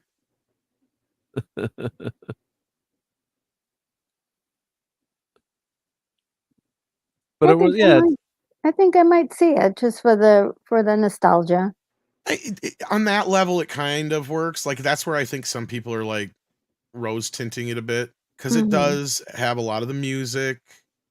It's shot like part two. It uses the Axel theme too much, though. I thought. What did you think, Tom? Yeah, a little too much. In fact, I didn't like the score because it feels like a generic, cheap version of Harold Faltermeyer's score.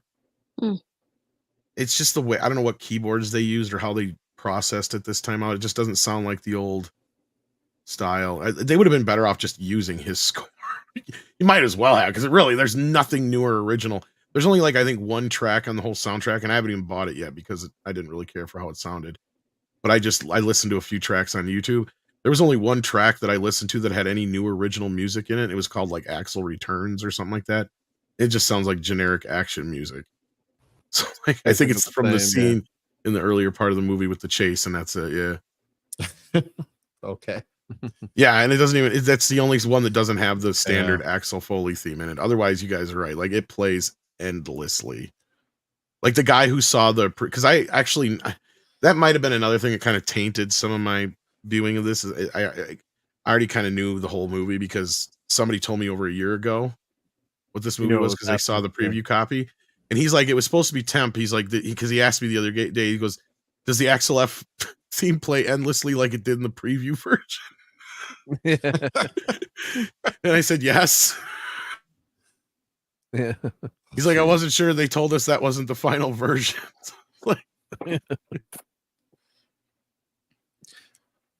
Well, based on everything I heard, I think I will skip this and just remember the trilogy for what it was.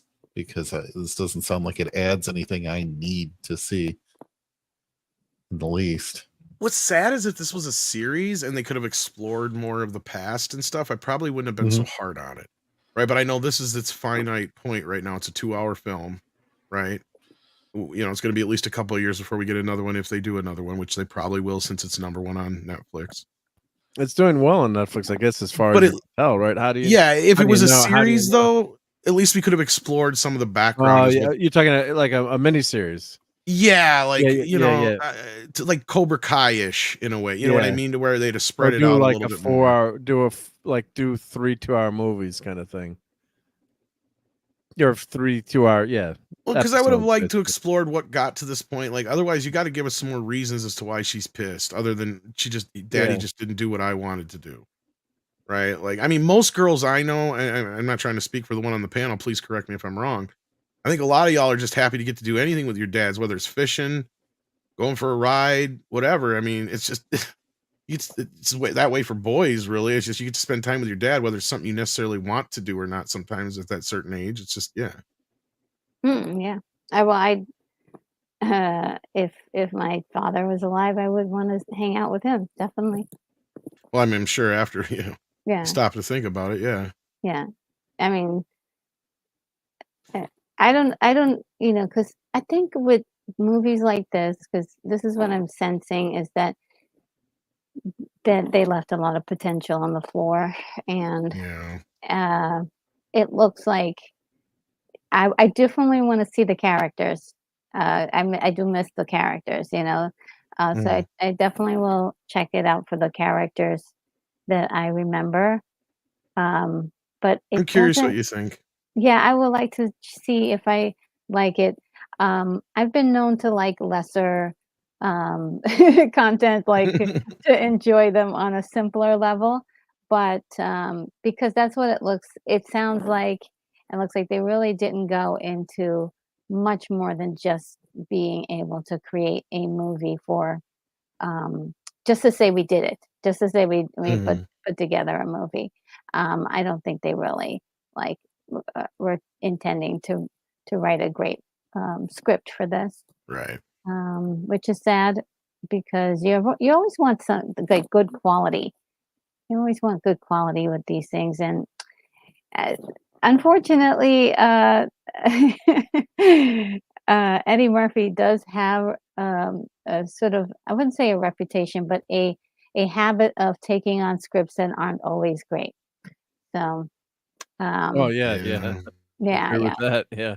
yeah, and yeah. maybe they were just like aiming for like low quality, maybe like Lifetime Channel type of TV-esque thing, and not really going for like an intriguing story like the second and I kind of really have like the second um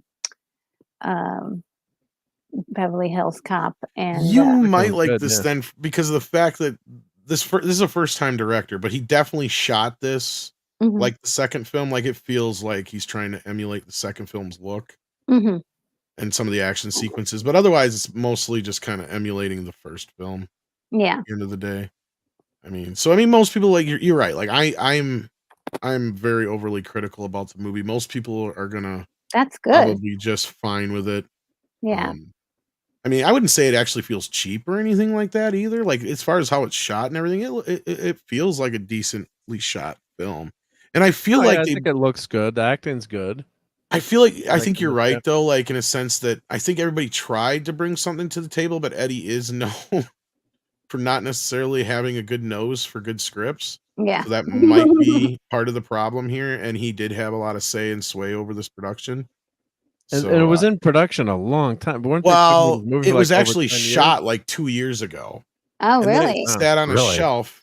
Yeah, because at first I don't remember if Paramount shot it on their own and then Netflix got involved or Netflix got involved from the get-go. Because it was weird because it was originally supposed to be in theaters, I thought, and then I heard Netflix picked it up, so I think that was the case.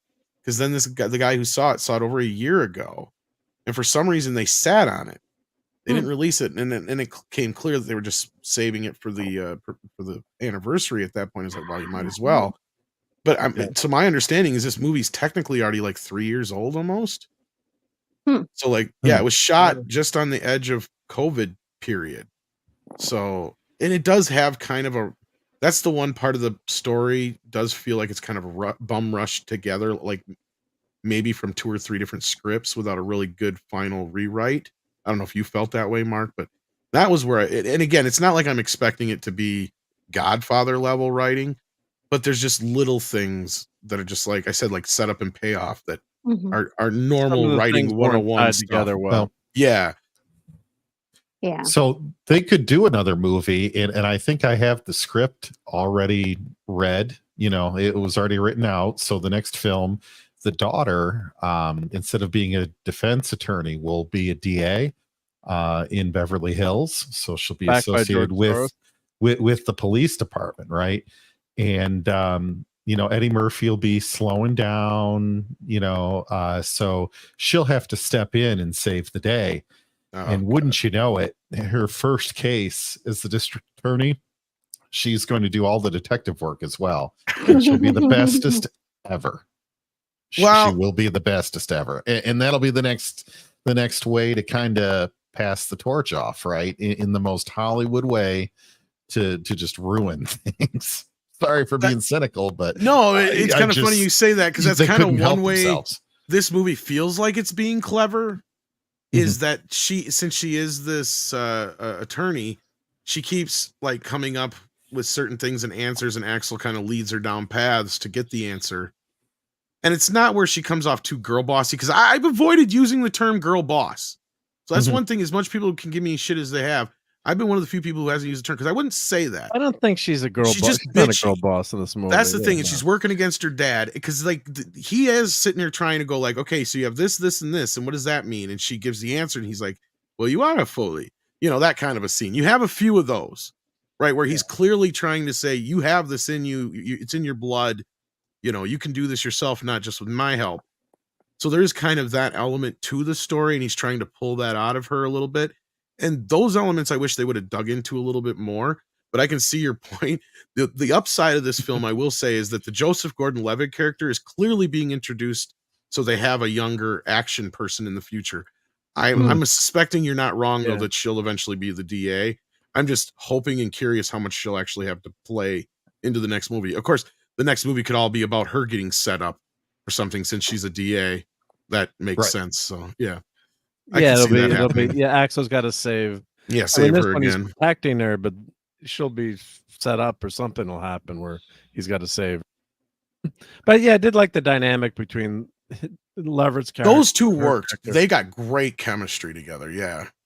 Yeah, I thought they had good chemistry. So I think that it had potential.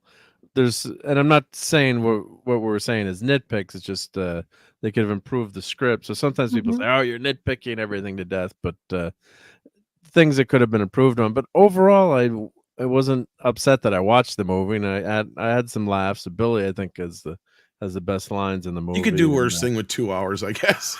Yeah. So it was, I could have been watching Star Trek Discovery and eating. Oh yes, but yes. So, you shouldn't have that kind of bar either. But there were parts of this. Murphy is such a damn good actor. That's Axel Foley on the screen again, right? I mean, that's Billy. That's Taggart was written poorly, so I'm like, that's not Taggart. But Foley is Foley. And then, of course, the one time where he does get old, when he's back in the Beverly Hills Hotel and he's going to talk his way into a free room. Yeah, that scene made me laugh. For that. I'm too tired for this shit. And that's what the movie kind of should have been, Mark, right? Like, he's like getting that point where like, I'm even getting too tired to be Axel Foley now, right? Like, and he's like, and the $950, he's like, and I love Beverly Hills. It's like, even if he's Detroit, up, and I don't know how much a cop would make, but $950 is a lot of money. Of course, a cop could clear $200,000-$300,000. And since he's been there long enough, not in Detroit. Not in Detroit. He's got a fairly decent apartment in the movie. I mean, it's not great, but it's a fairly decent apartment. And I think the joke there, and correct me if I'm wrong, I think the joke in that is that he and probably whoever else live in that building are the only ones that still live there for all this time, because all the other buildings around them are been demolished. So they're just like, they're the only reason that building is still standing, I think. It's kind of the joke there. Yeah, so that scene was kind of fun. So there are moments here where you never don't think this is Axel Foley, I have to say, in the movie, where it's that suit scene. It really made me feel. Oh, that one, that one. You're right. Yeah, there are moments and times it's like it felt like Eddie Murphy was trying to remember how to be Axel Foley, and it's like, okay, you're being a little bit more Billy Valentine right now. You're being a little bit more, what's his face from 48 Hours, not so much Axel. Like, it's like you forgot a little bit, and part of that could be in the writing. I'm not gonna deny that, but it's like this guy, he did not slip back into it as easily as Judge Reinhold did. It didn't feel like. But for the most part, it's not like a Last Jedi disaster, I have to say, where it's up to the cusp. Up to the cusp. Pretty gall darn close though. Like that last bit does kind of, you're right, it does kind of save it, but overall, like, even subjectively, like I said, there's some bad writing 101 problems with this movie. And it's got a nice, layer of 80s paint over it. So a lot of people are going to just ignore some of Yeah, those things, and people that's love the fine. member berries. Yeah, and he's It's a love. fine. It's a love character. Yeah, and it's good that be reached at the '80s SNL. I'm trying And not to take it so Victor's magic. seriously. Oh my god, it was just so good when Eddie Murphy was on. Every week we couldn't wait to watch to see what Eddie Murphy did in Mr. Robinson's Neighborhood or the whole buckwheat thing. And I just saw a deleted Oh, bit from God. Raw I'd never seen before, where he's talking about Martin Luther King's son. He's It's like, I was Eddie hanging out Murphy's at Raw's this comedy album from the '80s. yeah, he's like, I was hanging You're out at young a and- disco with Martin Luther King's son. It's crazy because he looks and sounds just like his father. And can you imagine you out at a disco and all of a sudden you hear Martin Luther King's voice coming at you? It's like, I hope we find some pussy tonight. No wonder that was cut. Yeah. It's like, that's some weird shit. Well, there's a lot of stuff on those. I'm not even albums. going to finish the joke because Yeah, it gets no, more man. raunchy than that. Yeah, no, And you yeah. can see, like you just said, you can see why it got cut. Got cut. Yeah, there were. I remember kids having that tape in school. Were playing that tape, like Robin Williams and Eddie Murphy. You know, it was like it was a you embargo on that kind of stuff. The parents found out you had those tapes or were listening to that stuff. Yeah, we're listening to that at Catholic school. Yeah, we're in big trouble. Yeah, but I mean, he was just gold. He was just comedy gold back then. It was just so damn good when he was on SNL. It was just James with hot tub. Well, hot in tub Beverly time. Hills Cop 1 and 2, like I don't know why the critics really hated Beverly Hills Cop 2 at the time. But the fans at this point, like that's one of those movies where That was a I've great not heard movie. many people say anything bad about part 2. Right. Part To two me, is it's one of those rare films that almost lives up to the first movie. And that's probably the last thing I'll say about this movie's biggest sins is that the first 3 films, even as much shit as anybody wants to give part 3, at least all 3 of those movies were not trying to, or the 2 and 3 parts at least, were not trying to recreate the first movie. Right, because that was the trope in the 80s where they would just like try to find a way to, and they did that to Eddie. They kept trying to say, let's take Eddie to Paris, let's take Eddie to London. And he's like, no. And they just wanted to recreate the fish out of story, right? Like, well, that's what I love about part 2 is they get past that right away. He's already been there. They just get right into the action and the story, and it just keeps rolling without that whole idea of that we need to continue to recreate the first movie. And the same thing with part 3. They don't have to go back and try to recreate the first movie. That was this movie's probably biggest sin, and that's why I say it falls in that Force Awakens category, because that's really what they're doing, is they're constantly trying to recreate the first movie. And Eddie should have known that when they kept trying to, he even complains in one of the interviews where he said they kept trying to get him to work in the banana bit, and he didn't understand why. And the interviewer's like explaining to him is because that's the most memorable scene from the first movie. And he's like, yeah, but I didn't see how it worked in this one. It's like, you should have seen that with the whole script, Eddie. God, everyone remembers that scene. Yeah, just God, and that's why it's so funny too when he gets the dinner served out to Taggart, and it's out they're on the stakeout. And he's like, "You guys are the worst stakeout crew," and they have a callback to that. At the end of the movie. Yeah, we're supposed to be watching Eddie at the end of the movie. So, but I don't know. I enjoyed it. I thought there's a lot of stuff that I didn't like about it, but it kind of brought me back a little bit to the 80s, and I got some laughs out of it, and it did the job, and it was free, right? So that's the other that's the other thing. If you got Netflix, I'd be So I more think mad if it was- Cobra Kai didn't start this month, because I hadn't had Netflix in probably a couple of years now. Since Oh, so whenever you got- Cobra so you Kai got was Cobra on last. back, yeah. Yeah. So you And got I it. did watch One Piece. So ever since One Piece has been done, I have not had Netflix. So that's been almost a year now, roughly. Oh. Yes, but I know a lot of people do. They'll sub and watch the show that they want and then Yeah. cancel, right? Yeah. No, and they kept jacking up the price, and I didn't watch it. So like, Yeah. No, yeah. so once I finished One Piece, I'm like, screw this, I'm canceling it.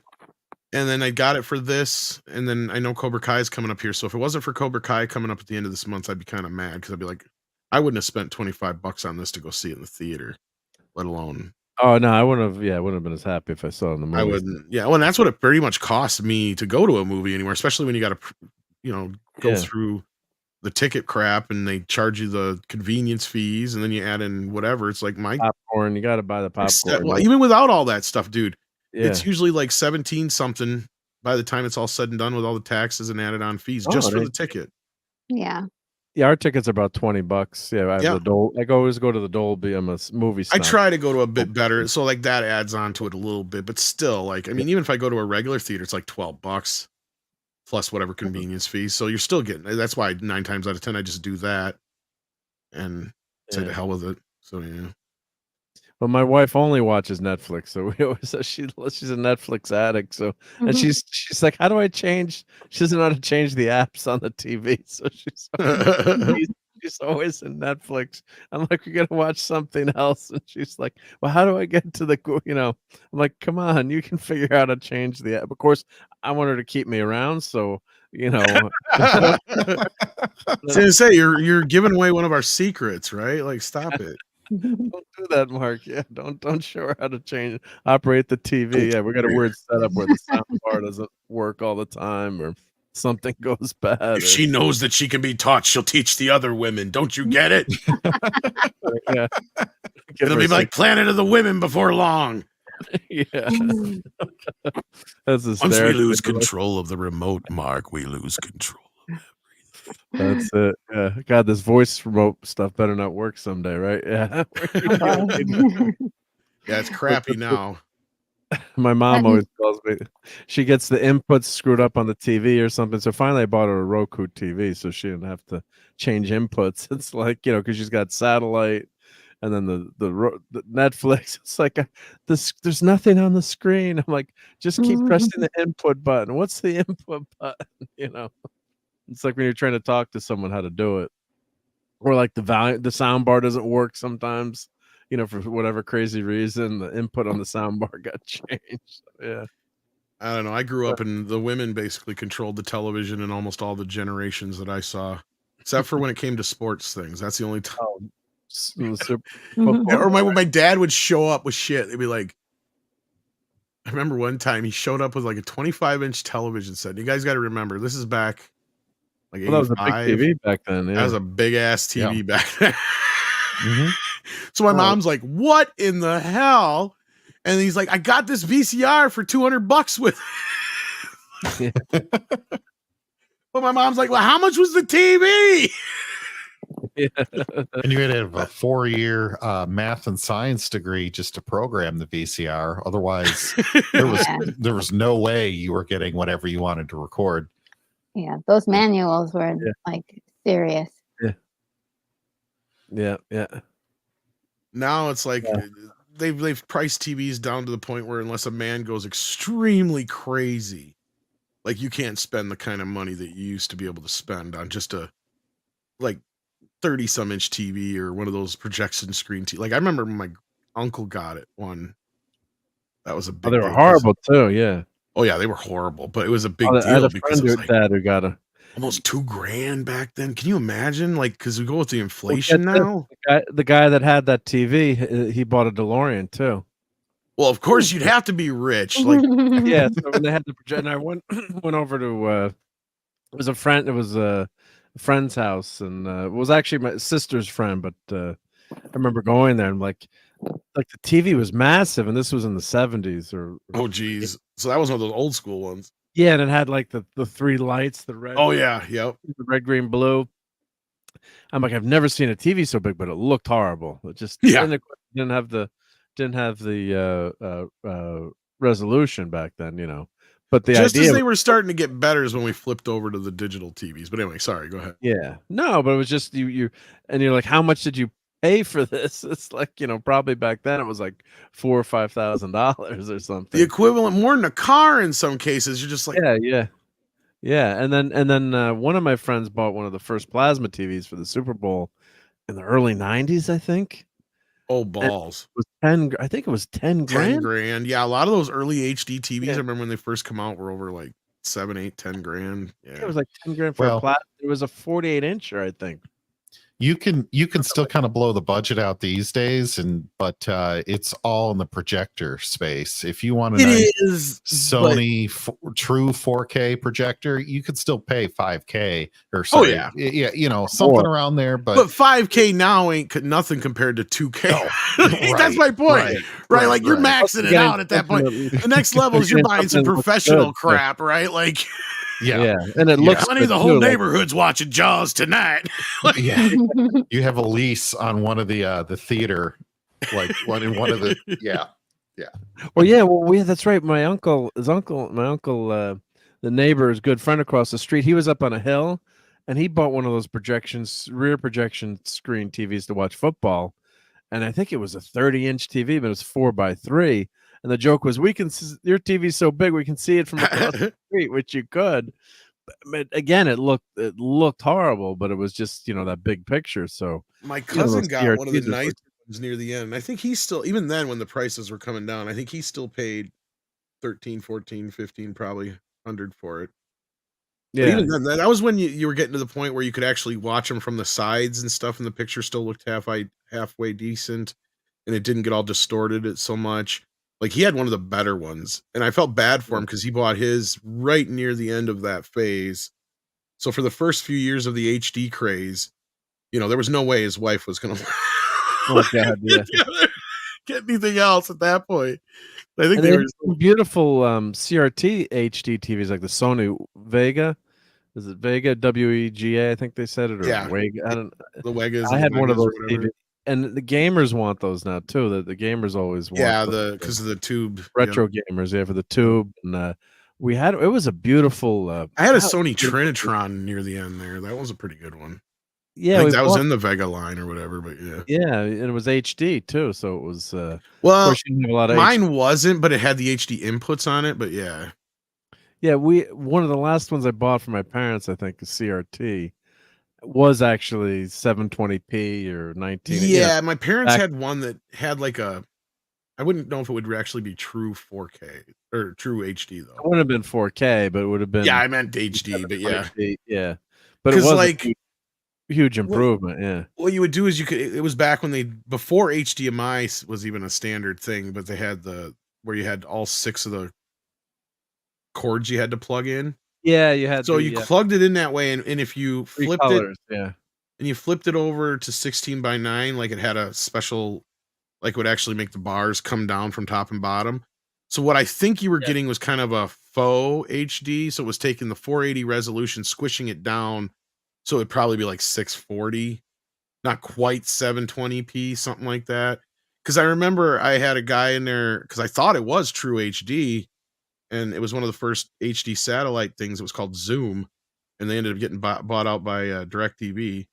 But he was telling me, he's like, "This ain't true HD, by the way." I'm like, "Oh, it's not." And that's what he explained to me. He's like, "Yeah, when it pushes down, you're getting about 640 probably, but it's not real true HD." But yeah, I'm trying to remember. Good. I'm trying to remember what the that last TV. I wish I had kept it too, because my nephew loves gaming, retro gaming. Right. He's into all the old games. And I think, we had that component video. So you had the red, green, and that's blue. What I was talking about. Or the component video. Yeah. So I had that. So you had S video, which I don't think the S video was as good as the component video. I think it's like in between quality. Yeah. And the composite was for shit. That was the one, the yellow cable. Nobody wanted to use that. Yeah, composite. But I have so many components. I have like a bin of cables, and I also have like 25 to 50 foot cables because I was running it outside with my projector, and I have I can't bring myself to throw it out, but it's that meme with like the guy uses cable that's been stored in basement for 30 years. Yes. It's like, I love the meme videos where you got like the dad and the son, they're doing something. It's like, I need something like this wide and this long. And dad's like, I got something for that. And he runs over to his house and he runs down in the basement, digs through a bunch of stuff, finds a little piece of wood. The weirdest shit. No, I know what you mean, because I got a whole box full of wires. I can't find half the wires I need now for like my PS4 and shit like that. But I got a box full of wires that'll work for shit from like 1986. Right? Yeah, it's like it. And I save it all, and then once in a while, I still had my what was the Microsoft player? The Zune, was it the Zune? I think Yep, I had this. yep. Yes, I found my Zune cables. Yeah, yeah. So here's here's the component. Yep. Yeah, back in the Yep. day. So yeah, the one video S video was a little bit better. Max 40p. And that only worked if you had Super VHS or something that actually was a component that worked with that. But yeah, it was very rare. And then the component was the three channels separately. So back in the day before HDMI, I had so many splitters set up and just different things, switching everything around, and the cable box, and it was just going to your VCR. And then you had to, if you had a VCR with component video, then you were, Well, I had a VCR that had S video, and the problem with that is if you recorded it in S video, it would only play on other S video machines. Oh, that stinks. Yeah. So it was almost like a proprietary format, but it was mainly made for editing, is what it was for. So you would mainly make your master through S video, and then you'd put out a standard one at the end. So you would lose less quality. Yeah. The generations is what it was for. But yeah. Look at this DVD in. Yeah, that's how my DVDs connect. First, and yeah, my first first time I watched a movie on DVD was RoboCop. I rented that from the store. That was one of the first ones I bought, actually. Yeah, and I played it on my computer because that was back in the day. It was the first DVD player I had was in my PC, and that's the only thing you could. I think that was the cheapest at that point to get it. Was on using the computer as the player, and then the first CD I had a Sound Blaster card. I still have it with a Sound Blaster CD. Cost me $650 in the early '90s for a CD player for my computer. Just I believe it. Which I is believe 30, it. Mm-hmm. Yeah. So well, and when you're plugging in those component inputs and the stereo, they both had red, and the plugs were identical. Every single time, you would always get those plugged into the wrong spot. You'd plug the sound into the video, and the video into the sound without fail. No. Yeah, all the backs of the TVs with all the components. Yeah. So it was HDMI is just so much better, so much easier. And then of course they keep changing the HDMI formats too, but I think you're pretty much okay right now, but in terms of the standards, but yeah. Yeah, so here's the and we'll get out of here soon, but this has been this is a great great to talk about this stuff, but I think this was like Sony HD, like 34-inch Trinitron Vega. I had one of those in my basement, and I watched Star Trek Enterprise on it in HD. Yeah, that's where I thought I had one that was HD, but I found out it was one of the models that wasn't. Unfortunately, it wasn't the widescreen one either, though. It was just a standard one. Yeah. Now, my friends actually had. It wasn't a Sony though; it was a different brand, but it was one of the earlier widescreen TVs. But it was like a tube TV, but it was HD. But it was like really friggin' thick. It was huge, but like the screen wasn't even that big. It was kind of weird. Like they were like 2 feet deep, and that weighed like maybe 150 pounds. And the screen was tiny. It was like. I mean, they paid a lot for it. I was like, oh my God. Of course, they were a little well off, but it was like, so I think they paid like over $1,000 for this thing. And it was probably the equivalent of, like, I've got two monitors here. I've got like an ultra wide one here, and then I've got I think this one over here is like a 17-inch, 16:9. And that's probably about what their screen was, I would say. So like back then, and they paid quite a bit. Yeah, it looks a lot like that one you got down there underneath. You have to think how heavy that is, in what country it was made in, either Japan, Taiwan, China, something like that. And then you have to ship that all the way around the world. Oh, yeah. And yeah. Well, one of the last ones we bought wasn't, I think they started getting the weight down a little bit because it was widescreen. And I think the electronics got a little bit better, but they were heavy. Definitely heavy, but not as bad as those old consoles. But yeah, it was probably 2007 or 8 before I finally got my first flat widescreen TV. Yeah, at least. Yeah, so this one's 720p. And Yeah, I my think first that's one what- was only 720. Yeah. 720p, but it was a beautiful TV. And all the gamers, as I said, showing their gamers are they want these TVs. I mean, they just I bought one the can't same beat it. time I got a PS3. And then my mom got a 32-inch HD that Black Friday too. But when did they start broadcasting TV in HD? What year was that? Well, it depends. See, like I said, I had one of the early satellite things, but it didn't work out too well because they were kind of a little too far ahead of the game at that point. And then DirecTV bought them out. So around, I think DirecTV was one of the first ones to do HD broadcasting finally after Zoom.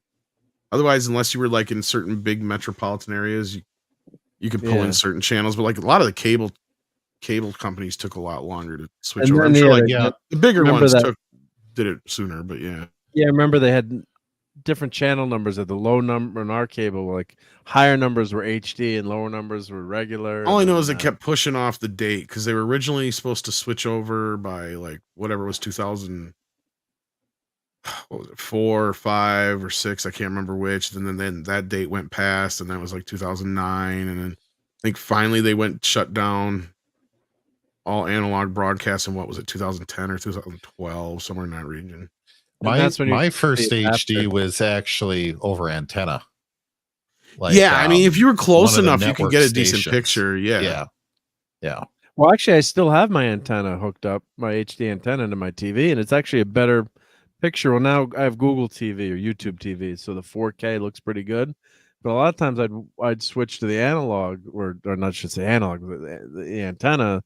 I have an HD antenna in my basement. I'm about an hour from New York City, so you can pick up a lot of now we stream everything, but you could pick up a lot of there's 5 ABCs or whatever. Oh yeah, So, I get 72 channels with my antenna. Yeah, and the picture quality is actually better. It was better than the cable. So I'd watch the football. The only thing you didn't have the instant replay. I'd love doing that on a cable box. Like, Dad, stop rewinding the play.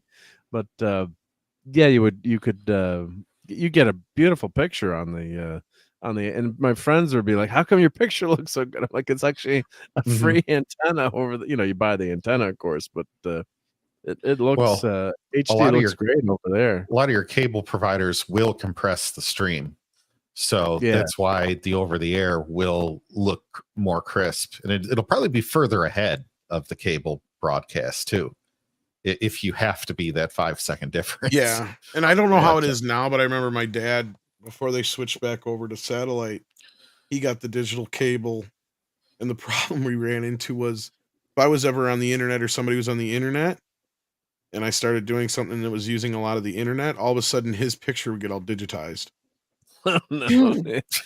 So obviously they were using the same link up. So it's like, and that's where he's like, well, this is bullshit. I don't want to be watching all this crap while you're trying to do stuff on the computer. Like, this is earlier on though. It's like, yeah. So, but I think we've hit that 4 hour. Yeah. Wow, we did 4.5 hours. 4.5. Oh my goodness! Goodness gracious, great balls of fire. I'm older than Axel Foley now. By the end of this broadcast, yeah, no shit. I did want to answer a question from Oliver asked, which film franchise role do you prefer, Stallone? It's got to be Rocky for me for Stallone. Although Rambo did have some pretty great, solid. Yeah, in the John Rambo movie, but it's got to be Rocky. So yeah, Rocky. I think we got 4 Rockies here, right? Yep. Yes. Yeah, Rocky. Yeah. I mean, growing up, I was always like into Rambo, but I mean, overall, the better films are definitely Rocky. The better characters, definitely Rocky. Yeah. Although my favorite, I think John Rambo is my favorite Rambo movie now, the 4th one. I think that's between that and First Blood for me. Yeah, that's. Part 2 is one of those movies that I used to love as a kid, but now watching as an adult, you can see the seams. Yeah, you're kind of like, they barely put this movie together, didn't they? But you can tell they reused the same explosions like 3 times and shit. Oh, really? I need to take a look at that again. Well, in Rocky, he ended the Cold War. He beat the Soviet Union single-handedly. Single-handedly. If I can change, and you can change, maybe we all can change. We need him again now. We could use him now. All right. Well, it's been great hanging out with everyone tonight, and it was great to talk about the service, more of the fun stuff that we got to do. Being down there, obviously we're you know totally bummed out, but we did get to do a few things that I'm sure Clobbering Times would have wanted us to do, and enabled me to buy a few things, and got some memories of him to take back. So thank you, of course, everyone, for that. So hanging out with us tonight, and of course remembering Clobbering Times, and as we're always going to remember him and never forget him. But next week we'll maybe show a few more things, and then talk about some of the things he's influencing what I'm watching right now. So try to I watched Used Cars, and started watching the Superman movies again, and Clobby Superman 3 is really bad.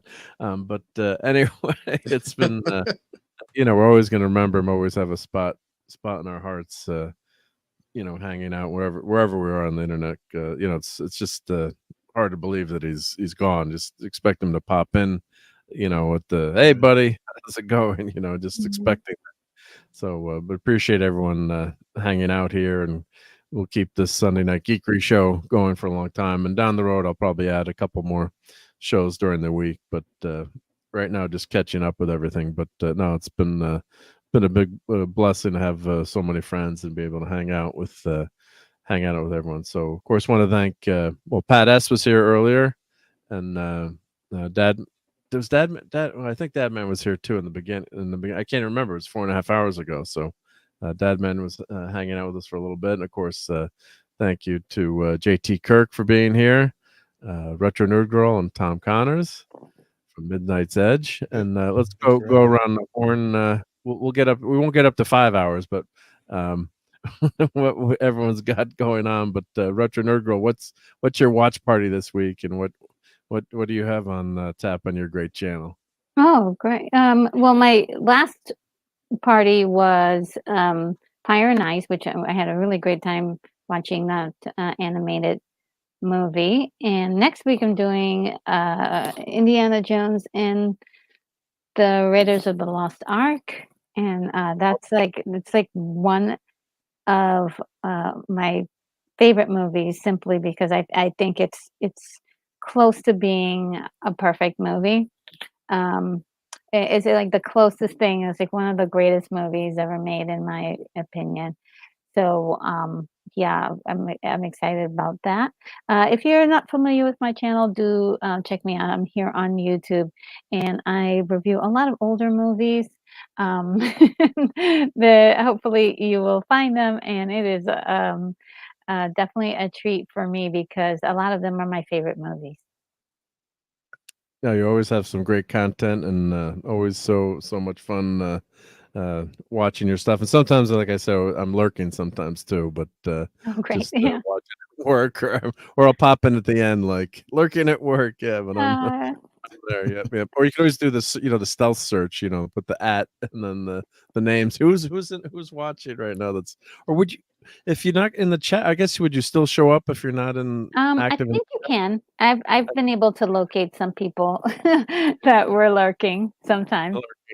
Yeah. You've added me. Yeah, I'm lurking. Yeah. Yeah, so yeah, everyone, if you haven't check out Retro Nerd Girl's channel, her link is in there. Great content and good old stuff. Yeah. So yeah, a lot of great classics. And Raiders, yeah, it's the greatest adventure film ever made. Yeah, it's I think so. I'm not gonna argue with that one. Yeah, it's a great God, it's up there. Yeah, if you look at all the classic movies that we got in the 80s, yeah, it's up on the top of the Just look at how many iconic heroes they created out of just whole cloth, right? Yeah. I mean, everything from Indiana Jones to Rocky, Rambo, Axel Foley, all the ones we've talked, we could go on. All and brand on new. and on. Yeah. Yeah. Brand new. All brand spanking new. Yeah. Yep. So, I mean, Indy, like my dad loved Indiana Jones. He's like, well, this is just like the serials when I was a kid, but that was what it was an homage to, but it was an original, original character, although Alan Quartermain might, or Doc Savage, but it's a new character, and Tom not Tom, Harrison Ford. I was going to say yeah, someone else. He made that character his own. Just so iconic, and that's why that last movie was such a Yeah, I disaster. mean, they didn't take an old idea and then just updated it with the same name because nobody cared at that point. You could have, if you were going to change it, in which they did make a lot of changes because there's like at least 4 or 5 different direct descendants, I guess you would, that or no, films that came from this, or it's spawned out of these older movies, and it just did its own thing. It introduced so many bright new ideas, but at the same time had that old feel to it. Yeah. And that's kind of what I don't mind, like, if you got an old idea, like you say, like a Beverly Hills Cop, and you named it something else like Miami Cop or something, I don't care. Just as long as you change it enough for your audience now and not expect to bring in that old audience because they're not gonna get the same thing. They're Yeah. you're doing a disservice by using that old branding. So, that's one of the things that I think they did a lot in the 80s, was that they got older material and used them as source, but they changed names so that way you could enjoy them without having to bring that old baggage. Yeah. So everyone check out Retro Nerd Girl, and when she does so that's your Friday night stream or your Saturday, yeah, Saturday. I do all my Saturday watch. Yep.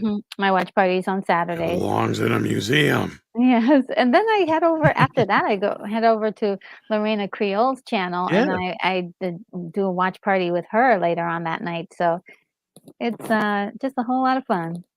Yeah, you guys were great together. Yeah, what was I watching last week? What movie did you guys do last week or 2 weeks ago? We I did can't Star remember. Trek 4, Oh, and you then just we did 5. Yeah. So I was watching. Yeah, I made a couple. Yeah.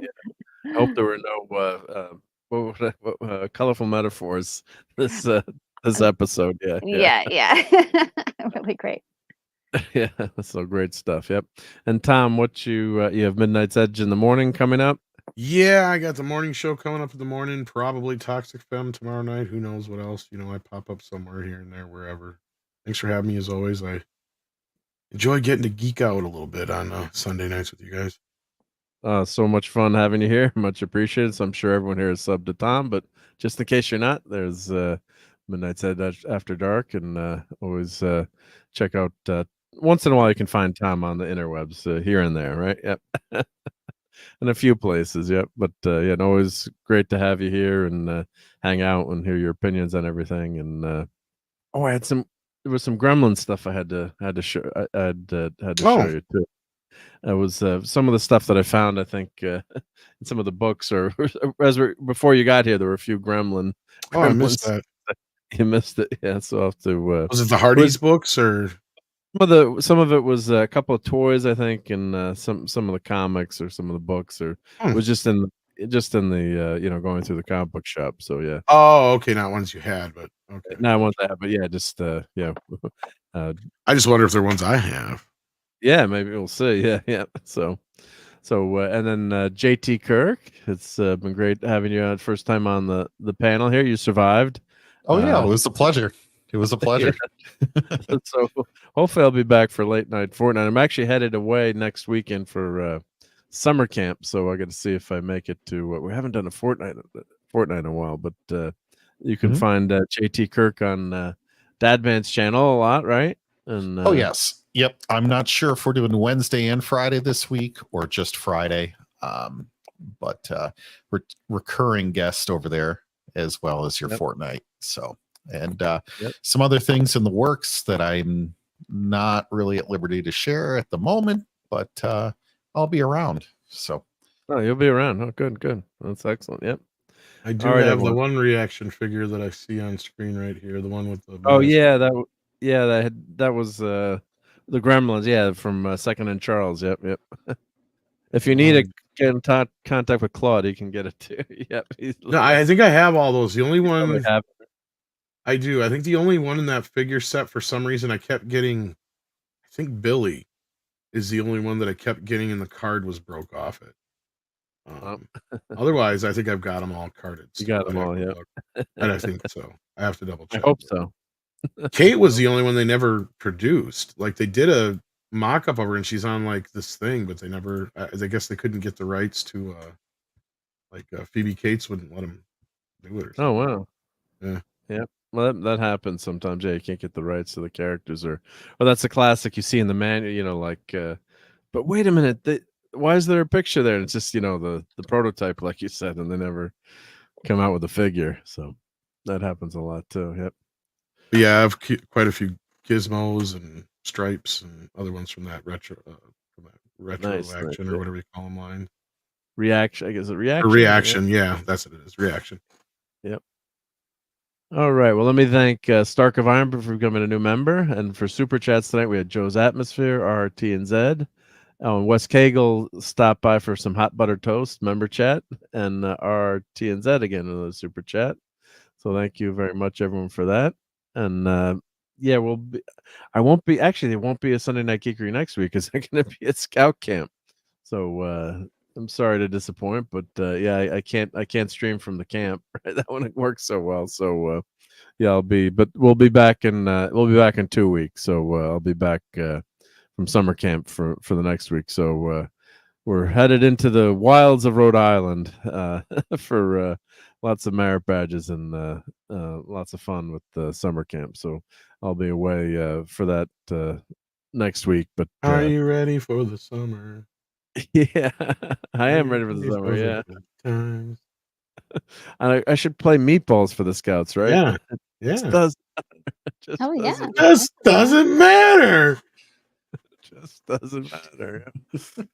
Classic summer camp movie. So so thank you. I'm not going to shut everyone out tonight because it's too late. But thank you everyone for being here. Thank you for all my channel members, and just everyone have a great week. And Sexual Awareness Week, where we actually give all the campers $1,000 each, and the winner who sleeps with the most scores at the end of the week. Well, I'm going to be in trouble if that happens. We have that's in the song. I don't know if you remember if that's in the movie, but it's definitely on the song. I'm trying to remember if it's in the movie. Oh yeah, I'm going to be in big trouble. I'll say it as. And then there was like the survival week bit too. He talks about it. I'm trying to remember if it's in the movie or not. I know it's on the soundtrack. That was crazy. Like, yeah, we give them each, or what is it, like not $1,000, like a couple $100 each, and then we set them free. And yeah. Oh my God! Yeah, Sexual Awareness Survival Week, I think is what he calls it. Oh boy. 70s, yeah, it's the 70s. Yeah. What do you expect for $1,000? That's where the $1,000 comes in, because that's what they pay to get it. Right.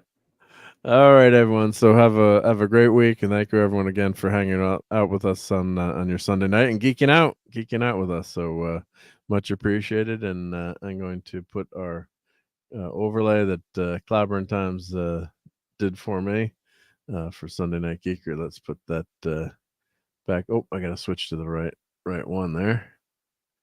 I'll find it. Yep. So but thank you again. I'll tell you who I want to shout out right now is that was the wrong clip. Well, that was him calling me a sidekick. So that was we played that earlier, but which is a nice clip. But yeah, we'll play that another time. I'll keep playing that clip. Yeah, that was a great classic Clobberin Times. But everyone have a great rest of the week, and we'll see you in 2 weeks for the next Sunday Night Geekery. Take care, everyone. Take care. Fun storming the castle. It's 106 miles to Chicago. We got a full tank of gas, half a pack of cigarettes. It's dark, and we're wearing sunglasses. Hit it.